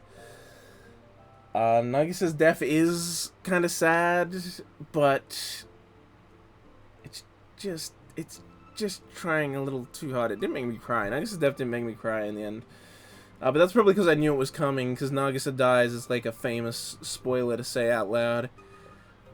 It's kind of like Snape kills Dumbledore, you know, or Luke, you know, Darth Vader's Luke's father. You just kind of know it through cultural osmosis. You can't avoid it. You know, so I already just knew that. I just knew that Nagisa was going to die. Maybe that limited the impact, but... Yeah.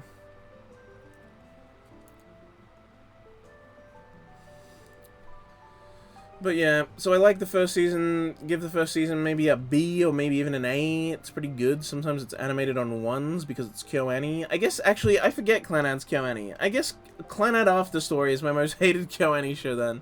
There we go. It's fucking After Story. But yeah, After Story, E, maybe even F, because it's just boring, and I hate it.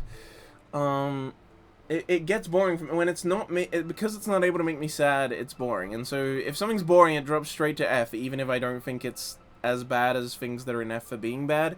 If something's boring, that, in my opinion, is one of the worst things that a piece of media can be, because it's meant to be entertainment. I'm taking time out of my day to watch your art.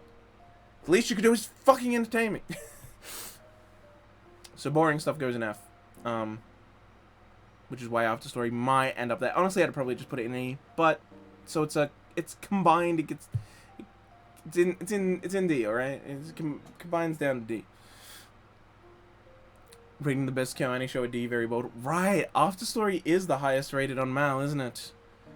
And here's the thing: After Story on its own, I'd give less than a D.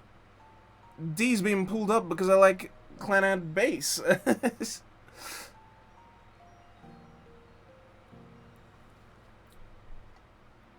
But that's just how I feel about it. After Story feels sad, but not enough to make me cry, and so I'm just, I don't know, I mainly just sit there bored, like, yep, this is a thing that's happening. I guess it's sad, but can we move on to things that actually might make me feel something in my pathetic life? I cry because I realize how pathetic my life is. Maybe that's the goal. Maybe I get so bored I just cry at my own uselessness. Oh boy, here comes a hot take.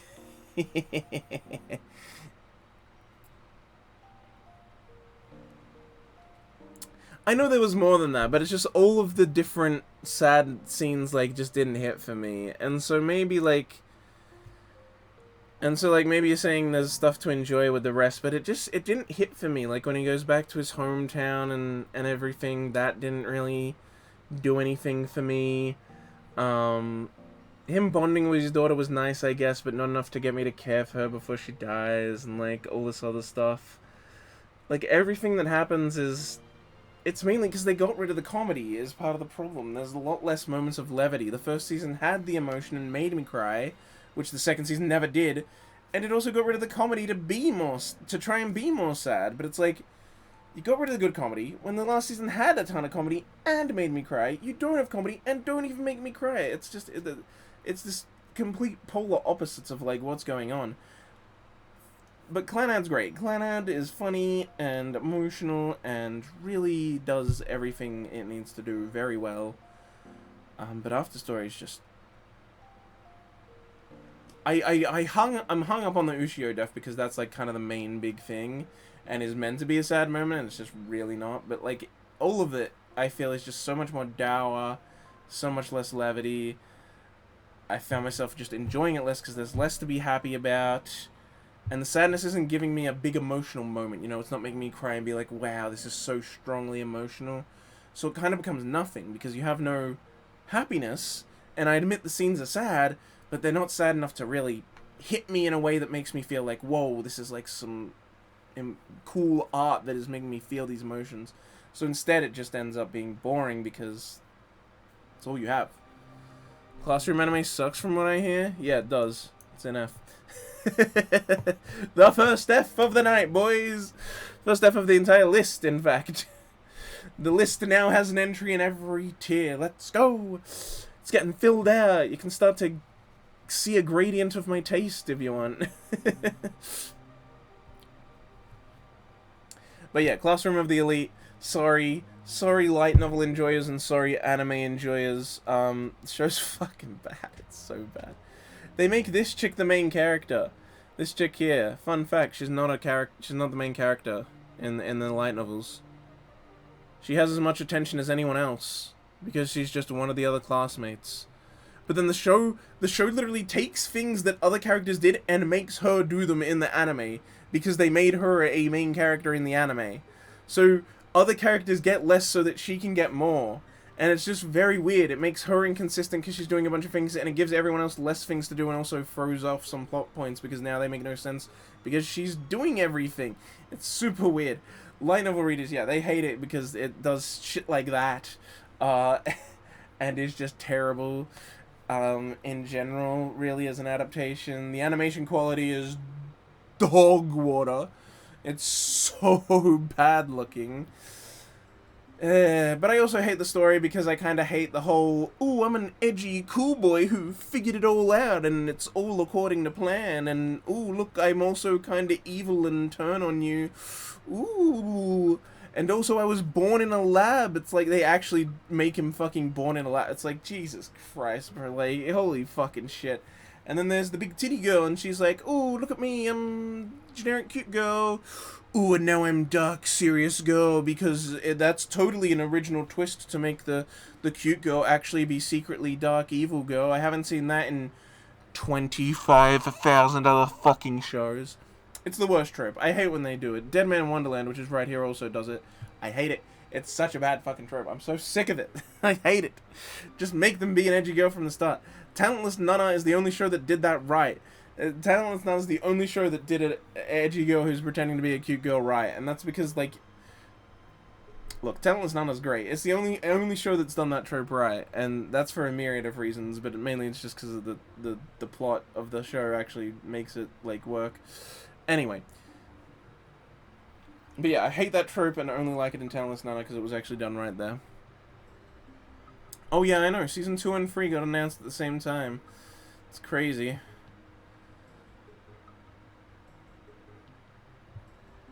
The cutesy girl turned to crazy girl is even better when you find out why she's crazy. Oh, I'm sure it's some dumb fucking reason. Anyway, it's so dumb. Also, it's the dumbest fucking way that she has, like, control over me. Over him. She grabs his hand, puts it on her boob, and is like, now your fingerprints are on my uniform, so I can go to the police and they'll see that you groped me. And it's like, are you never gonna wash that shirt? Is nothing ever gonna brush up against that part of the shirt again? You, like, can it not just be assumed that he just grazed it or is an accident? Like, they act like she has his balls in a fucking vice and he must do everything she asks because one time he grabbed her hand and put it on her boob. It's like, what? She has nothing, bro. She has nothing. Stop acting like you literally can do nothing and must abide her everywhere. It's so dumb. And yeah, it's just overly smart bullshit where you see the characters do nothing and you're like, oh, they're gonna fail. And then it's like, and now they won. And it's like, how did that happen? And then he's like, oh, well, I'll spend an episode explaining all the dumb bullshit that you didn't get shown that shows how I'm super smart. And it's like, no, you didn't show us everything. So you're not actually smart. It's actually all stupid shit you did that very easily could have backfired. It just all happens to be very convenient and lucky, like Tomodachi Game, where it's like, they do the dumbest shit and it's like, you got really lucky that worked. That is not meant to work. That's not you being smart. That's you taking the biggest gamble and it paid off because the show loves you. And wants everyone to think how cool and smart you are and suck your dick. Like, it's just dumb shit like that. It's a stupid trope, but I think it does get to be there. Quick cash grab since there's not much love put into it and seems rushed. Yeah, it's very poorly made. The anime quality is like so low and the color correction's like terrible and everything. I wouldn't be surprised if they were quick crash bags because season 1 came out and then people kept asking for more seasons. The anime onlys did, at least, who didn't realize that it had butchered the source material. And the source material is like doing so well and selling so well, and it like consistently each year and is like super big, especially right now. And it's like, so I think they were just like, hey, just make more animes and hopefully we'll get some money out of it, you know? Like, just make a season 2 and 3, whatever. It's already stupid popular, just do it. That's how it feels. But yeah, it's just such a fuck. I just hate the main character all of the tropes he embodies. There's like a bunch of them, and it's just a bad show. Yeah, it's very tasteless. I don't know. It's like cruel. It's like a very cruel show. Like it doesn't seem to care about its characters at all. I don't know. Whatever. It is what it is. It's the first F because it's just outright terrible. I dropped it after I think 2 episodes, maybe 3. Whenever Cute Girl went all edgy and was like, "Oh, now that you've touched my shirt once, that means I control you," I was like, goodbye, and I dropped it. But I've been keeping up with the lore. I'm on the coach meta, baby. I've been watching the reviews and video essays that explain it all. I know what's going on. It's still bad, is what's going on, by the way. Spoilers, it's still bad. Comic Girls can go and see. Comic Girls is a very fun, cute girl show filled with really good fan service. I guess not filled, but it has a lot of fan service, and they're all very nice fan service scenes. The blonde girl, like, always, like, getting him poses, and she likes donuts. So she like lies down with her shirt buttoned open, and you can see most of her boobs, and she's got a donut in her mouth. It's like, oh, that's adorable. The main girl, it's so fucking funny. Ooh. One time when they like say they're gonna get in trouble with the teacher, and the main girl fucking fantasizes about the teacher being like a dom with a whip, and like, I'm gonna punish you, and then she like, while drooling, she's like, please let the mean teacher punish me too. It's like so fucking funny. Yeah, Comic Girls is just 4 girls living in a dorm together while they go to school, and they all... No, they don't go to school, right, they're all like, I think, or do some of them go to school? No, they do go to school, don't they? I can't fucking remember. They're all mangaka, though. One has a shonen series, like an ongoing shonen battle series. One has a ecchi thing, which is why she keeps getting the other girl the like, blonde hair girl to, like, pose seductively, and, like, with her clothes coming off and stuff. It's like... It's material she needs to reference, alright, to make her work. There's a work relationship. They're not gay, and they're not gonna fuck. No, I'm kidding. They're all gay. Although those two aren't gonna fuck. The ecchi offer is gonna fuck the shonen girl. In fact, I think they do just actually fuck in the show. They don't show it, but I think it's implied multiple times that they actually already have. It's a fucking wild show. But yeah, like the intermittent fan service in the show is really good. The story's pretty good as well, because the main girl's kind of like struggling to get a manga. Like, she keeps bringing them in, and they keep getting declined by the editor. Like, none of them are even starting to get published, let alone making it once getting published and stuff. So there's a lot of emotions that come with that, and it's just a nice show about a bunch of girls in a dormitory being kind of sexy and making manga.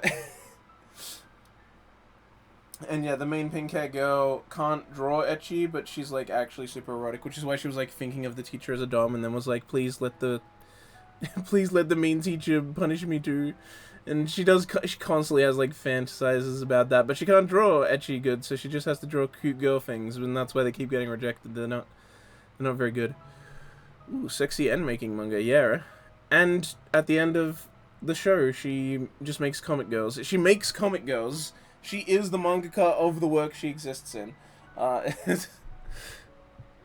they all go visit a crepe stand in one episode and then go back to the dorm. And so then she just draws that as a chapter, and then it, like, gets approved. And it's like, yeah, this is a good, cute girl manga. And it's like, oh, I just draw my life. That's what I'll do. I'll just fucking draw shit that happens in real life between all those girls in a dormitory. And yeah, the fan service is really nice and kind of just mixed in throughout.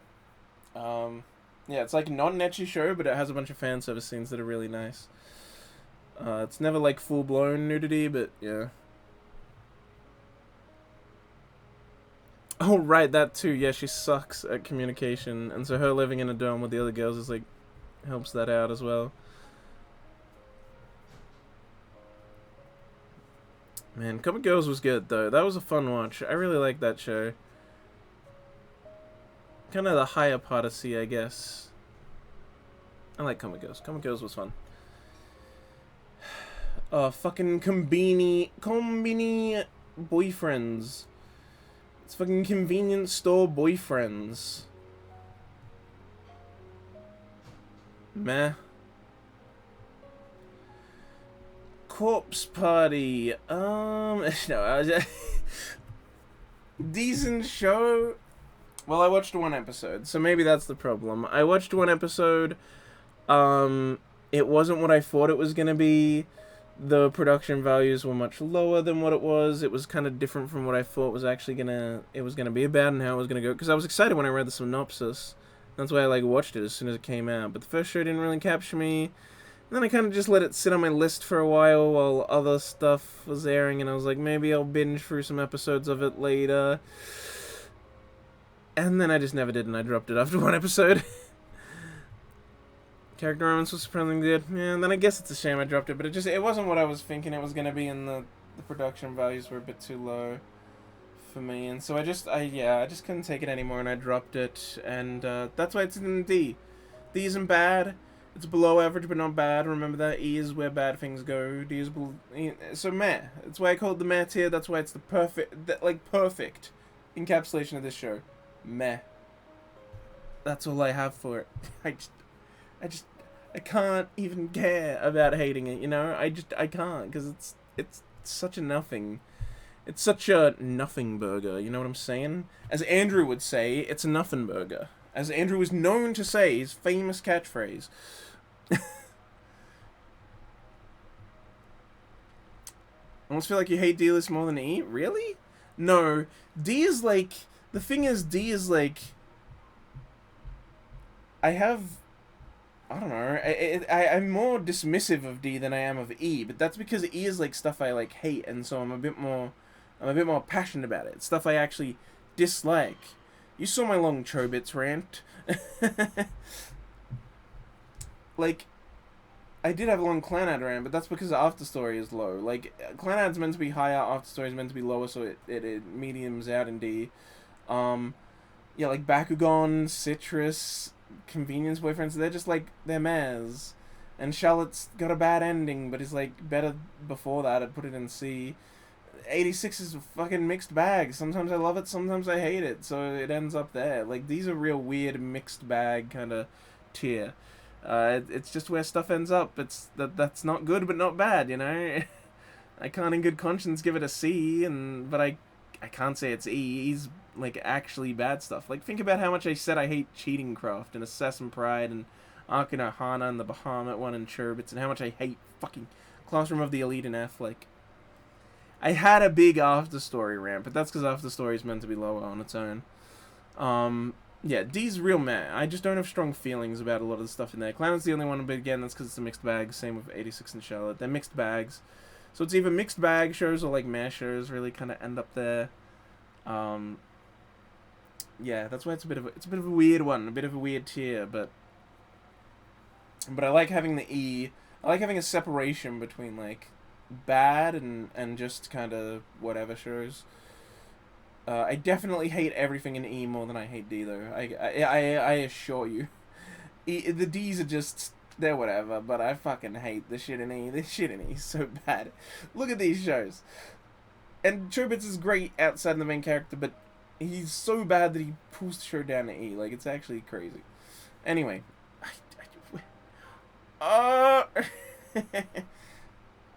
It's been 4 hours. Jesus, I need to be faster. Well, I don't know. I mean, it can take 6 hours for me to actually get as far as I want to get anyway. My streams should be 6 hours long, so that's how long they're meant to be. Anyway, Corpse Party. Corpse Party, alright. It's kind of lame because it's kind of short, and it is cool that it does one of the bad endings, though. I like that, because Corpse Party, if you haven't played it, you get, if you get a bad ending, it ends, and then you go back to the save point, and you just play again until you get, the good endings. But the bad endings are, these crazy moments where the characters die. And so, become perma-tierlist streamer. I mean, I do get the most views when I do tierlist streams, but game is fantastic. Yeah, I love the game. I love the Corpse Party game. I haven't played the new stuff in the Switch one yet, but I bought the Switch version that came out, last year or whatever. I meant to play it in October, but then I didn't end up streaming it all in October, so I guess wait for October 2023 to see Corpse Party on Switch, maybe. That's a maybe, actually. I'm not gonna promise that, but I'll play it in October eventually, probably. But I mainly played Corpse Party on the 3DS, actually. The 3DS port of the first game was actually the one I've played the most.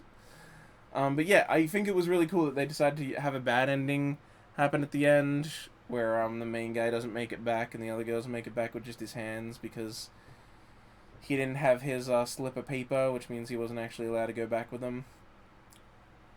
And also, they have other bad endings like kind of happen where like the little sister dies and stuff like that. Like the anime is pretty fucking brutal. But yeah, but yeah, it's like kind of short, kind of goes through it quick, just goes through the base story and has a bad ending, which is cool. I would have streamed it again, but they copyright claimed the crap out of the voicing. Oh really? Do they do that? Yeah. Well, I mean, that shouldn't be a problem on Twitch, actually. That would just be a problem on YouTube, yeah. Because in Twitch, they actually don't let you put anything into their auto-claim that's in a video game. So any music that's in a video game, or voice lines that are in a video game, stuff like that, it can't be claimed on Twitch, at least. So the VOD won't go silent, but it will be claimed when I upload it to YouTube.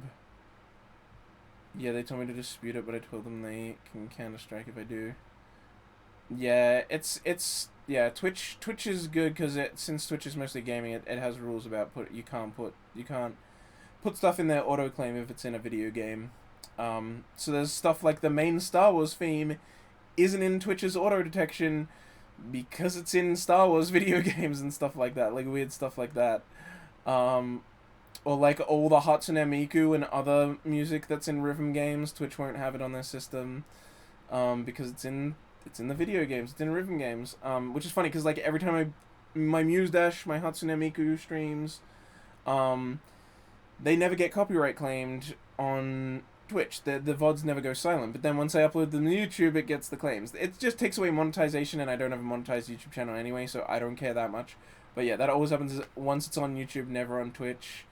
It also happens with like Bravely Default. For some reason on YouTube, all the Bravely Default music is claimed. Is set to the autoclaim, and so is all of Key's music. Key have all their music on claim. Maybe they don't for older games, but they do for Summer Pockets, so all my Summer Pockets stuff gets like that as well. I've got mutes for Miku on Twitch. Ooh, interesting. I never have, at least. And I do know that Twitch's policy is that they're not meant to have songs on their thing if they're in video games, so maybe it was added when it was a song that wasn't in a Miku game, and then it was added later, and just no one caught it, because, of course, they can't check everything all the time, but they're not meant to have anything on their auto-claim system if it's, they're not meant to have anything in their claim system if it's in a video game.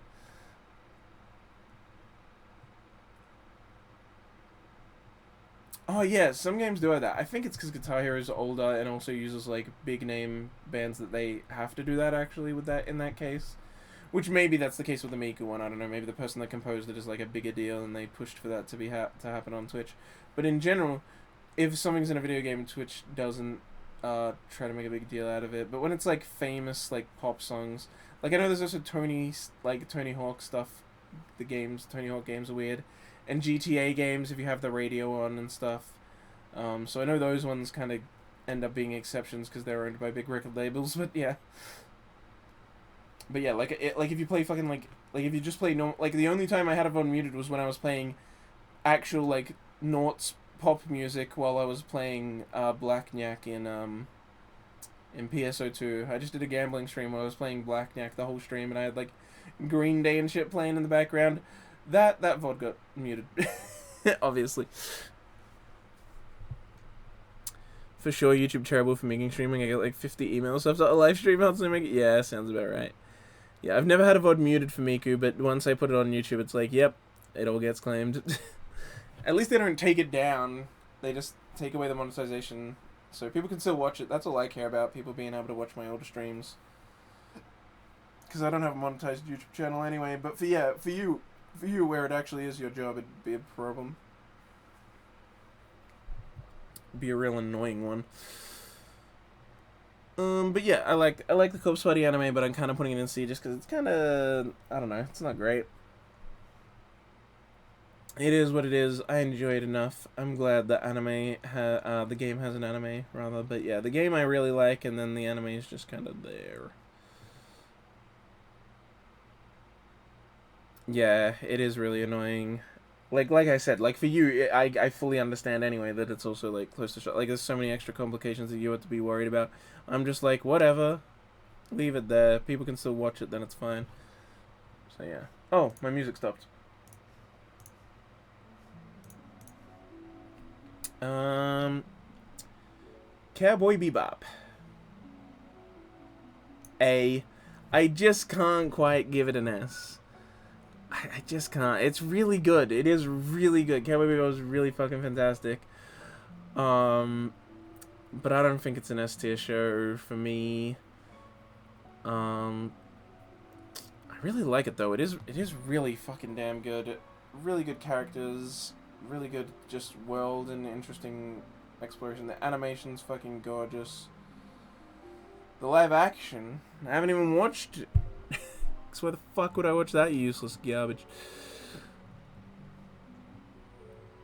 But yeah, Cowboy Bebop's good.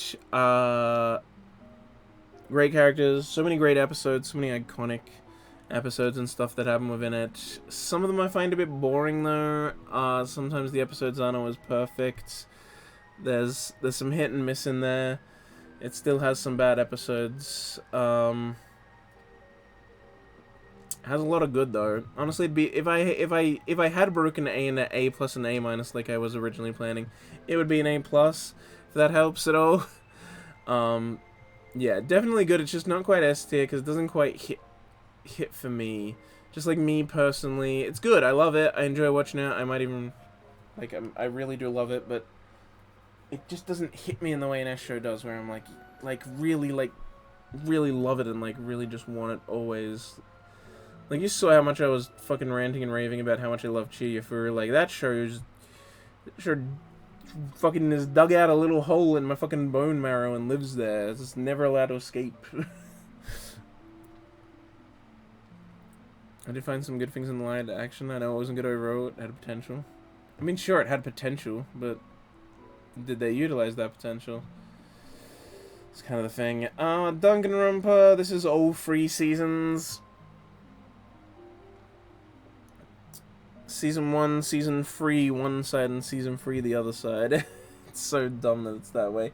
And the way you're meant to watch it is like, if you weren't watching both when they were airing, it's so weird to know that to learn that the way you're meant to watch it is to watch one of one, then one of the other, then episode 2 of one, and 2 of the other, between the 2 seasons 3. It's fucking wacky. Because it aired that way. It was like they were both airing in the same season, and so you were meant to watch episode 1 of one show, and then like later the other one would air its first episode, so you watch that, and then the first show would air its episode 2. And so they have like things where like reveals happen at the same time. It's like, oh, we could have revealed this earlier, but like we just revealed it in the other show, so now we can show it in the other show because now you know it because you're watching it in the right order, right? It's very weird. I did watch it that way. We did it for a watch along, and so me and Blue Spark were like doing it that way, where we were switching between them as we went and everything. It's a fun watch along, and a pretty long watch along too.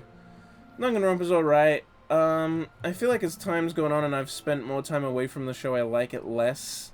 I think it's kind of faded with time in terms of how much I like it. I don't know if it would stand up to a rewatch, but just being given more time to think about it, it's kind of fallen off compared to how I felt before. I don't know, it's just kind of... Is it basically the game as a show? The first season is, the rest isn't. The first season, rather, sorry. The first season is the first game, but the third season Despair route and the third season Future route are just their own fucking thing that doesn't even happen in the third game. It's insanity. And yeah, and you watch one of Despair, one of Future, one of Despair, one of Future, one of Despair, back and forth because they add in the same season. It's very weird. And there is no 2. It's literally called Free Despair, Free Future. There is no 2 because you never see the like fucking island characters from the second game doing their thing. You just see them at the school before it became a bad school in Despair, and then you see the future that I think is commented on in the third game Maybe? No, you don't. You don't see any of the characters from the third game. I don't know why they called it free, alright? It's just something that happened. Is it worth watching? I don't know. If you like Danganronpa, sure, I guess. It's kind of interesting. Yeah, I mean, I'm not putting it in D. It's got some good stuff to it, and it was interesting to watch, and I do remember kind of enjoying it. Because I was also watching it as a watch-along, like, it was kind of fun to, like, be like, oh, someone died, let's try and, like, speculate about who did it, and stuff like that. That was always fun.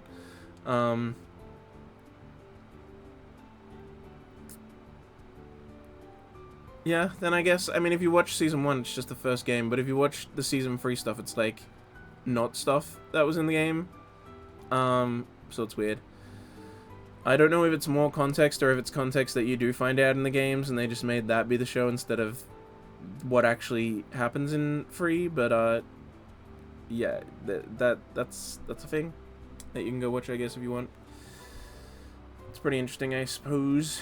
They definitely expect you to be someone who's played 2, which I think is maybe why they called it free. Because they just have the 2 characters there, and it's just like, yep, you care about them. And it's like, why didn't you make an anime of the second game then first? But, yeah, I think they expect you to have played the games, at least for the 3rd season they do. But yeah, it's just kind of, I don't know, there's so many meh things about it that kind of bring it down, and, I'm not fully on board with the style, especially of the character designs. They're not bad, but it's just like, I don't know, it kind of put me off a little. And yeah, and there's a bunch of like edgy shit and just other shit that's like it's bred a weird fandom for a reason. Is all I could say. So yeah, there's some stuff in there that's off-putting to me, and I just feel like it makes more sense to put it in C. God, I have so much to get through still. Darwin's game. Holy shit. E. Darwin's game is bad. I wonder if it didn't animate the same game. Yeah, I have no idea. They just... I think it's most people's favorite, but yeah, they just didn't. Sugar's Queen? I mean, fair point, but... Bad take?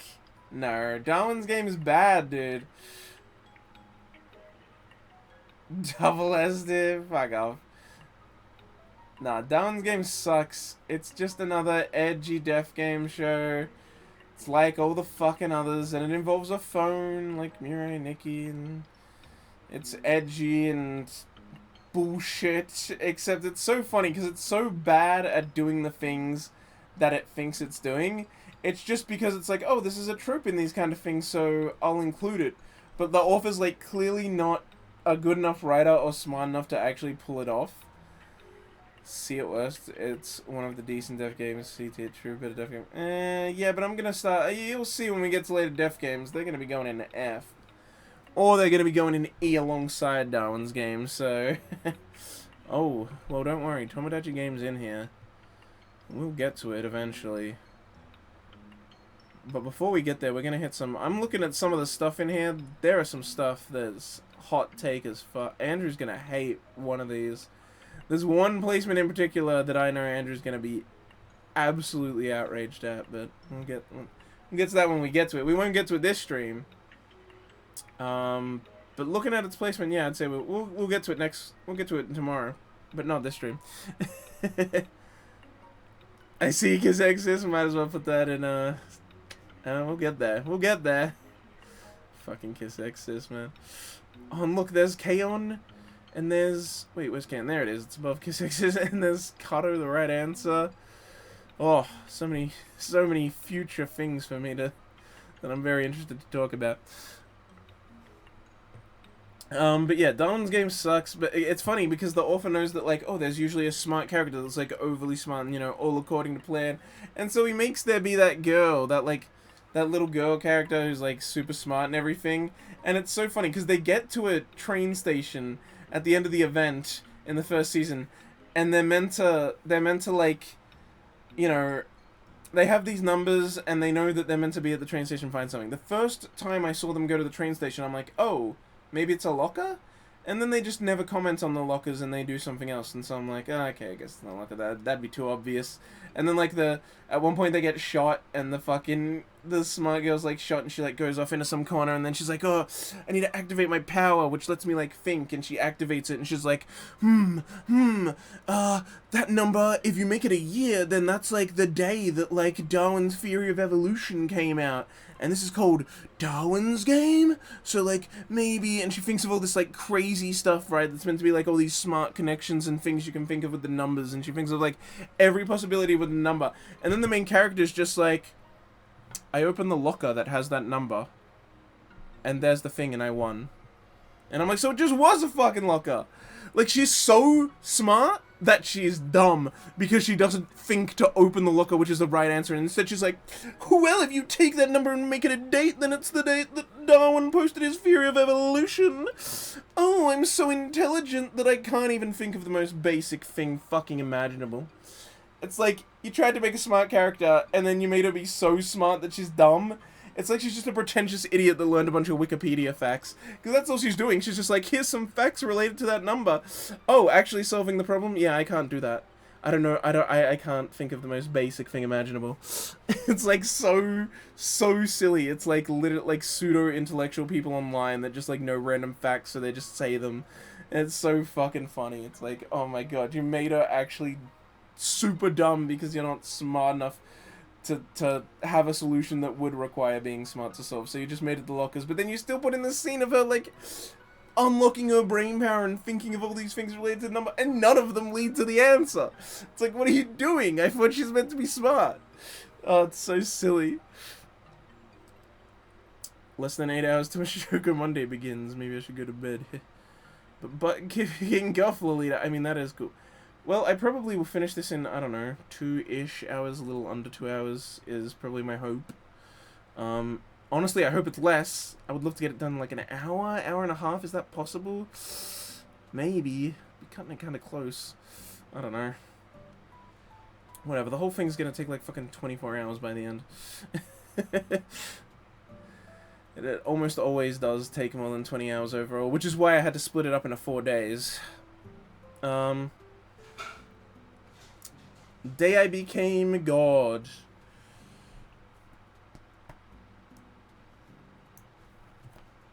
Don't worry, Andrew. I know it's a real personal thing that, like, it gives you why you like this. It's just not there for me. It's not there for me. I like the main girl. I think she has a fantastic design. She's very Aira adjacent. Like, if you look at Aira in the corner. Aira's meant to have straight bangs cut. The hair in this model that I use is a little wrong. But yeah, like straight pink hair. I'm in love with that.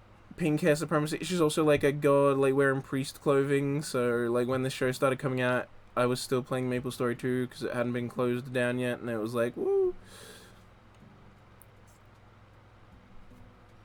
Still haven't seen it. It's about movie reference. And yeah, it's just it's a perfectly expected show made by this guy. You know, it's like Charlotte. It's like VN's done by Key. It's like very much like that way. Like, oh, we have you meeting the characters. We have them doing fun, random whatever together, so that you start to care about them and you see them happy. And maybe there's a little bit of character development there where the guy's like, yo, you didn't make the jump during basketball, so now make the truck from this motorcycle onto a moving truck to save that lolly. And it's like, Jesus Christ. That's just so fucking funny that happens. And so it's like, yeah, it's like the silly comedy early moments of a VN where you learn the characters and love them, and then it, you know, and then bam, crap on. And so then it gets into the sad stuff, where they're like, yeah, we put a quantum computer into the size of a chip, and then we put it in our brain, and then the government comes and cuts it out, because quantum computers would be too powerful for anyone to have, even though they're a thing that exists, and are currently being made by companies. So in the future, people will have quantum computers, but sure, the government would take them away because they're too powerful. And also some old guy was able to fit a quantum computer into a microchip and stick it in her fucking brain. And then she she becomes like brain dead after that, and they're like looking after her in like an institute, and she's like heavily autism coded, and it makes me feel a little uncomfortable as someone with autism because they're not really handling it very classily, and it's a little much. It's a little offensive. It made me feel a little uncomfortable.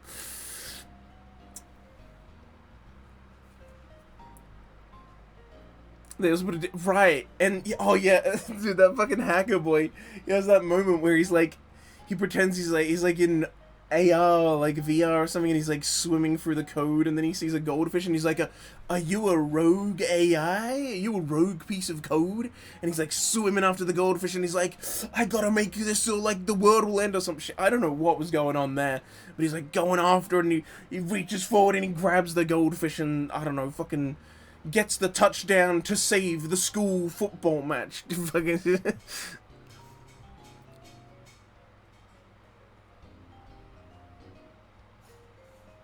What are you doing? Are you just listing? Are you just listing shows?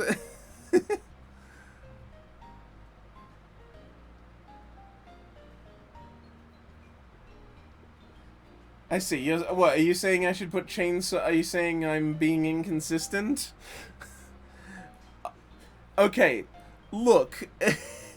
I see what you're saying. Suspension of disbelief, but suspension of disbelief is not a hard and fast thing. It is a thing that is built up through good faith, and also by having consistent in-universe laws. Look, I had no problem with her being a god. If they were just like, yeah, she's a god, and maybe it's some techno shit, whatever. But if you're gonna give an explanation, the explanation's gotta make sense. Attack on Titan, we didn't know shit for a long time, but the Titan system has very consistent rules that they've followed about spinal fluid and eating and Eldians versus non-Eldians and all this other stuff, and they built up their rules over time, and so my suspension of disbelief doesn't get broken in Attack on Titan because they establish rules and they follow them. Yes, it can't happen in real life, but it's a fucking fantasy. I can get with it. Same with Chainsaw Man. It's like the demon globs onto his heart and everything. It's like, I get it. It works for me. Like, Pochita's his heart. Pochita wants to get laid. That fucking line. And it's like, it's set out the rules. What are the other one? Stupid teenage. Eren is a student. He's a fucking psychopath.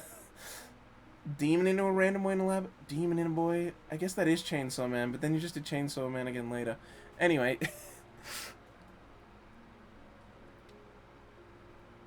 Unless you're talking about Berserk with the demon, maybe? I don't know. Girl can be girl, but here's the thing. Look, if they just didn't give me an explanation, I wouldn't be complaining. That's the thing. I have enough suspension of disbelief. If you're making me enjoy the show, then my suspension of disbelief is even better. It's like a tightrope, alright? If there's too much weight on one side, you fall off. Okay? So as long as the amount of bullshit is filled with either stuff I'm just enjoying, or stuff I like, or whatever, then it's gonna keep me more stable with my suspension of disbelief. It's not gonna be the same for every show. This show lost me because it gave an explanation to the magic.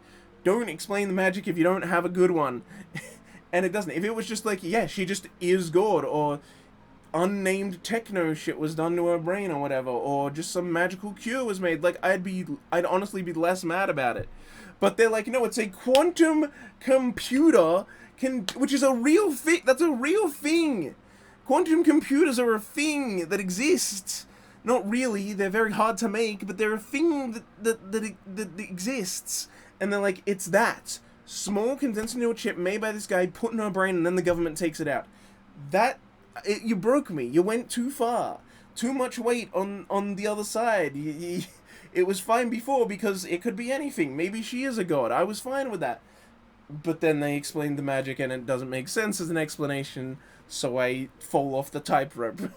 That's kind of what the problem is there. I wish I could remember what I was thinking of about 10 seconds ago. There's another show that kind of greatly shows suspension of disbelief in another similar way, but I can't remember what it was that I was picking. But yeah, it's like, fantasy I'm fine with. Shit that doesn't make sense, can't happen in real life, I'm fine with.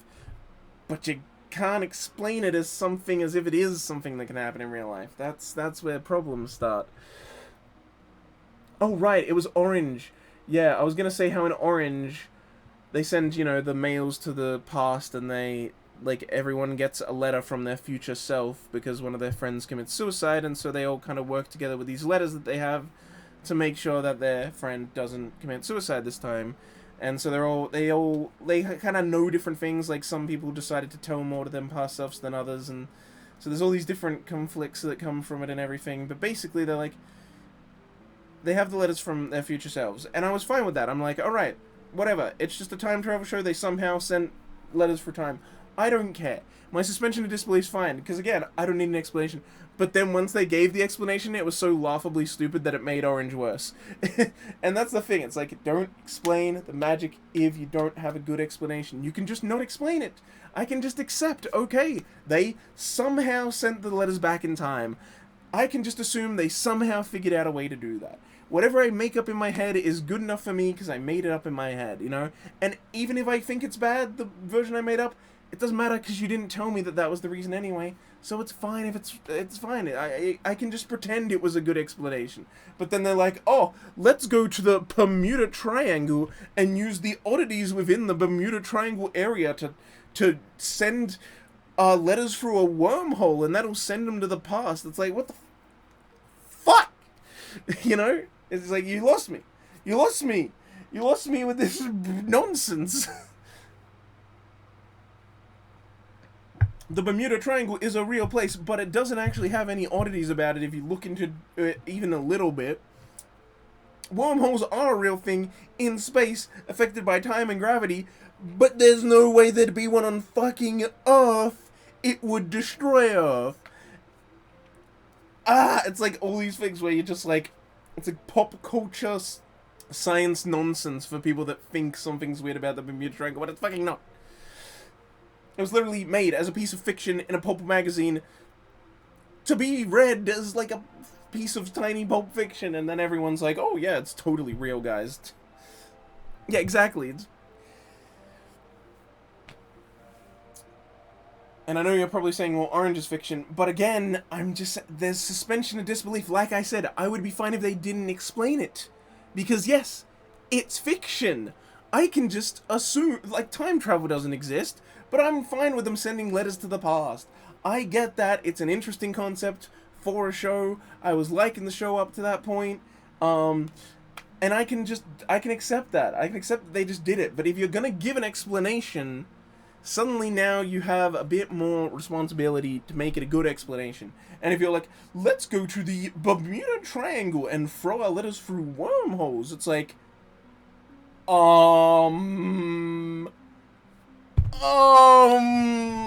like, you lost me there. That's where you fucking lost me. Suspension of disbelief snapped at that point. If they just never explained it and it was just left as a mystery, like, yeah, they got the letters, it's from their future selves, and you're never gonna find out how they did it, it's like, that's fine. I don't need to know how to.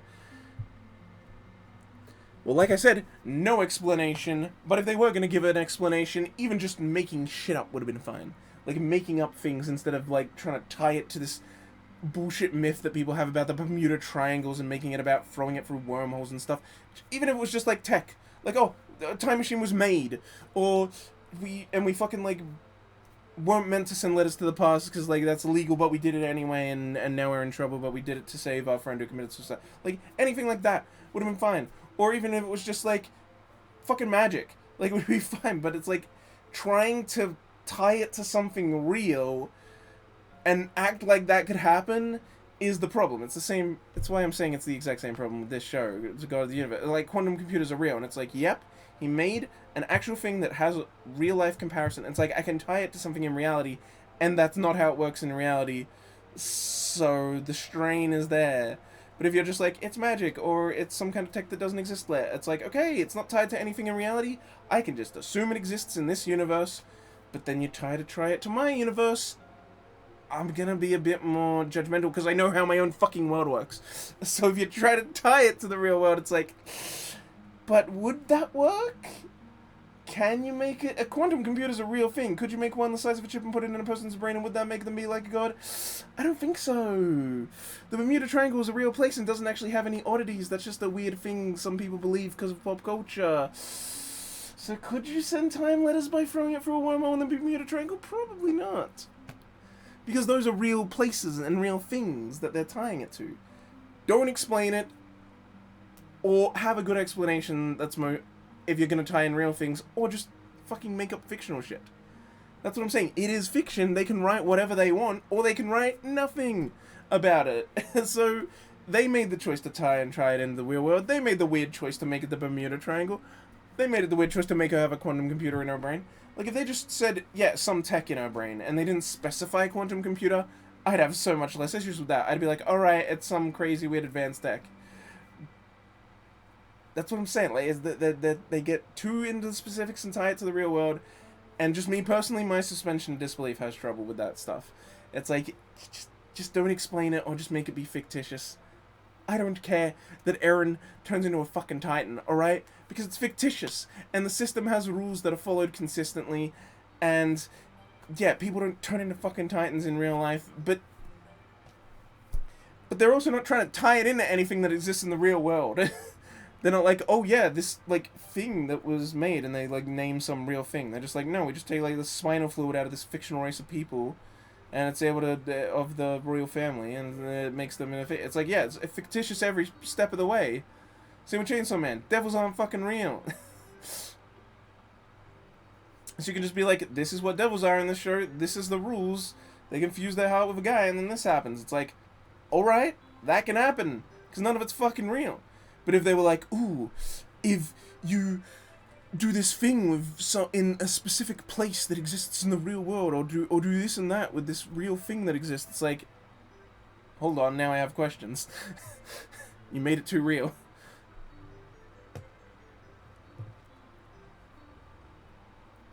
And so that's my main problem with it, you know? My suspension of disbelief isn't going to break in every show, because, yeah, it's fiction. It's just going to break in that specific instance. I guess that's my weakness with suspension of disbelief. You know, my personal weakness is tying it into real things too much. Just be fictitious or don't explain it. There's nothing wrong with not explaining magic, you know? That can just be a mystery in the background. As long as it's a good story that gets told, it doesn't really matter if you explain every fucking detail. But if you do, make it fictitious. Make up your own fucking magic system. Make up your own system of rules. Do whatever you want. I won't care. As long as it's consistent with its own rules. At that point, my suspension of disbelief will only break if you break your own rules. Not if you just suddenly go like, ooh, drinking a can of Pepsi lets Eren turn into a Titan. I'd be like, what? Why?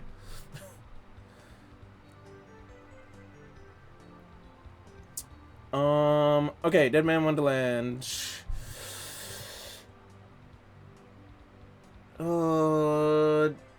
Maybe E. I think E, because, yeah, it's kind of actually bad.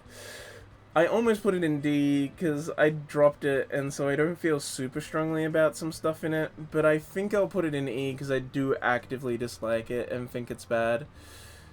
Edge Boy alert? Yeah, pretty much. It's a bit too edgy. I do think the blood stuff is actually cool, like the system where everyone like uses blood to fight. That's like actually kind of cool. And it reminded me of Kyokai no Kanata. Cutesy girl goes insane, like, yeah, it's all the typical Edge stuff. There's a cute girl, and then she goes edgy. And there's multiple that do it, because the main white girl, I didn't ever see if she actually went crazy, but there's one moment where a building explodes and she's standing in it, and she has a Sans Undertale eye. She has, like, the blue glowing eye that Sans Undertale has. And it's like, Jesus fucking Christ, this is, like, some peak Edge right now. Yeah, and then there's a cute girl that comes in and is like, oh, I'm a cute girl that likes plants. And then she goes, woo, I'm crazy. And she's actually evil. Wow, I haven't seen this man. But yeah, edgy shit. Cute girl goes insane. Source material bay. I mean, I didn't even finish it, so I didn't even know about that. I didn't finish the season. I dropped it at some point. Yeah, it wasn't great. It just wasn't interesting enough.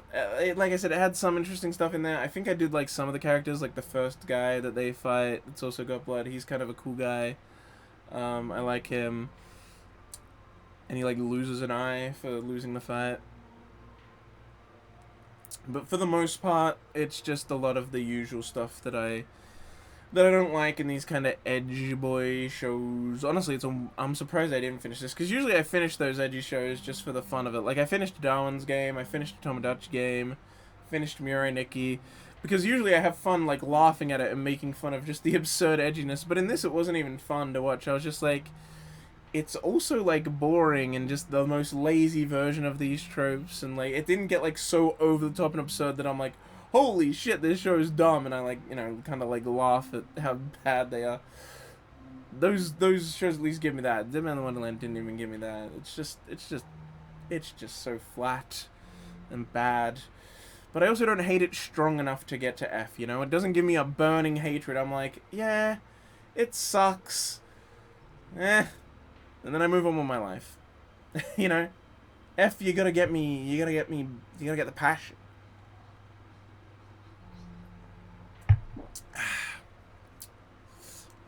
Death March of Rhapsody in the New World, or whatever the fuck it was called. Oh, that's gonna be another E. We're getting a lot of E's. The bottom tiers are starting to fill out a bit more. For a while there, like A, B, and C were like really filled, but we're starting to get some more D's and E's in there. That's good. Starting to see the good, what I think is good and what I think is bad. It will help you see what my taste is a bit clearer this way. In another world of my slave harem, basically, I watched one episode and then I dropped it because it was that bad. And then I also heard more people talk about it as more episodes came out, and I was like, yes, I don't trust this at all. Seems like it's, yeah, just garbage. But yeah, it's like, I don't know, some programmer, and then he goes to work, and then it's the most annoying voice acting I've ever heard, where it's like this, like someone trying to sound like a little kid, and I think it's a female doing it, and it's like this, I just find the voice really whiny and annoying that he uses when he's like a little kid in this alternate world now. It's bleh, bleh, bleh, bleh. Yeah, and then he instantly also, and he's a dev. He was a developer in the game, so he has fucking dev mode.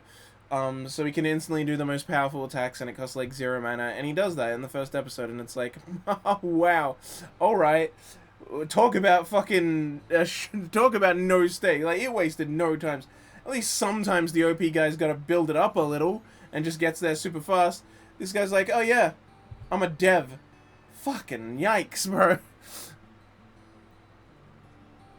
Light novel is also not very good. Gambare Shamika. Yeah, it's just not great. It's really not great. Gotta put it in bad. I think in the past I've sometimes put it in D tier because I just don't feel strongly about it, but it is bad. It is bad. I just don't hate it strongly enough to put it in F, but it's garbaggio, as they say. Now we have Gambare Shamiko. They try to science your stuff, but Gambare. S tier, baby! S tier Shamiko! I fucking love Demon Girl next door. It's so fucking good. Shamiko is great. Momo's great. Mikan's great. Shamiko's little sister is great. Shamiko's little sister's the best. She's gonna actually become a demon lord. I fully predict Shamiko is gonna like become too nice over time, and her little sister's just gonna actually become the next fucking demon lord. And Lilith will be proud. Goddammit! I also love Lilith. I love that in the second season they gave her a little doll body to walk around in, so she can be a bit more of a character. And I love her little doll, and Momo can control it a little. So thank you for my new buddy. It's so fucking funny. And she has to get the tickets. She has to get like the doll tickets by being nice, and not being too evil. She can get the doll tickets and use them to get the body. It's great stuff. Yeah, all the characters, including the side characters, are just great, and the way the world keeps expanding is awesome. Like, Season 1 started towards the end to touch on, like, some world building, and it was like, whoa, this show's actually, like, got a magic system, and got a past, and got all this, like, deep world stuff. But Season 2, just full fucking steam ahead, just constantly we learn about more races, we learn more about the past, we learn more about the magic system. We start to learn like what happens with Momo actually switching between a magical girl and a demon servant. She actually becomes Darkness Peach multiple times, and it like causes all these problems. Um, yeah, we get more races, more characters, and just like this expanding group of Shamako's like basically little demon army, even though there's magical girls in it. And pacing in season 1 so much better, but still love it. I guess, but I really like season 2 more because I just love all the world building stuff and the way they expand the world, and I love the naturalistic dialogue where like they never actually have a moment where they stop and do a lore dump. They just go like they just like mention it, and so you can like pick up on things by them just acting like how they would. They only explain something if it actually makes sense to explain it, like when they're telling Shamiko about her past and Momo's sister being trapped in her and everything, and then we see that as a flashback of just that really strong point emotional moment. Like, the show's so good, it hits emotional moments really good. It's got great comedy, fantastic characters, deep world building, and a deep magic system, and it's all got a deep past between the different clans, and all these, it's so good. It's so good, and just so much more than other cute girl shows. Like, it really goes all out. Like, when they're, like when Mikan's gonna fire Lilith with Momo's magical thing into the cafe because they can't enter it because they're magical girls. The cafe that's got like the protection seal on it that Momo's sister put up in the past. It's like Mikan like has her loaded in the thing, and Lilith's like, can you make the shot? And then she's like, yeah, I'm more accurate all the way over here because this is where all the magic ley lines meet because of the big tree. And it's like, yeah, and we learned that in the first season, but again, it's never been like outright stated to anyone. They just kind of say, yeah, that's where the ley lines meet, and it's like, yeah, you just get that's part of the magic system because the characters have said it, but they're not like doing some big explanation where they bunch a dump of things and it makes no sense. It's like, yeah, it's like very naturalistic that you just say, oh yeah, it's like this, and then you go, oh, so it's like that. And that scene's also great. And then she fires Lilith and she gets in and breaks the seal. But yeah, fan-fucking-tastic show. Definitely an ST. I love it so much. Shamiko is a blessing on this earth. Shadow Mistress Yuko herself. Great character. One of the best characters, period, honestly. I love her so much. She's like up there with like Takagi and shit for me for just characters I love so much, and Yui from KO and stuff. Just fantastic characters. Oh boy. Oh no. Oh no. It's time for Hot Take Central. People like Demon Slayer, right? Because I don't. Now, I'm not saying it's bad. Season 1 is bad, but the movie makes up for it, so it gets to be in D. But, yeah, my main problem with Demon Slayer is just that it's really shittily written. Don't get me wrong, the visuals are fantastic. The visuals are fucking out of this park. Of course they are. It's UFO table. Like, of course the visuals are fucking gorgeous. They're great. I got no complaints there. What I do have complaints with is that it cut none of the fucking fat from the manga. Like, holy shit, it's just like, oh, they say that in the manga, then have them say it in the anime, even though it's an anime and not a manga.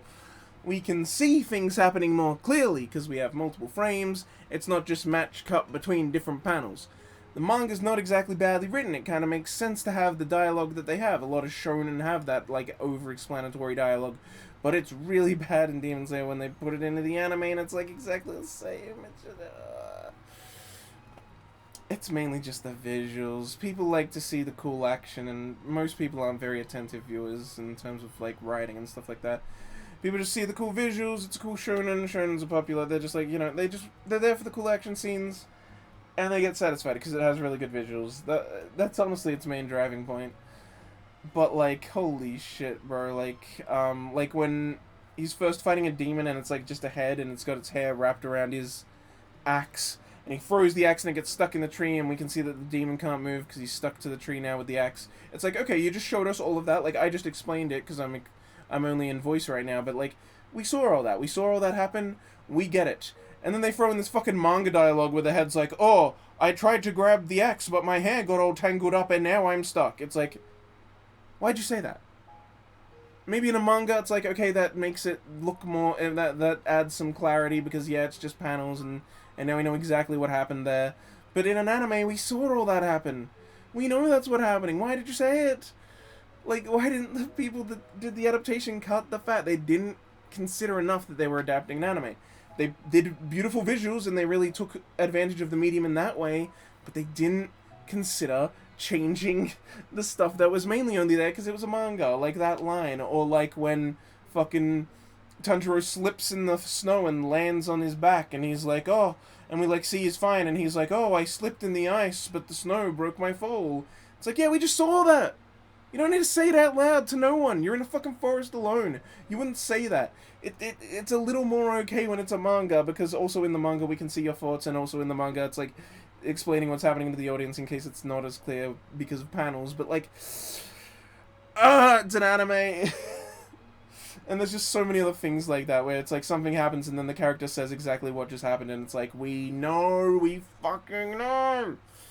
Like, holy, like when he looks in to the cave and we see Nezuko making noises as she's digging out the hole, and he's like, yo, where's Nezuko? And then she pops her head up and he's like, oh, I guess you dug a hole. It's like, yeah, we fucking just saw she was digging the hole.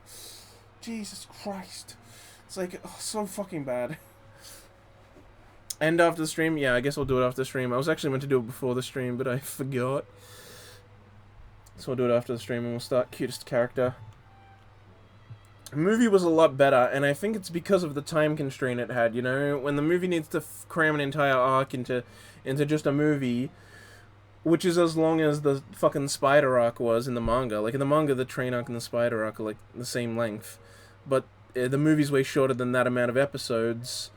Because it's like, yeah, it's like, you need to condense it down, and then you need to actually cut the fat. Cut out dialogue that's not adding much. Cut out the silly, dumb comedy bits that are all over the main series, like fucking Blonde Boy, he just yells, and it's like, oh, I guess that's funny, because he made his voice louder. He yelled, people can yell, haha, so funny. See, he yelled, haha, haha, haha. Fucking kill me. It's the worst comedy. It's just, he just yells all the time about everything, and that's meant to be a joke, and it's always bad, and it takes up so much time. It'll be like 10 minutes or 5 minutes or something of him being like, Tanjiro says something, and then the blonde guy yells at him, and so then he needs to have a reaction of being like, whoa, this guy's yelling at me, and then he yells again, he's like, whoa, and then it's like, and then he says something about Nezuko, and so he yells again, and it's like, whoa, it's like, is this meant to be funny? You're just wasting time doing literally nothing. It's nothing. Maybe that's fine when you need to fill out a chapter and get a fucking manga out, or you're trying to add some characterization in a manga, but it's just annoying when I hear a voice actor screaming in my ear about how much he wants to fuck Nezuko or whatever. It's so fucking annoying and boring and never funny. And it's like, oh, I'll never forgive you because you have a cute sister or whatever and I want her, or some shit like that. It's like, Jesus fucking Christ, bro. Cut the bullshit out. Cut the shitty jokes, or just do them less, or make them take up less time. Cut the dialogue that means nothing, which is also the jokes. Just the movie does that. The movie did all that. It cut out all the bullshit, had nice visuals, had nice action. Tanjiro actually felt like a fucking person as well. Tanjiro is so, like, fucking, he's such a soft boy main MC, purest heart that's ever lived, that he's, oh, I'm sad that I have to kill you. I want you to die happily and not sad. Oh, I'm so sad that I have to kill these fucking evil monsters. Oh, I'm such a sweet, soft boy. Oh. And then in the movie, he gets angry. The person, like, fucking goes into his dreams and shows him dreams where his family's blaming him for their deaths, and he's like, he gets angry. He's like, hey, don't fucking use my family that way. Don't have them ever say that. They'd never say that. How dare you use them that way? You insulted my family. He gets, like, pissed, and he goes in for the attack saying, like, how dare you use my family that way? It's like, finally, he's a person who actually has values and can get angry about people being evil. Like, holy shit. It's like, Jesus Christ, he's an actual character now. Thank God. Oh shit, I'm dropping frames like crazy. I might have to end the stream early if that keeps happening. It's stabilized now, but it might go bad again. We'll see. But I'm ranting about Demon Slayer right now. But yeah, the movie's also good because then it also has like Blonde Boy doesn't yell as much and make as many jokes because again they have to cut that. Nezuko, she's barely a character, so she's barely in it, and that's fine. They use her about just the right amount. She wakes them up at one point. The only bad thing is that about Tanjiro making him not be a character is that, yeah, but I'm worried that the dropping frames also affects audio. I don't know how much it does or if it does at all, but I'm just, yeah. It also means that the stream might actually cut out as well if it drops frames for too many seconds, if it's at 0 for too long, so that's also part of the fear. Newest Dark was good. I mean, if you say so, man. Like, Newest Dark in the anime, I assume you mean? Because the manga's been done for years. But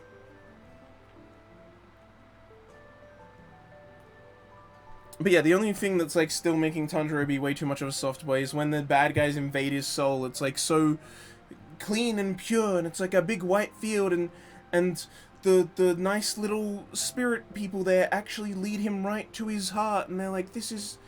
And he's like, oh, it's so beautiful that I'm gonna cry and now stop being a bad guy. It's like, Jesus fucking Christ. Oh, I saw his soul and it was so pure that it made me cry and now I'm a good guy. Like, fucking Christ. He's not allowed to have a single imperfection, this guy? Seriously, get your dick out of your ass. Honestly. The anime, final few episodes were nuts. I mean, if you say so. Your audio never gets cut out. Well, that's the thing, I don't know, so... But now I know, which is good, at least. For something like this, it does, yeah, it doesn't matter as much. I'm mainly just worried it'll cut out. So yeah, movie was better, because Tanjiro's a bit more of an actual person. They actually cut the fat like they should have in the series. The final fight's really good, and then also, like, when the guy dies at the end of the fight, it's like a really good moment, because it, one, shows us how strong the bad guys are. It gives us this moment where he still won, though, because his whole thing was that, you know, his mom taught him to protect people. He protected everyone. No one died because he was there to have that fight, even if he did, in the end, die. He did exactly what his goal was, so he did win. And the enemy bad guy feels like a real person, because he's not just like, oh, look at me, I'm maniacal and evil and I do bad things. He's, like, fighting with him, and he's, like, talking about how much he loves fighting him, and he's like, yo, you're so good at fighting.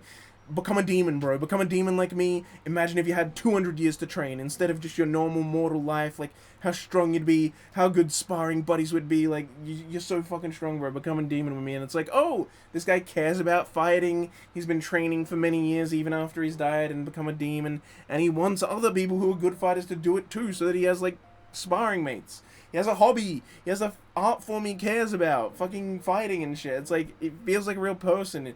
He's not just evil. He's doing something he loves. It's ridiculous. Like, it's like, how is the movie was so good because it just cut all the fat and made the writing a bit better in all the characters. It's like, why couldn't the show have been like that? Why did the first season have to be so dog shit with its writing, over-explanatory dialogue, not cutting any of the fat? It's like, ah, this could have been the show, bro.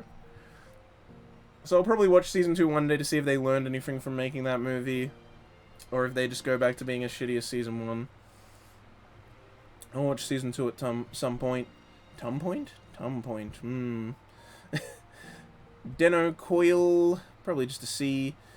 Deno Coil is cool. I like it. And a lot of its ideas it has. Also, now we have a tier that's got 2 rows. Deno Coil's got a lot of, like, cool AR ideas and ways that it, like, plays with the idea of if everyone was wearing AR goggles, like, all the time, like, causing them to, like, glitch out, but it's like you're, like, glitching out reality because it's an AR overlay. Or, like, if you go to a place that's, like, been abandoned, it has, like, outdated data, and so, like, your foot might, like, fall right through the floor, and then you take the goggles off, you're like, oh, it's because, like, this place is dilapidated and abandoned, but because no one's been going there, the data of the AR overlay hasn't been updated to match those holes, so it just looks like it's still this pristine place in the goggles. And a bunch of other cool shit like that. Like, it has a lot of neat ideas to explore. I think towards the end it gets a little messy. It gets a little too overly, like, God is the machine type stuff, and it's not super engaging or interesting. Like, before it was very more grounded, and then as it starts to get a little wacky, it's like, this is getting a little out of hand. Yeah, I liked it. I just think towards the end it kind of started to go off the rails. But all the stuff before that I really like. I really like the ideas it tackles. It's a very good sci-fi show, at least. I just think it could have been better. I mean, like I said, C's still worth a watch. But yeah, I can't give it a B, really, just because of the way it kind of falls apart and left a really bad taste in my mouth because of it. When I think back on it, I think of its cool ideas, and then I think about how the ending was trash. So, yeah. I'm trying to be a bit faster. Devilman Crybaby, ooh, is this S worthy? It's at least A worthy. Maybe S? For now I'll put it in A. I might move it to S later, but for now I think we'll sit it in A. It can get comfy there. It's still good. Yeah, really good show. I binged the whole thing on a plane. Watching episode 1 on a plane, slightly uncomfortable that someone was gonna look over and see my screen. Yeah, download all the episodes onto my iPad off Netflix and watched them all on a plane to like Europe. Because that flight's like 16 fucking hours, it's ridiculous. But yeah, really good show, really good, like, the animation's pretty fun and inventive. I mean, it's Masaki Yuasa, so it's exactly what you'd expect from him. But they do really inventive, creative stuff even for him, especially that first episode.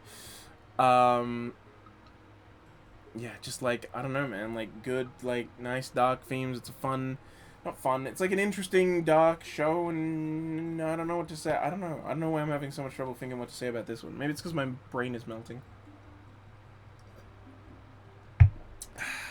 I've been going for almost 5 hours, and it's pretty hot. Diary of Our Days on the Breakwater. I think I'll give this a C. It's a good fishing show, but the fishing show of the cute girl fishing show from this year, well, 2022 rather, is better. But this is Diary of Our Days on the Breakwater. I actually quite liked it. I thought I wouldn't at first. I kind of like watched the first. Well, rather, I thought I would before it aired. Then I watched the first episode, and then I was just kind of like, and I didn't watch the rest of it for like ages, and then the whole show finished. And then I was like, I'll go back and watch some more of that, because I don't want to drop it. I didn't want to drop it yet or anything. Is Bochi in there somewhere? What is your stopping point for the day? I want to get to the end of F. So Food Wars is the last F. So I want to get through these. Because that's a little bit... Fena and Pirate Princess is the 75th. And then I'm like, well, if I'm an F and there's only a handful left, I'll finish F. So that's what I'm going to do. So a bit more than 75 because there's 308. So doing a little over 75 each day will get me done in 4 days, which is what I intend to do. And then do Summer Pockets on Saturday. So that's the point I gotta go to. If I got there fast, like, way quicker than I expected, then I would have maybe gone a bit further, but it's like, yeah, we're at like 5 hours, it might even be past 6 hours by the time we get there, who knows. So, yeah. Yeah, Diary of a Days in the Breakwater, but then I ended up really enjoying it, and I binged, like, the rest of the entire series in, like, 2 sittings, and I really enjoyed it. It's a pretty good cute girl show, but it's a very simple cute girl show, you know, if you're not into the kind of moe cute girl shows, if you're not into learning about a hobby you know nothing about via cute girls telling you how it works while they're in a club room, then yeah, I mean, you won't like it. But it's your typical club show, cute girl shows where you like, they explain things about it, and so you kind of learn about the hobby as they do it, and then you have great moments of them doing it, and you see them slowly getting better at it, and having triumphant moments and all this stuff. It's exactly what you'd expect. But I like that stuff, so yeah, I check it and see for that reason. And everyone else, if you don't like those type of shows, like if you're Connaught or something, I guess, then yeah, probably not for you. Digimon, B. I kind of want to put it in A, but not really. I really like Digimon, but maybe that's just nostalgia. I don't know. Should I just put it in A because I fucking want to? It's my tier list, right? Why am I being weird? Whatever. Digimon in B. It's a bit too long and has some boring episodes. There we go. I justified it. Digimon Adventure is great, though. This is just Digimon Adventure, and that's it, because I haven't watched Adventure 2. or the new movie, the Last Kizuna movie, and then we also got another movie coming out. They announced another movie that's more focused on the O2 cast. It's basically Last Kizuna, but for the O2 cast, which is very exciting. I'm very looking forward to that. I hope I get to see it in cinemas, because Digimon Adventure Last Kizuna was shown in cinemas, but that was when Madman wasn't owned by Sony. Now they are, so I feel like they're gonna be like, Australia, that's that place that no one watches anime in. Let's not put our shows out in cinemas there, because they already did that with Takagi. Takagi out in America for 2 days and not here. Almost every anime movie that got shown in America for like a 2-day weekend got like a full week or even a longer full release here in the past, because Madman actually cared about it. God damn it. And Sony doesn't give a fuck, though. They just bought it so they could get more revenue streams. They're not going to put movies out here unless they're the biggest of the big. Which is ridiculous, because we've always been watching more and getting more than the Americans, but so dumb. So dumb. We're not racist here. We'll watch movies with subtitles way more than Americans will. Just, we can read. Americans can't read. Just put them out here. Australians are way more used to films being international and like nothing being from where I'm from. Anyway, that's a big rant. Holy shit. Digimon Adventure. It's good. I really love it. Honestly, it's like so good. Like I watched it a lot as a kid, and I thought like, you know, later I thought, well, it's probably not as good as I remember. But it was better than I remember, because it was really actually good and solid. There's a lot of interesting ideas that it tackles in there, a lot that would really resonate with like a young kid, which is probably why I liked it so much as a kid. I just didn't realize it at the time. And then later I'm seeing these themes and what it explores and like the more darker episodes, and I'm like, wow. Holy shit. Yeah, Digimon's really, really good, and it has a lot... Way better than Pokemon. In terms of an anime, way better than Pokemon. You know what? I'm convincing myself again, actually. Put it in A tier. Digimon's fucking lit. But as games, Digimon has a complicated history. We're here to talk about anime. Pokemon's better in games. Digimon's better in anime. But yeah, Digimon's just so fantastic. I love it. I've rewatched Digimon Adventure, like, not including when I watched it as a child. I've rewatched it like 2 or 3 times. I've watched it quite a bit. And yeah, and I always love it. It's so fucking good. Oh, I guess this would actually... Yeah, you know what? This has to be an A, because it would actually include the War Game movie. Because I watched the War Game movie since last time. I hadn't watched it last time, but I've since watched it. And War Game, easily Masaki Yuasa's best work. Easily his best work. It's a shame it's tied to Digimon, so a lot of people haven't seen it.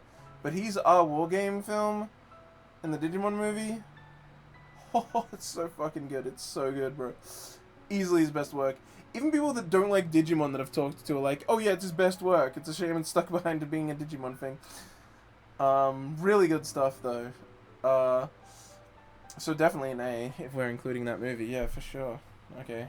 I don't need convincing anymore. It's A tier. Dr. Stone, I gotta give that to A tier. This has technically had the Ryusei special added, because I did see that once it came out. And that special was really fucking good. I love Dr. Stone. It might be my favorite Shonen Jump thing. My favorite Shonen Jump property. Maybe. Don't quote me on that. But I think it might be, because I really fucking love Dr. Stone. It's just so good. It's such a cool concept, having the power scaling be like actual scientific advancements and not just like bigger powers. Like, it's cool. I fucking love it. I love seeing all the stuff. It's like, you know, it's science is cool kids type show, where it's just like showing you a bunch of science shit and how cool it is, and they build and get it out, and it's got great characters, and oh, I'm so excited for New World, which is the next season, which is coming out this year, 2023. So I guess I'll be able to talk about it next time. But yeah. Oh, and the special was so good. Ryusei's a fucking so based. He said that all women are pretty. What a fucking Chad. He's like, all women are beautiful or whatever. Absolute Chad move. Because they're like, please put clothes on, because they just unfrozen from the stone. And he's like, oh, right. Sorry that I was naked in front of 3 beautiful women for so long or whatever. And then one guy's like, what, 3? Don't you mean 2? Because only 2 of them are like generically hot and the other one's not. And then he's like, and then as he's putting his hat on, he's like, all women are beautiful. It's like, oh, Chad. Based Chad. But yeah, he's a fucking great character. I'm really excited to see him show up more in the next season. And the OVA was good. It's nice they put that like special out to like hold us over to yeah, Giga Chad. Yeah, exactly. All women are beautiful. Fucking Chad line. So cool he got frozen. Oh, whoa. Oh yeah, okay. Yeah, frame droppage. Yeah. Okay, well we're back. Dragon Ball Super. In terms of anime, all I've seen of Dragon Ball is the Super movie Broly. So that's all this is. And so it goes in S tier. If it was all of Dragon Ball, maybe it'd be a bit more lower, because there's just a whole mix of stuff. But I read the manga for Dragon Ball, and the Broly movie is basically all this is. And the Broly movie is fucking amazing. It's got crazy animation throughout it, really just great, like multiple long fights that are just really fucking good.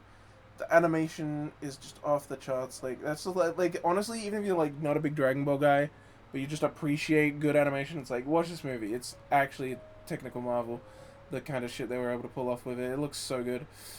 And yeah, interesting, cool story. They made Broly canon, which is always great.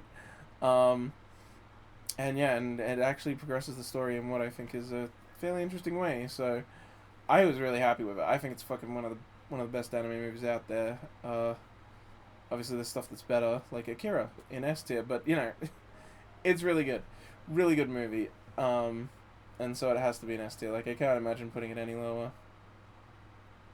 Ugh, Dragon Crisis. D. I don't hate Dragon Crisis.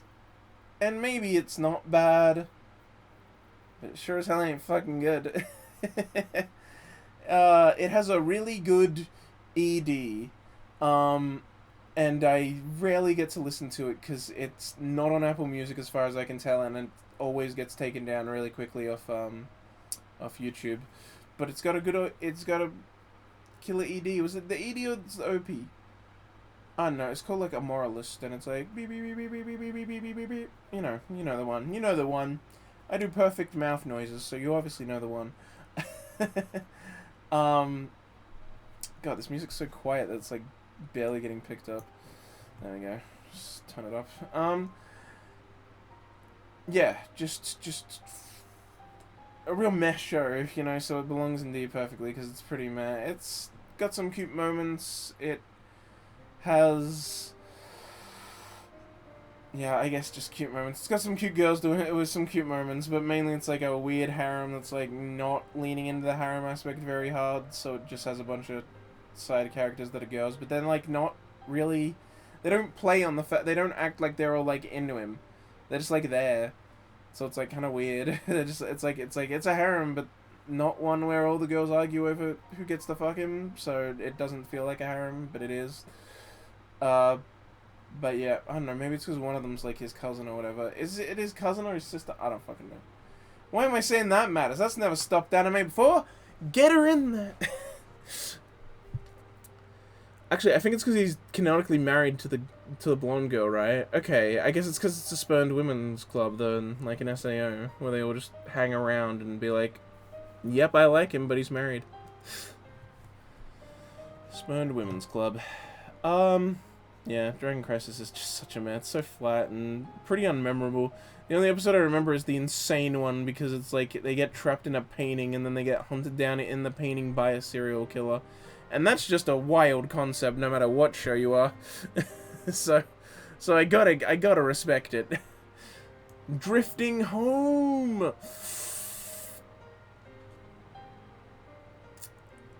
A. I was very close to putting that in S. This is a new movie that came out in 2022. It came out, like, I think a few days after... Either a few days before I left Korea, or a few days after I got back from Korea. That was pretty good. Yeah, I really loved it. Better than Bubble, in my opinion. And so, yeah, I, like, got back, and I was, like, back home, and I, like, just wanted to rest, and I just took a moment to relax and watch this movie, and it was so fucking good. I loved it so much. Yeah, just really, really solid characters, really solid drama. It also gets, like, surprisingly realistic, like, because they got to deal with, like, issues of survival and stuff. And I was I was surprised how brutalized these fucking kids get, because they're like kids. They're in like fucking primary school or some shit, and they get brutalized. There's like one scene where some chick like she gets her knee, like she falls over and lands on a framed thing, and so she gets like glass all stabbed into her knee, and then like just a few moments later, like there's one girl like hanging off a fucking like edge of the building as it's like crumbling, and then she has to like run up there and like grab it to help her, and it like makes her hand hurt more, and she like fucking like swings them so that they end up like swung back into the building, but one of them like doesn't fall right, so she like fucking lands hard on one floor, rolls off down another floor, and like once she gets like fucking like the metal shit that's like sticking out, like the metal, those big metal bars that have like the like lines through them that like twirl, that are in like building foundations, they're like sticking out, and one like it ends up like stabbing through someone's hand or whatever, and all this shit's like, oh my god. And she like gets like knocked out, the girl that fell, and everyone like thinks she's not gonna wake up, and so they all start getting angry at each other. It's like, Jesus fucking Christ. It's like, it like starts out as like, oh, we're in this, you know, thing as it's drifting around, and they kind of have a bit of fun with it, but they're also worried about it and they want to get home. But then it's like, as it goes on and the issues of survival become more and more prevalent, they get fucking brutalized. And I'm like it drew me in so much more, because it's like, I was like, oh, there's stakes. Just because they're kids, they're not gonna fucking pussyfooting around the idea that they could die. And so yeah, like as the building crumbles more, as they kind of sink, as it sinks more, as they kind of go longer and longer without proper food and everything, and tensions rise, it's just like, oh, it really like it becomes really tense and really just good like drama between all the characters, and the characters are really good, really well established early on. It's nice and long, a nice long movie. And it has some crazy climactic moments at the ending. And also there's the weirdo guy who like is the build, he's like a personification of the building itself. And I think the way they used him was really interesting as well. Although there's a few things with him that I don't like towards the end more, but overall really cool idea for a character to have like the apartment they're on that they're worried about getting demolished is then also personified in him, while it's also then separated from the mainland, like drifting out on a fucking ocean and shit. It's great. It's crazy. It's crazy madness. I loved Drifting Home. It was really fucking good. Might even be S tier worthy, but for now I'll put it in A. And I really loved it. Yo! Onegai my soul, man. Onegai my soul.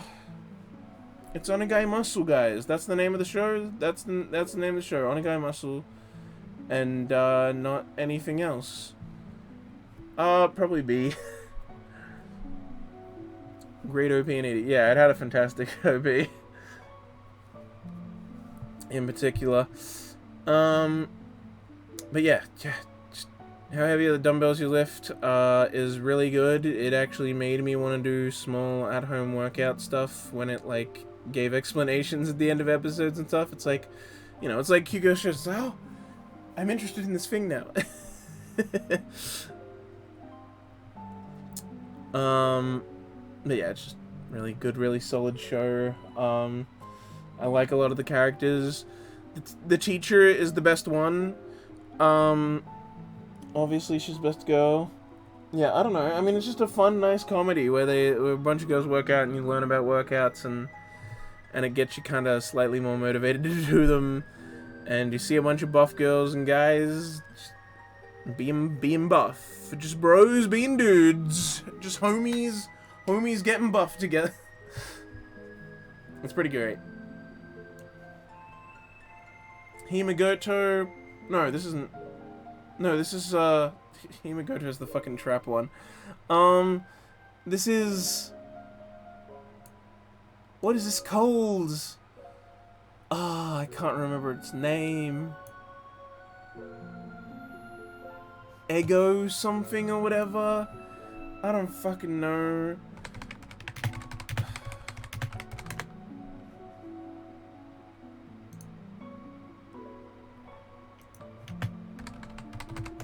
Endro, that's fucking it. Holy shit. It just like fucking came to me out of nowhere. Endro. Zendro, very much a C show. It's cute. It's got like this light like pastel color palette where it's not even just pastel colors. It like almost looks like it is like drawn with like pastel like crayons or some shit. It's really nice looking. It looks really beautiful. It's easy on the eyes. I love the visual style of it. It's where they beat the Demon Lord, and then the Demon Lord travels back in time. But this time he's used up all his power to do the travel back in time, so it's now a little lolly, and it's a girl. It's now little lolly is the Demon Lord, and so she goes to the school and enrolls as a teacher to try and make the girls that eventually make up the hero party fail and not be good at being heroes, so that they don't eventually go and stop her. And it's just cute, silly fun. Like at one point she also gets sick and they all help her, and she's like, "Oh, I'm the Demon Lord. I'm meant to be killing them, but now I'm sick and they're helping me." And it's a bunch of other cute shit like that. And like over time, she starts to really bond with the girls and doesn't want to hurt them. And there's also episodes where they just like go off and go on some adventure so that you learn more about the world and see them do a little episodic plot or whatever. It's cute. It's simple. It's fun. It's a little boring sometimes. There's some episodes that are boring. Overall, it's fairly cute, simple fun, though. It has a pretty fun OP. That's why it's in C. It's like, yeah, it's just cute, simple fun. Not much more to it than that. Can't really give it a great recommendation because of that, but I enjoyed it enough. Ooh, erased. D. I don't hate Erased. I would never call it bad, so I'm not gonna put it in E, but it's just not got very great. And this isn't a oh, ending's bad, so now I dislike it. No, the whole show has problems for me. Like, if it was the manga, I'd probably put it higher, or even the live-action fucking movie, because that also decided to actually adapt the second half of the fucking manga, but the anime is like, nope, second half doesn't exist, original ending, here we go. Here we go! But also, it's not just because the ending is bad, it's... the whole show has a bunch of weird problems. It's not... a lot of people call it well-directed. It's not well-directed. It has cool shots. There's a difference between directing and framing. Alright, it has some cool-looking shots and a few nice transitions. It's not really well-directed at any point. In fact, it's actually directed in such a way that it makes everything hyper-obvious. It uses the color red way too much. Like, so often it'll just make a scene have, like, a red overlay on it, so that it makes the whole scene look more red, and it's like, oh, look, red is bad, and it does it all the fucking time. Like, talk about beating the viewer over the head with a point. And then there's a lot of red in the reveal as well. And like, how did anyone know that the guy wasn't the fucking killer? Like, the teacher guy? He's introduced in the darkness, wearing a black suit, and every time they show him, he's framed like he's a fucking villain. And so everyone, like, knew it was gonna be him, but they were all like, oh, I actually like him as a character, so I hope it's not him. But it was just so obvious that everyone's like, it will be him, but I hope it's not. It's like, Jesus fucking Christ. Like, again, beating over the head with a point. This guy's always in a black suit, always looking evil, always standing in the shadows and shit. It's like, how could you not know he was the fucking killer? And then when they fucking dump him in the ice and he can't get out because he can't undo his seatbelt, it's like, what? Like, nothing was done to manipulate the seatbelt, but also he's a little kid. You can just pull the seatbelt forward and slip right out of it. But no, he's like, his life doesn't matter and he has no instincts, so he'll just drown in this lake, I guess, because he can't undo the fucking seatbelt. Like, Jesus Christ, bro. The OP change was cool. That was cool, because the whole thing is, like, it's meant to be... The name of the manga is actually a town where I don't exist, not erased, but, yeah. And because then it's like, then they go through the whole future where he's not there instead of the original, which, yeah, but whatever. Which is why it also makes sense that half of the show is after that point instead of just a thing that happens kind of near the end in the anime. It makes it feel like it's not a fitting title, but it is if you have the whole thing. And yeah, they just skipped the entire second half. Also, the main guy is both an idiot and a genius. Like, he's smart enough to be able to, like, be a detective and, like, figure things out that no one else can figure out, but at the same time he's so dumb that he just is able to act like a kid and no one notices that he's actually his adult self in his kid body. He just falls into that routine. Yep, I can just be a kid, and he acts like a kid, and he is a kid, and it's like, this guy's so dumb he's a kid, yet at the same time he's a genius who's like cracking the fucking code on this murder and able to figure out stuff, and also like act well in front of people so that they don't suspect anything. It's like, how? A human like this can't exist. It's ridiculous. So yeah, I mean, the whole thing's just full of ridiculousness. I'm the only American here still up. That might be true. Because, like, Toast is Australian. Raymew's Australian. No one else has talked in a while. Currently past midnight right now? Well, yeah, that'd be the reason. There's only 4 viewers here. Before we had, like, 11 and, like, 10 and stuff. Because Wormy was a huge help. I mean, if Wormy ever sees this, big thanks to Wormy. Again, for the raid. He raided me with 6, and so we've had good viewers, like, since then, like, all stream. But my tier list streams always do well. People just, I don't know, they just like this stuff, man. Grinding enchantments in Minecraft. Now that's always a good idea. Minecraft is the best reason to not sleep past midnight. It'll just suck you in. But yeah, Erase is just filled with little problems. I wouldn't ever say it's bad, but it's filled with so much weirdness that I have to put it in D. I don't think it's really worth the price of admission, the price being you have to watch it, so if it was a 2-core and they actually adapted the second half, I bet that would get rid of a lot of issues for me and make it a lot better, but they kind of just sucked. Because then, I mean, I guess it would depend if those parts were done well. There's a bunch of other things I could bring up that are part of the problem with cutting it off at that point. Video game tier list. I mean, that's the thing. There's so many things I could do tier lists on, and I guess they'd probably do well as streams, but I don't know. It's if I feel like doing them. I like doing this because I'm obsessed with anime, so the idea of talking about every single anime I've seen and what I think about it while organizing them in an ordered list is very titillating to me. It makes my nipples incredibly hard because I just love anime and I'm so engrossedly obsessed with it that I just want to be able to talk about it all the time, which is why I can sit down and spend like 25 fucking hours just talking about it. Oh god, we need to pick up the pace. Eremanga Sensei, it's fucking garbage. It was so funny, I was looking at my past tier lists throughout the years, and Eremanga Sensei went from like an E to like a D, and I think I even fucking put it in C at some point, which is ridiculous. Eremanga Triple S tier. Fuck you, Aaron. We re-watched it on the Discord for the community watch-along, so I got to re-watch it. Holy shit. It's so... Well, suck my cock and call me Jesus, is that euphonium? Okay, Jesus. And yes, that is a euphonium. I'll be doing that one next. But Eremanga Sensei, piece of shit. I forgot how bad it was. But re-watching it and actually seeing there reminded me, and thank God it did. I had so much time away from it, I was starting to be more generous, and I think it was an F at one point, and I like put it in E, put it in D, and C and shit. I was getting more generous with it. It was going to escape. I was gonna say, I don't like it, but it's fine, I guess. No, it's terrible. Don't watch it. It'll ruin your life. It's so bad. The characters make no sense. They're super inconsistent, even within the show. Like, they break their own fucking consistency all the fucking time. The world outside of the parts you see does not exist. There is no town or community that exists beyond just the fucking houses you see. It's only ever them existing, and it just feels, it's so flat, and it feels so unalive, and everyone's just wasting their fucking time in this bullshit harem love square bullshit. It's like, it's so dumb and annoying and pointless, and you just have entire episodes where nothing fucking happens. It's just a black hole that'll just consume your time, and now you're 28 minutes closer to death for nothing. No value gained. World would be a better place if this art didn't exist and a bunch of people didn't see it. And if Giga didn't make his fucking video like, Eremanga, hey guys, isn't it funny to like bad shows? And then everyone was like, yeah, let's make it a meme to like the show.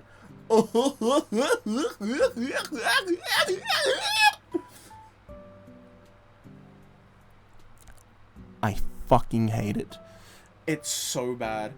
just wastes everyone's time. It's just a bunch of bullshit. Oh, let's have a bunch of shots of Sagiri looking sexy. Let's have characters say things like, "You're a basic bitch," and then people will post it on Reddit and A channel and fucking Twitter, and we'll get a bunch of people to watch it and waste their lives consuming our content that does nothing to anything.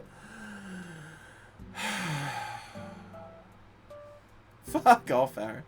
Ramu, I thought you would have already watched it, but sure, watch it if you fucking want. It's just useless shit. It's actually so bad. Like, not bad from my perspective. Like, I think you would actually dislike it, knowing your taste. Like, it's not even like, oh, I dislike it, but it's a thing you like, because there are stuff I dislike that you like, but Eramaga Sensei, I actually think you would dislike it as well. It's not good. It's very poorly made, very poorly written. People who actually care about shit would hate it, so. But hey, Euphonium. Let's talk about a fucking good show. I fucking hate you. I fucking love Euphonium. This is only the first 2 seasons because I haven't seen the movie that is like their 3rd year. But hey, they announced another movie, and there's going to be a 3rd season that's also been announced, so fuck me, I'll need to see those movies and before the 3rd season, and at some point, somehow, I'll need to get a hold of them and then watch the 3rd season when that comes out, so.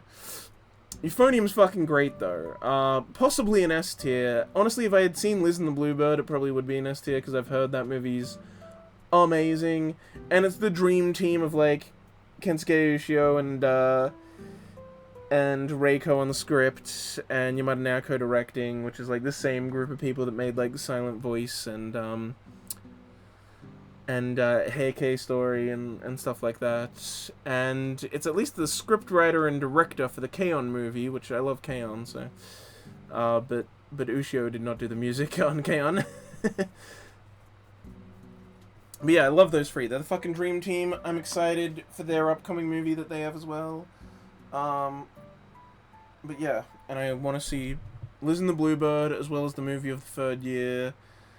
I want to see both of those, hopefully, and then see the new movie, and then see the 3rd season when that is. Hopefully, I want to see all 3 of those movies before the 3rd season. Because I probably need to see at least the 2 that are continuations. Liz and the Bluebird's a prequel, but yeah. But that's the one everyone says is super good, so. Yeah, I think Euphonium would be an S tier if I had seen it all, but I've only seen the first 2 seasons, which is still really fucking good. Like, it's still an A tier.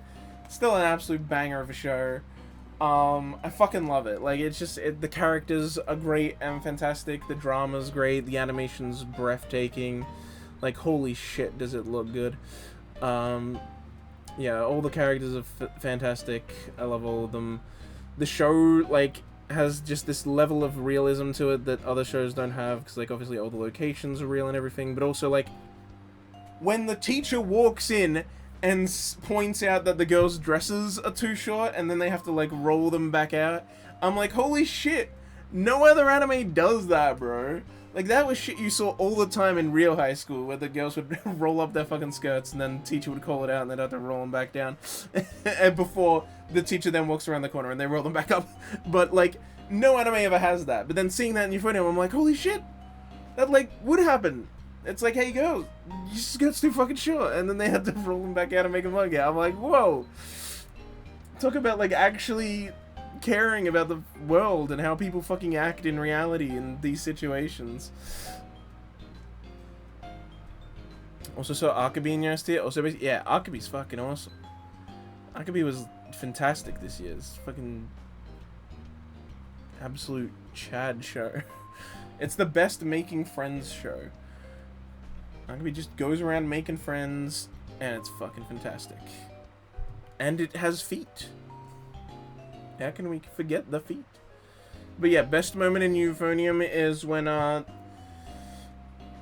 Trumpet Girl, can't remember her name, runs her finger down Kumiko's face, and when she, like, goes past her lip does a little bounce. They animated the fucking lip bounce, bro. It's the most gayest shit I've ever seen in my life, and I love it. It's the gayest thing I've ever seen. Yep, that happens, Elma. Yeah, it's fucking fantastic. Some animator sat there drawing the lip bouncing for multiple frames so that he could then put it in and clock out from work. And honestly, that man deserves a fucking raise, is what I say. It's this beautiful lip bounce. Yeah, Aaron, but you're a loser that doesn't respect gay lip bounce. So, is your opinion really valid? This is a bit of a weird one. I think this is just Evangelion Rebuild 3.0 plus 1.0. Because I haven't seen the first 3 Rebuild movies. I just saw 4, because some friends were watching it. They were going to watch it in a Discord call. They're like, hey, want to watch it with us? I'm like, sure. Haven't seen any of those. I've seen Evangelion, and we'll get to that next. That's next. But for the Rebuilds, I've only seen that movie, so it's just that movie on its own, and I actually really liked it. I kind of just through cultural osmosis and watching some video essays in the past, like, I kind of knew what some of the differences were that mainly took place in, like, Evangelion 2 and 3. You know, 2 being, hey, let's show Shinji actually being a badass hero like you all fucking want, and oh look, he destroyed the world by doing that. And then 3 just is completely fucking different. But 4 was, like, I really liked it. I really liked it. Seeing, like, Rei doing all the farming and seeing everyone just trying to live a village life in the fucking apocalypse was really sweet and cute.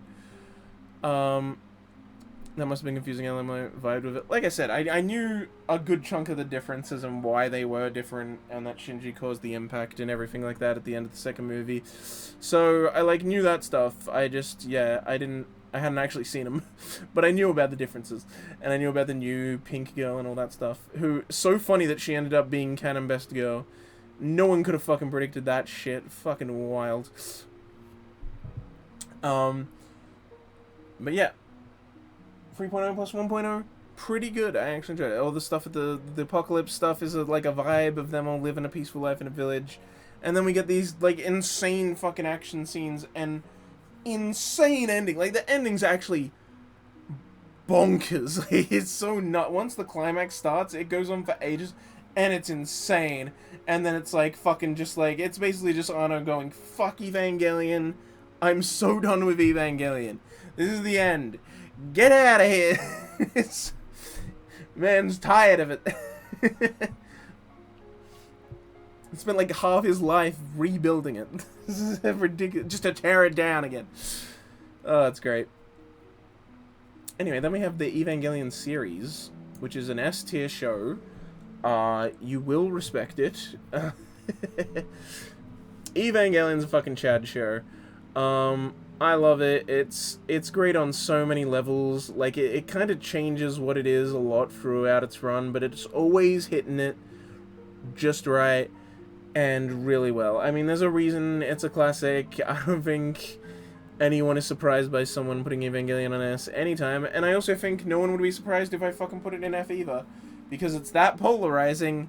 But yeah, Evangelion is something I really fucking love and really fucking enjoy, and I want to rewatch it.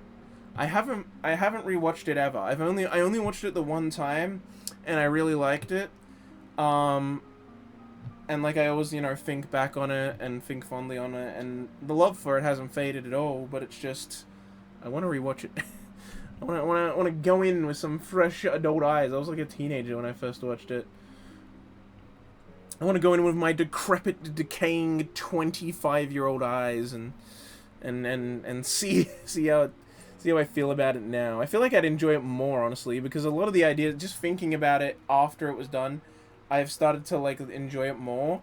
Like, I think I wouldn't have put it in S tier when I first finished it. I think it's the lingering and the thinking about it and all the ideas it presents and everything else that really helps with that. I mean, it's on Netflix. It'd be easy to rewatch. I should just rewatch it. I meant to rewatch it when it got added to Netflix, but I just never got around to it. I should rewatch it. I should do that. That would be a good idea. Alright. No promises, but I would like to rewatch this. F. I want to be more nice to it a little. I think I've given it E's and D's in the past, but no, F, because It's a quiz show. I can't remember what it's actually called, but it's about quiz shows where like people, you know, buzz in and give answer to like trivia and math and science and all kinds of things, right? And so it's called like fastest finger first because, you know, it's all about pressing the button fast and getting that answer in. But this has the distinction of being the only show that I've dropped because the Japanese voice acting was that bad. I've had other shows with that have bad voice acting even in Japanese, but usually they either don't bother me enough that I drop it, usually because they're a minor character, or it's like, yeah, it's bad, but again, it's not bad enough to make me drop it even when it is main character. There's some others in here. Funnily enough, the other show that has a bad main character voice acting, I did actually drop that show, but I didn't drop it because the voice acting was bad. I dropped it for other reasons. But yeah, this show is the only show I've ever dropped because the Japanese voice acting was so bad that I refused to continue. I was like, this is going to be unbearable. The main girl, terrible voice actor. I've checked her work even more recently, ever since getting that. It didn't boost her popularity. She did a few supporting, she did this, I think she did a few more supporting. Her career is nothing. She's like a model though, and I think she's like also a singer or something, and it's like, stick with your day job, girl. Go be a model. I'm sure you do great there. Voice acting is not working out. It's not working out. You're terrible at it. She can't emote her voice, you know? It sounds like she's just reading the script. It sounds like she's just standing there reading the script. And she's just saying what she's meant to say to get the scene finished, because this is what the character says in that scene.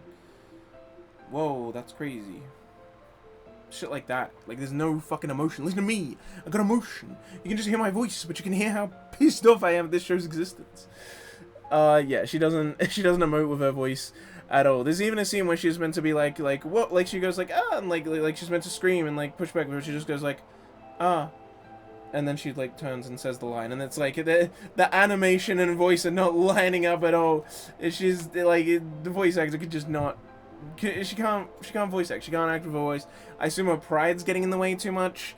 I feel like when a lot of people do voice acting and they're not also acting with their body, they kind of let their pride get in the way and they're not willing to really go all out. You gotta go all out. You gotta really emote the scene. Your voice is doing all the work. The animation will help, but your voice is all of the acting you've got. You gotta really go for it and act like you're in the moment. You can't like be embarrassed because like, oh, people are around me and looking at me and I'm not actually doing the thing. I'm just like saying it. Like, get past your fucking pride and act. You're an actor. You're meant to be, at least. Seems like you're better as a model. So just like, yeah, it's ridiculous that she's just so bad. So bad. It's the only time I've had I've seen a voice acting in Japanese, so that's that bad, and it's just like, whew. Whew. So I dropped it, because she was the main girl. I finished episode 1, and she's not in it, or she's in it for like a very small bit, but then she's like all over episode 2, because episode 2 is like introducing her, because she's the main girl, and so I was just like, I can't, and I had a heart attack, and then when I woke up and got back from the hospital of my heart attack, I dropped the show without finishing episode 2, so that's the story of my life, I guess. Fate Apocrypha, whew, that's a weird one. Probably C. Fate Apocrypha has some nice battles, it has some nice characters, it has some nice moments. I really like Joan of Arc.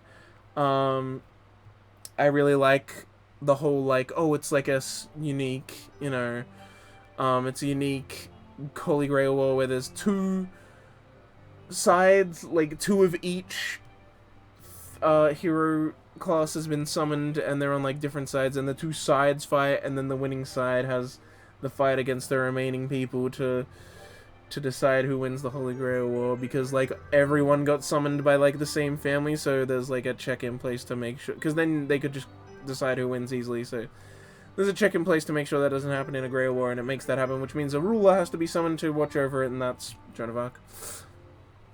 Finally, Fate. I love Fate. I love Fate too. Is it like early Black Clover bad? That voice actor was bad? It's worse. Worse than early Black Clover. Black Clover's bad because the guy screams and it's one of his early roles.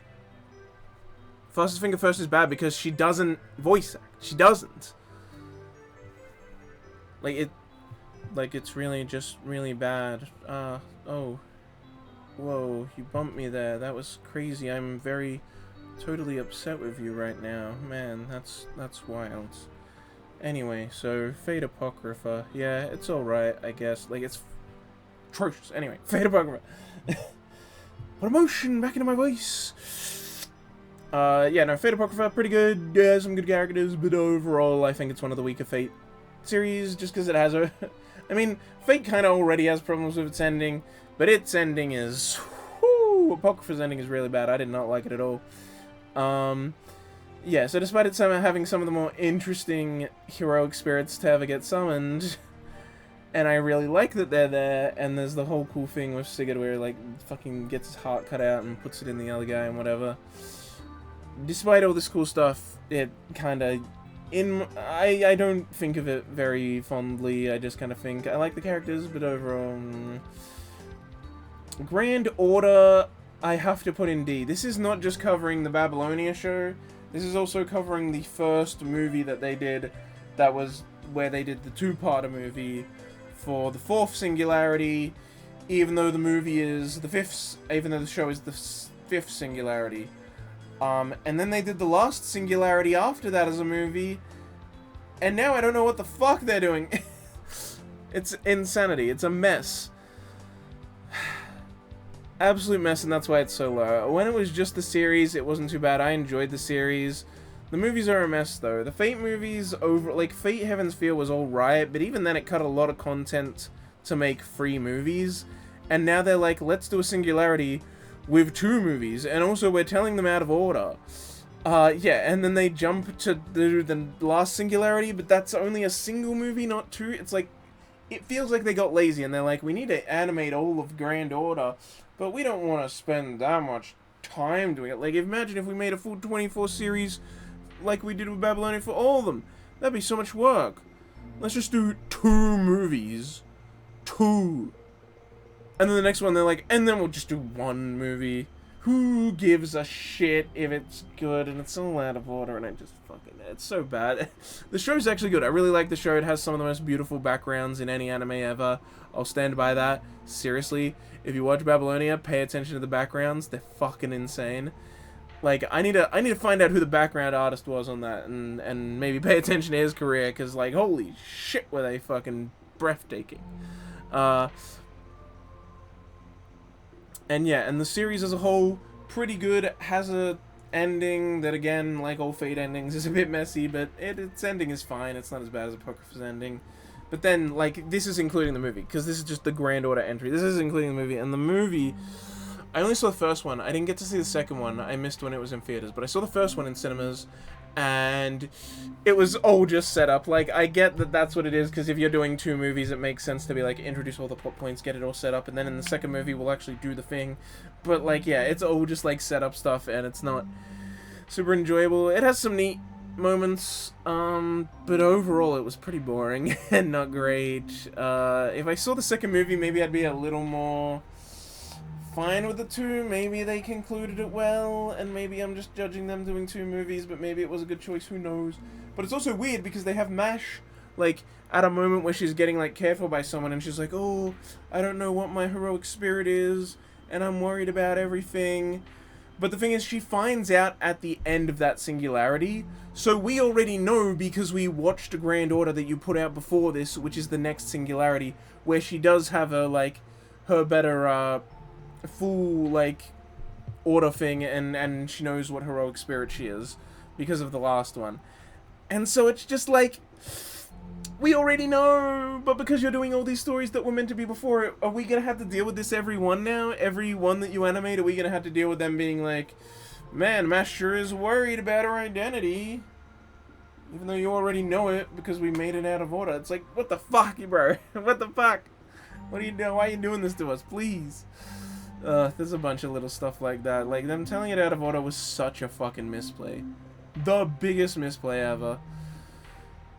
And yeah, and the movie just not being fantastic, and the fact that they're doing it out of order and making them all shorter by doing movies instead of a show, it rubs me the wrong way, and so it drops it down to D, even though I quite liked the series, which is still the majority of it, so yeah, I'm not going to put it in E or anything. I like the series that they did. I just wish they had all been series, and in fucking order.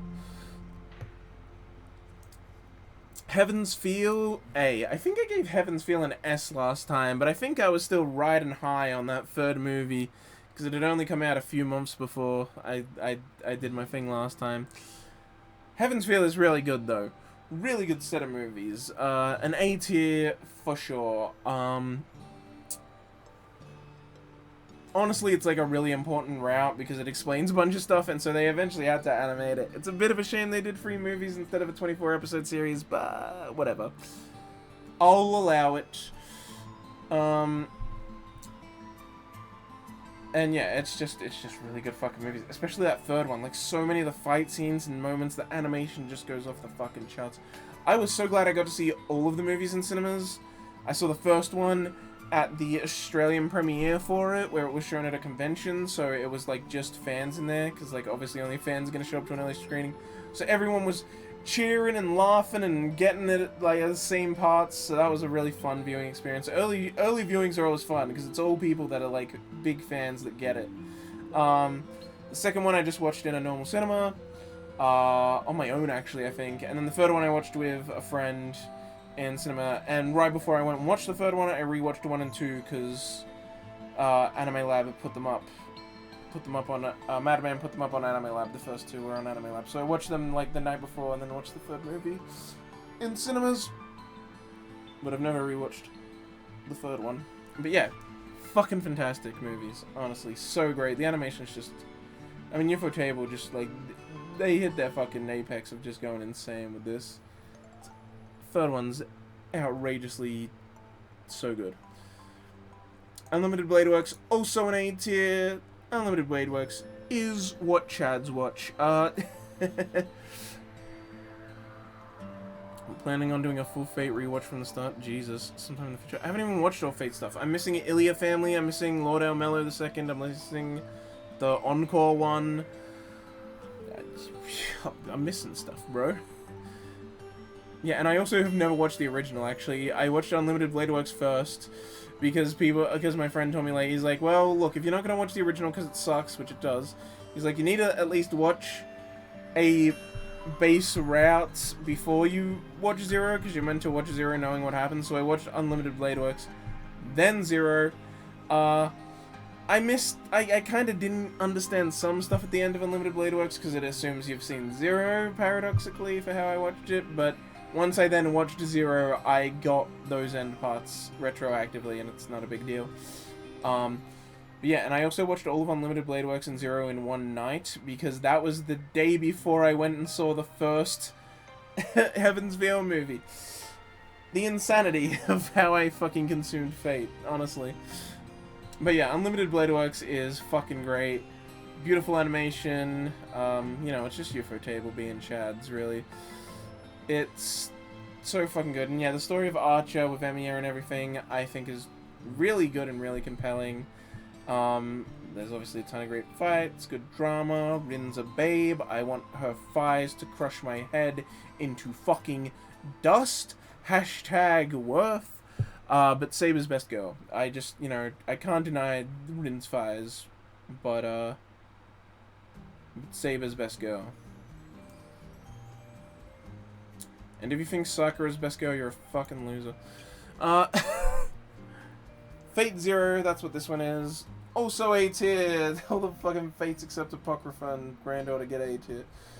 Zero's awesome. Zero's awesome for, like, a different way that the other ones are, because, like, Unlimited Blade Works and Stay Night kind of do this thing where they really focus on Emiya and whoever is, like, kind of allies and stuff. Like, Rin also gets some focus. But everyone else gets very minimal focus, and sometimes it's like deep into the series that you even find out who some of the people are.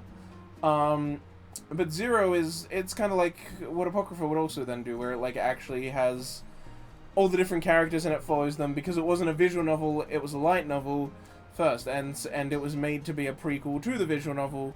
So it's like, yeah, it's like just got a bunch of characters and you follow kind of all of their perspectives, and they all get their heroics, and you see them all progress through this thing. There's the big battle at the docks, which is really cool. The speech that the three kings have, where it's Saber, Gilgamesh, and what's his name? Big boy. Fuck, I can't remember his name. Basted, Sabered, pilled. Yeah, Saber's great. But yeah, when those three are like in the courtyard and they're all drinking wine together and having a chat about like what it means to them to be a ruler and to be king, and they have like this interesting debate about. That's like the best fucking moment. Like such good character writing where you really learn what all these characters are about, and just like, oh, such good dialogue, character writing. It's so fucking good. And yeah, and the whole yeah, Iskandar. That's it. God, I can't believe I forgot his fucking name. But yeah, great scene, and just Zero's full of great moments and scene and fights and just everything. Lot of great stuff in there. I really like Zero. Zero's fucking Chad sure. Zero's Chad shit. Next we have Fena, Pirate Princess. D, I guess. It kind of ended up being a disappointment. I mean, I should have predicted it would be that way, but it was pretty good at the start. The animation's solid. I like the animation throughout. So did I. I liked it early, but here's the thing. I mean, look, I should have known it would end the way it would end because it ends the way every hidden treasure movie ends. They find the hidden treasure. No one's found it for like 1,000 years because it's so hard to find, but they like have the key or whatever. So they go into the treasure room and there's gold everywhere. And then the bad guys come in with their guns and they're like, we want this treasure. And so then they retreat. And the treasure ends up, like, sinking back into the ocean, whether it's fucking Atlantis or El Dorado or any of the Pirates of the Caribbean movies or anything. It's always find the treasure, enemies show up, you leave, the enemies are desperate to still grab the treasure so they stay behind. As it collapses, treasure's lost forever. Lapida also does this. Castle in the Sky, but Castle in the Sky is fucking based. A lot of those things are actually great, but yeah, I should have predicted that would be how it would end. And that's not exactly the problem I have with Fena. It's more so that the last few episodes just have, before the treasure's lost when they're on this island, have this crazy long, like, dialogue exposition dump where just, it's really boring, and it's just talking, and talking, and it's so bad. And then it has that unsatisfying ending, like, yeah, that should be the ending, but when you've just given me all this bullshit I have to deal with, and then you're like, and the treasure gets lost like every other fucking treasure finder movie, it's like, gee, it just left a bad taste in my mouth. Alright, so, I mean, it's probably fine. Probably gets like it. Maybe, more realistically, I could put it in C. Maybe I... You know what, fine, alright. Yeah, you know what, when I look at the other stuff in D, it's not as bad as that. It's C. I'll put it in C. Yeah, I guess it's good enough to be worth watching if I wasn't being so pissed off with the ending. But it did really disappoint me that it just kind of went downhill. But it's good before that. It kind of feels like a Disney movie with how, like, over-animated the characters are and how they act kind of silly and fun. It's not like, generically anime, you know? It's a bit more silly, it's a bit more cartoony, it's a bit more fun. I kind of liked having that, for once. Like, this Japanese storytelling and how they kind of do that stuff, but it's, like, animated a bit more western-y. It was a nice vibe. I liked it. But yeah, it is what it is. Probably leave it in C. 86 is better than Fena. Yeah, of course you'd think that. You like 86. 86 is sometimes better than Fena, alright? That's my answer. But sometimes it's worse. That's why it's in fucking D. Get over it. 86 ain't going anywhere. You can't. I'll move it lower. No, I actually won't, because there's no way it's E. E is like, yeah, no, it's not that bad. And some moments in 86 are great. Alright? But look, it's a mixed bag. I can't... So it gets dragged down by its shitty first season and shitty moments throughout Part 2. Fire Force. Fire Force is fucking Chad shit.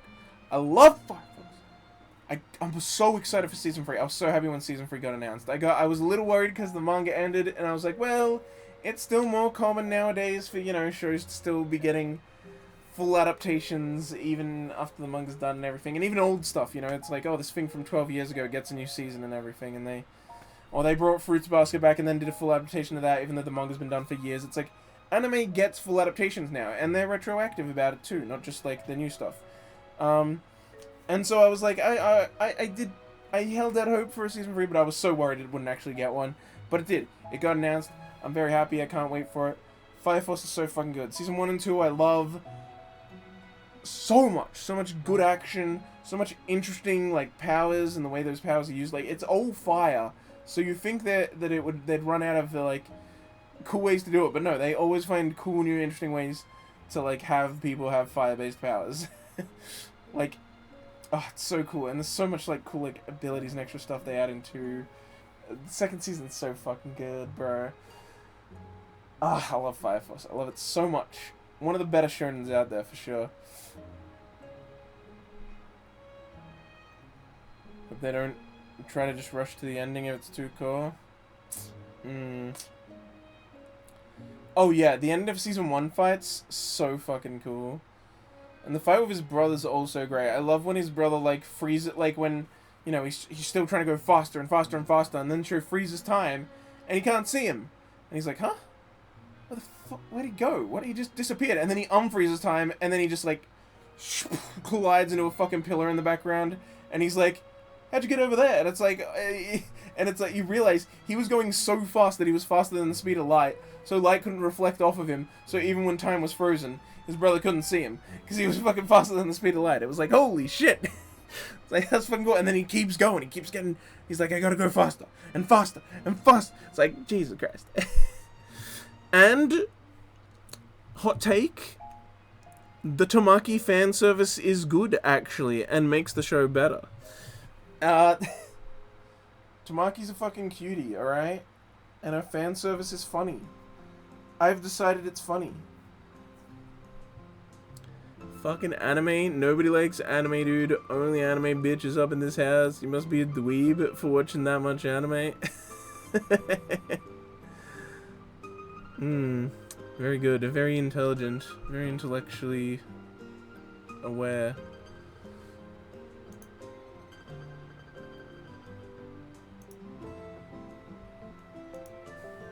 That sorted that issue.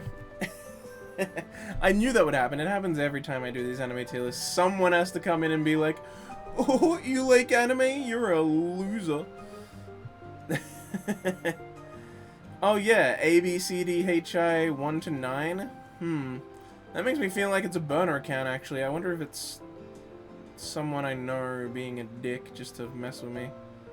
Oh well. Whatever. Really immature if it is. I think the best option would be a 2-core Season 3, then a 1-core Season 4 to finish it off, but I'm worried we won't get a Season 4. Season 3 probably will be a 2-core at least. Maybe they'll rush it. Maybe they'll give us a movie ending then, instead of a 1-core. I feel like they wouldn't do a 1-core Season 4. Maybe they'll do a movie ending to end it off after the Season 3, instead of a Season 4, so they can, like, you know, make some movie bucks with it. I actually wouldn't be surprised by that. If they did Season 3 then a movie, I could see that. But anyway, Fire Force is fucking Chad shit. I love it so much. One of the better shonens out there, in my personal opinion. But yeah, I always get people in here that say shit about anime. The fact that that's such a burner account name... Maybe that just is their name because they're a fucking loser, but it makes me worried it's someone I know trying to fuck with me. Especially since there was almost like a hint of sarcasm to the way they were like so obviously being like, oh, you watch anime, you're a dweeb kind of thing. Yeah, whatever, they're blocked. Don't have time for that bullshit even if it is a joke. Fireworks, pfft, bad. I did not like it. I watched it in cinemas and yeah, it was pretty bad. At least he didn't call me a pedo. Last time someone called me a pedo because I was doing an anime tier list, they're like, get rid of this anime shit, pedo. I was like, what? Bro.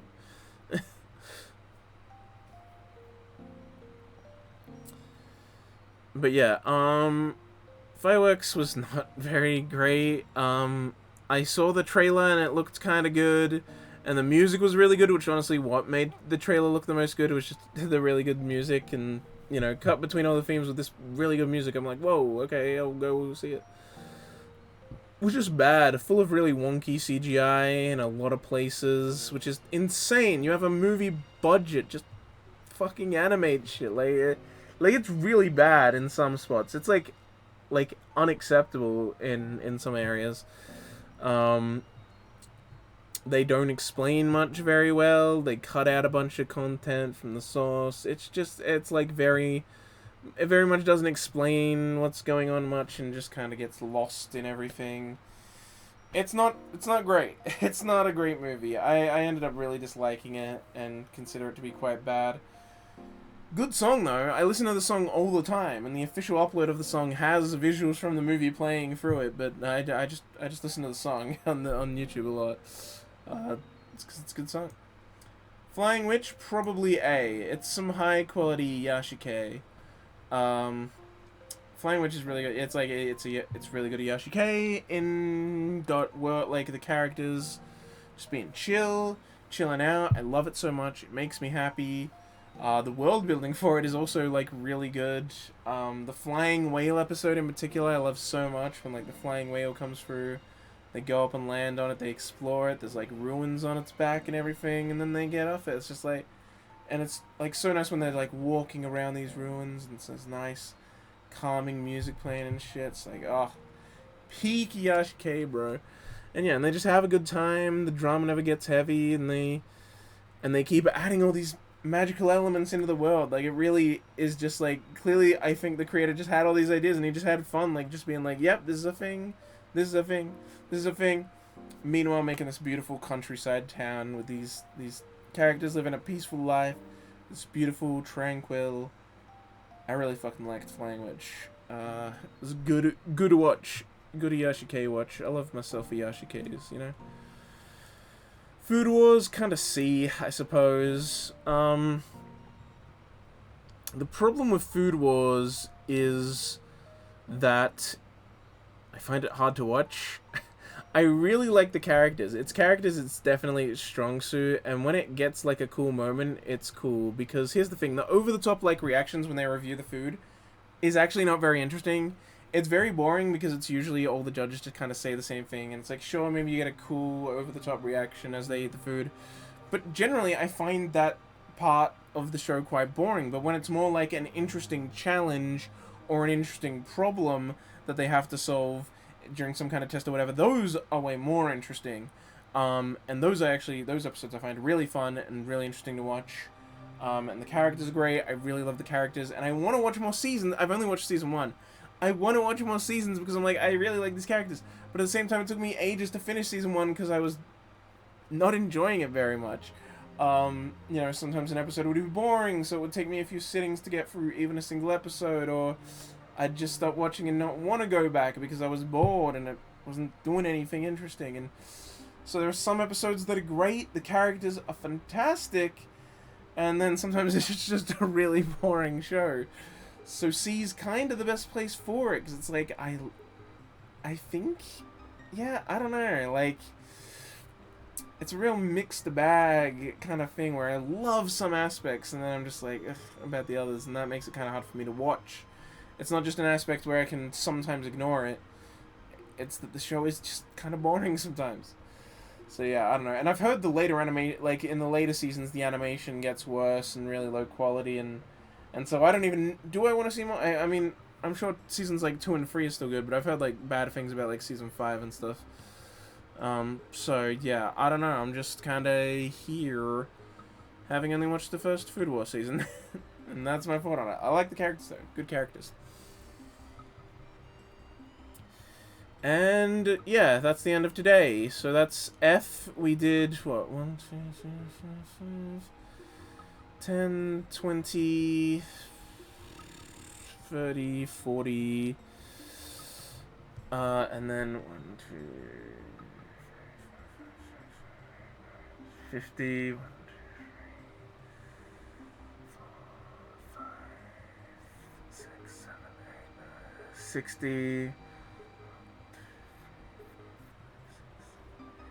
7, 8, 9, 60, 70,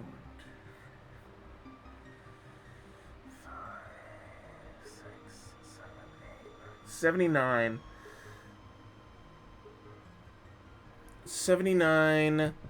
anime done so far out of 308. So that's a little more, that's around or a bit more than a quarter, isn't it? 8. What's like a quarter? 2, so 70. Yeah, it's a little more than a quarter. And I plan to do this over 4 days, counting ASMR. So, yeah, and I plan to do this over 4 days. So that's on pace. I knew that Fena Pirate Princess was the 75th, and we have a little more than 300, and then there was like just a few more until the end of F. So I'm like, sure, we'll go to the end of F. Tomorrow we'll start with G.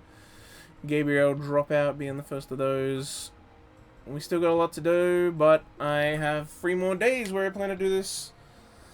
And there'll probably be other 5-6 hour streams. So thanks for everybody who stopped by. This was a long one, but I appreciate everybody who watched at any point. Thanks Wormy for the raid. Thanks Aaron and the Anime Dude YT for following this stream. And just thanks everyone who watched. Like, there were points where I had like 11 viewers, which is insane. And I just really appreciate that. I hope that you enjoyed and had a good time seeing me have terrible taste in anime. And I will see you all tomorrow. So with the same thing. Right, I guess I can show the schedule. This is the schedule. Once it loads, there we go. It's just every anime I've seen Monday, Tuesday, Thursday, Friday, and then Summer Pockets and Splatfest on Saturday, because this weekend's the next Splatfest. Spicy, sweet or sour? I picked Team Spicy because I like savory things, not sweet things, and not sour things. So I went with spicy. Technically, savory as a whole would be more my speed, but spicy's the closest, so I went with that. And I also do like spicy, like curry and stuff like that. So, and spicy noodles actually. I like when it comes to spice in my curry. Sometimes I like it, but I like spicy noodles way more. Noodles being spicy is pretty fun. Anyway. Sub list, only things I don't agree with. 86 into Eva. Oh, okay, you dislike Eva and like 86. Yeah, fair enough. Anyway, so yeah, I'll see you all tomorrow with more of this fucking tier list. My descent into madness continues. Stay frosty. I hope you'll stop by again. I love talking about anime for uncomfortably long.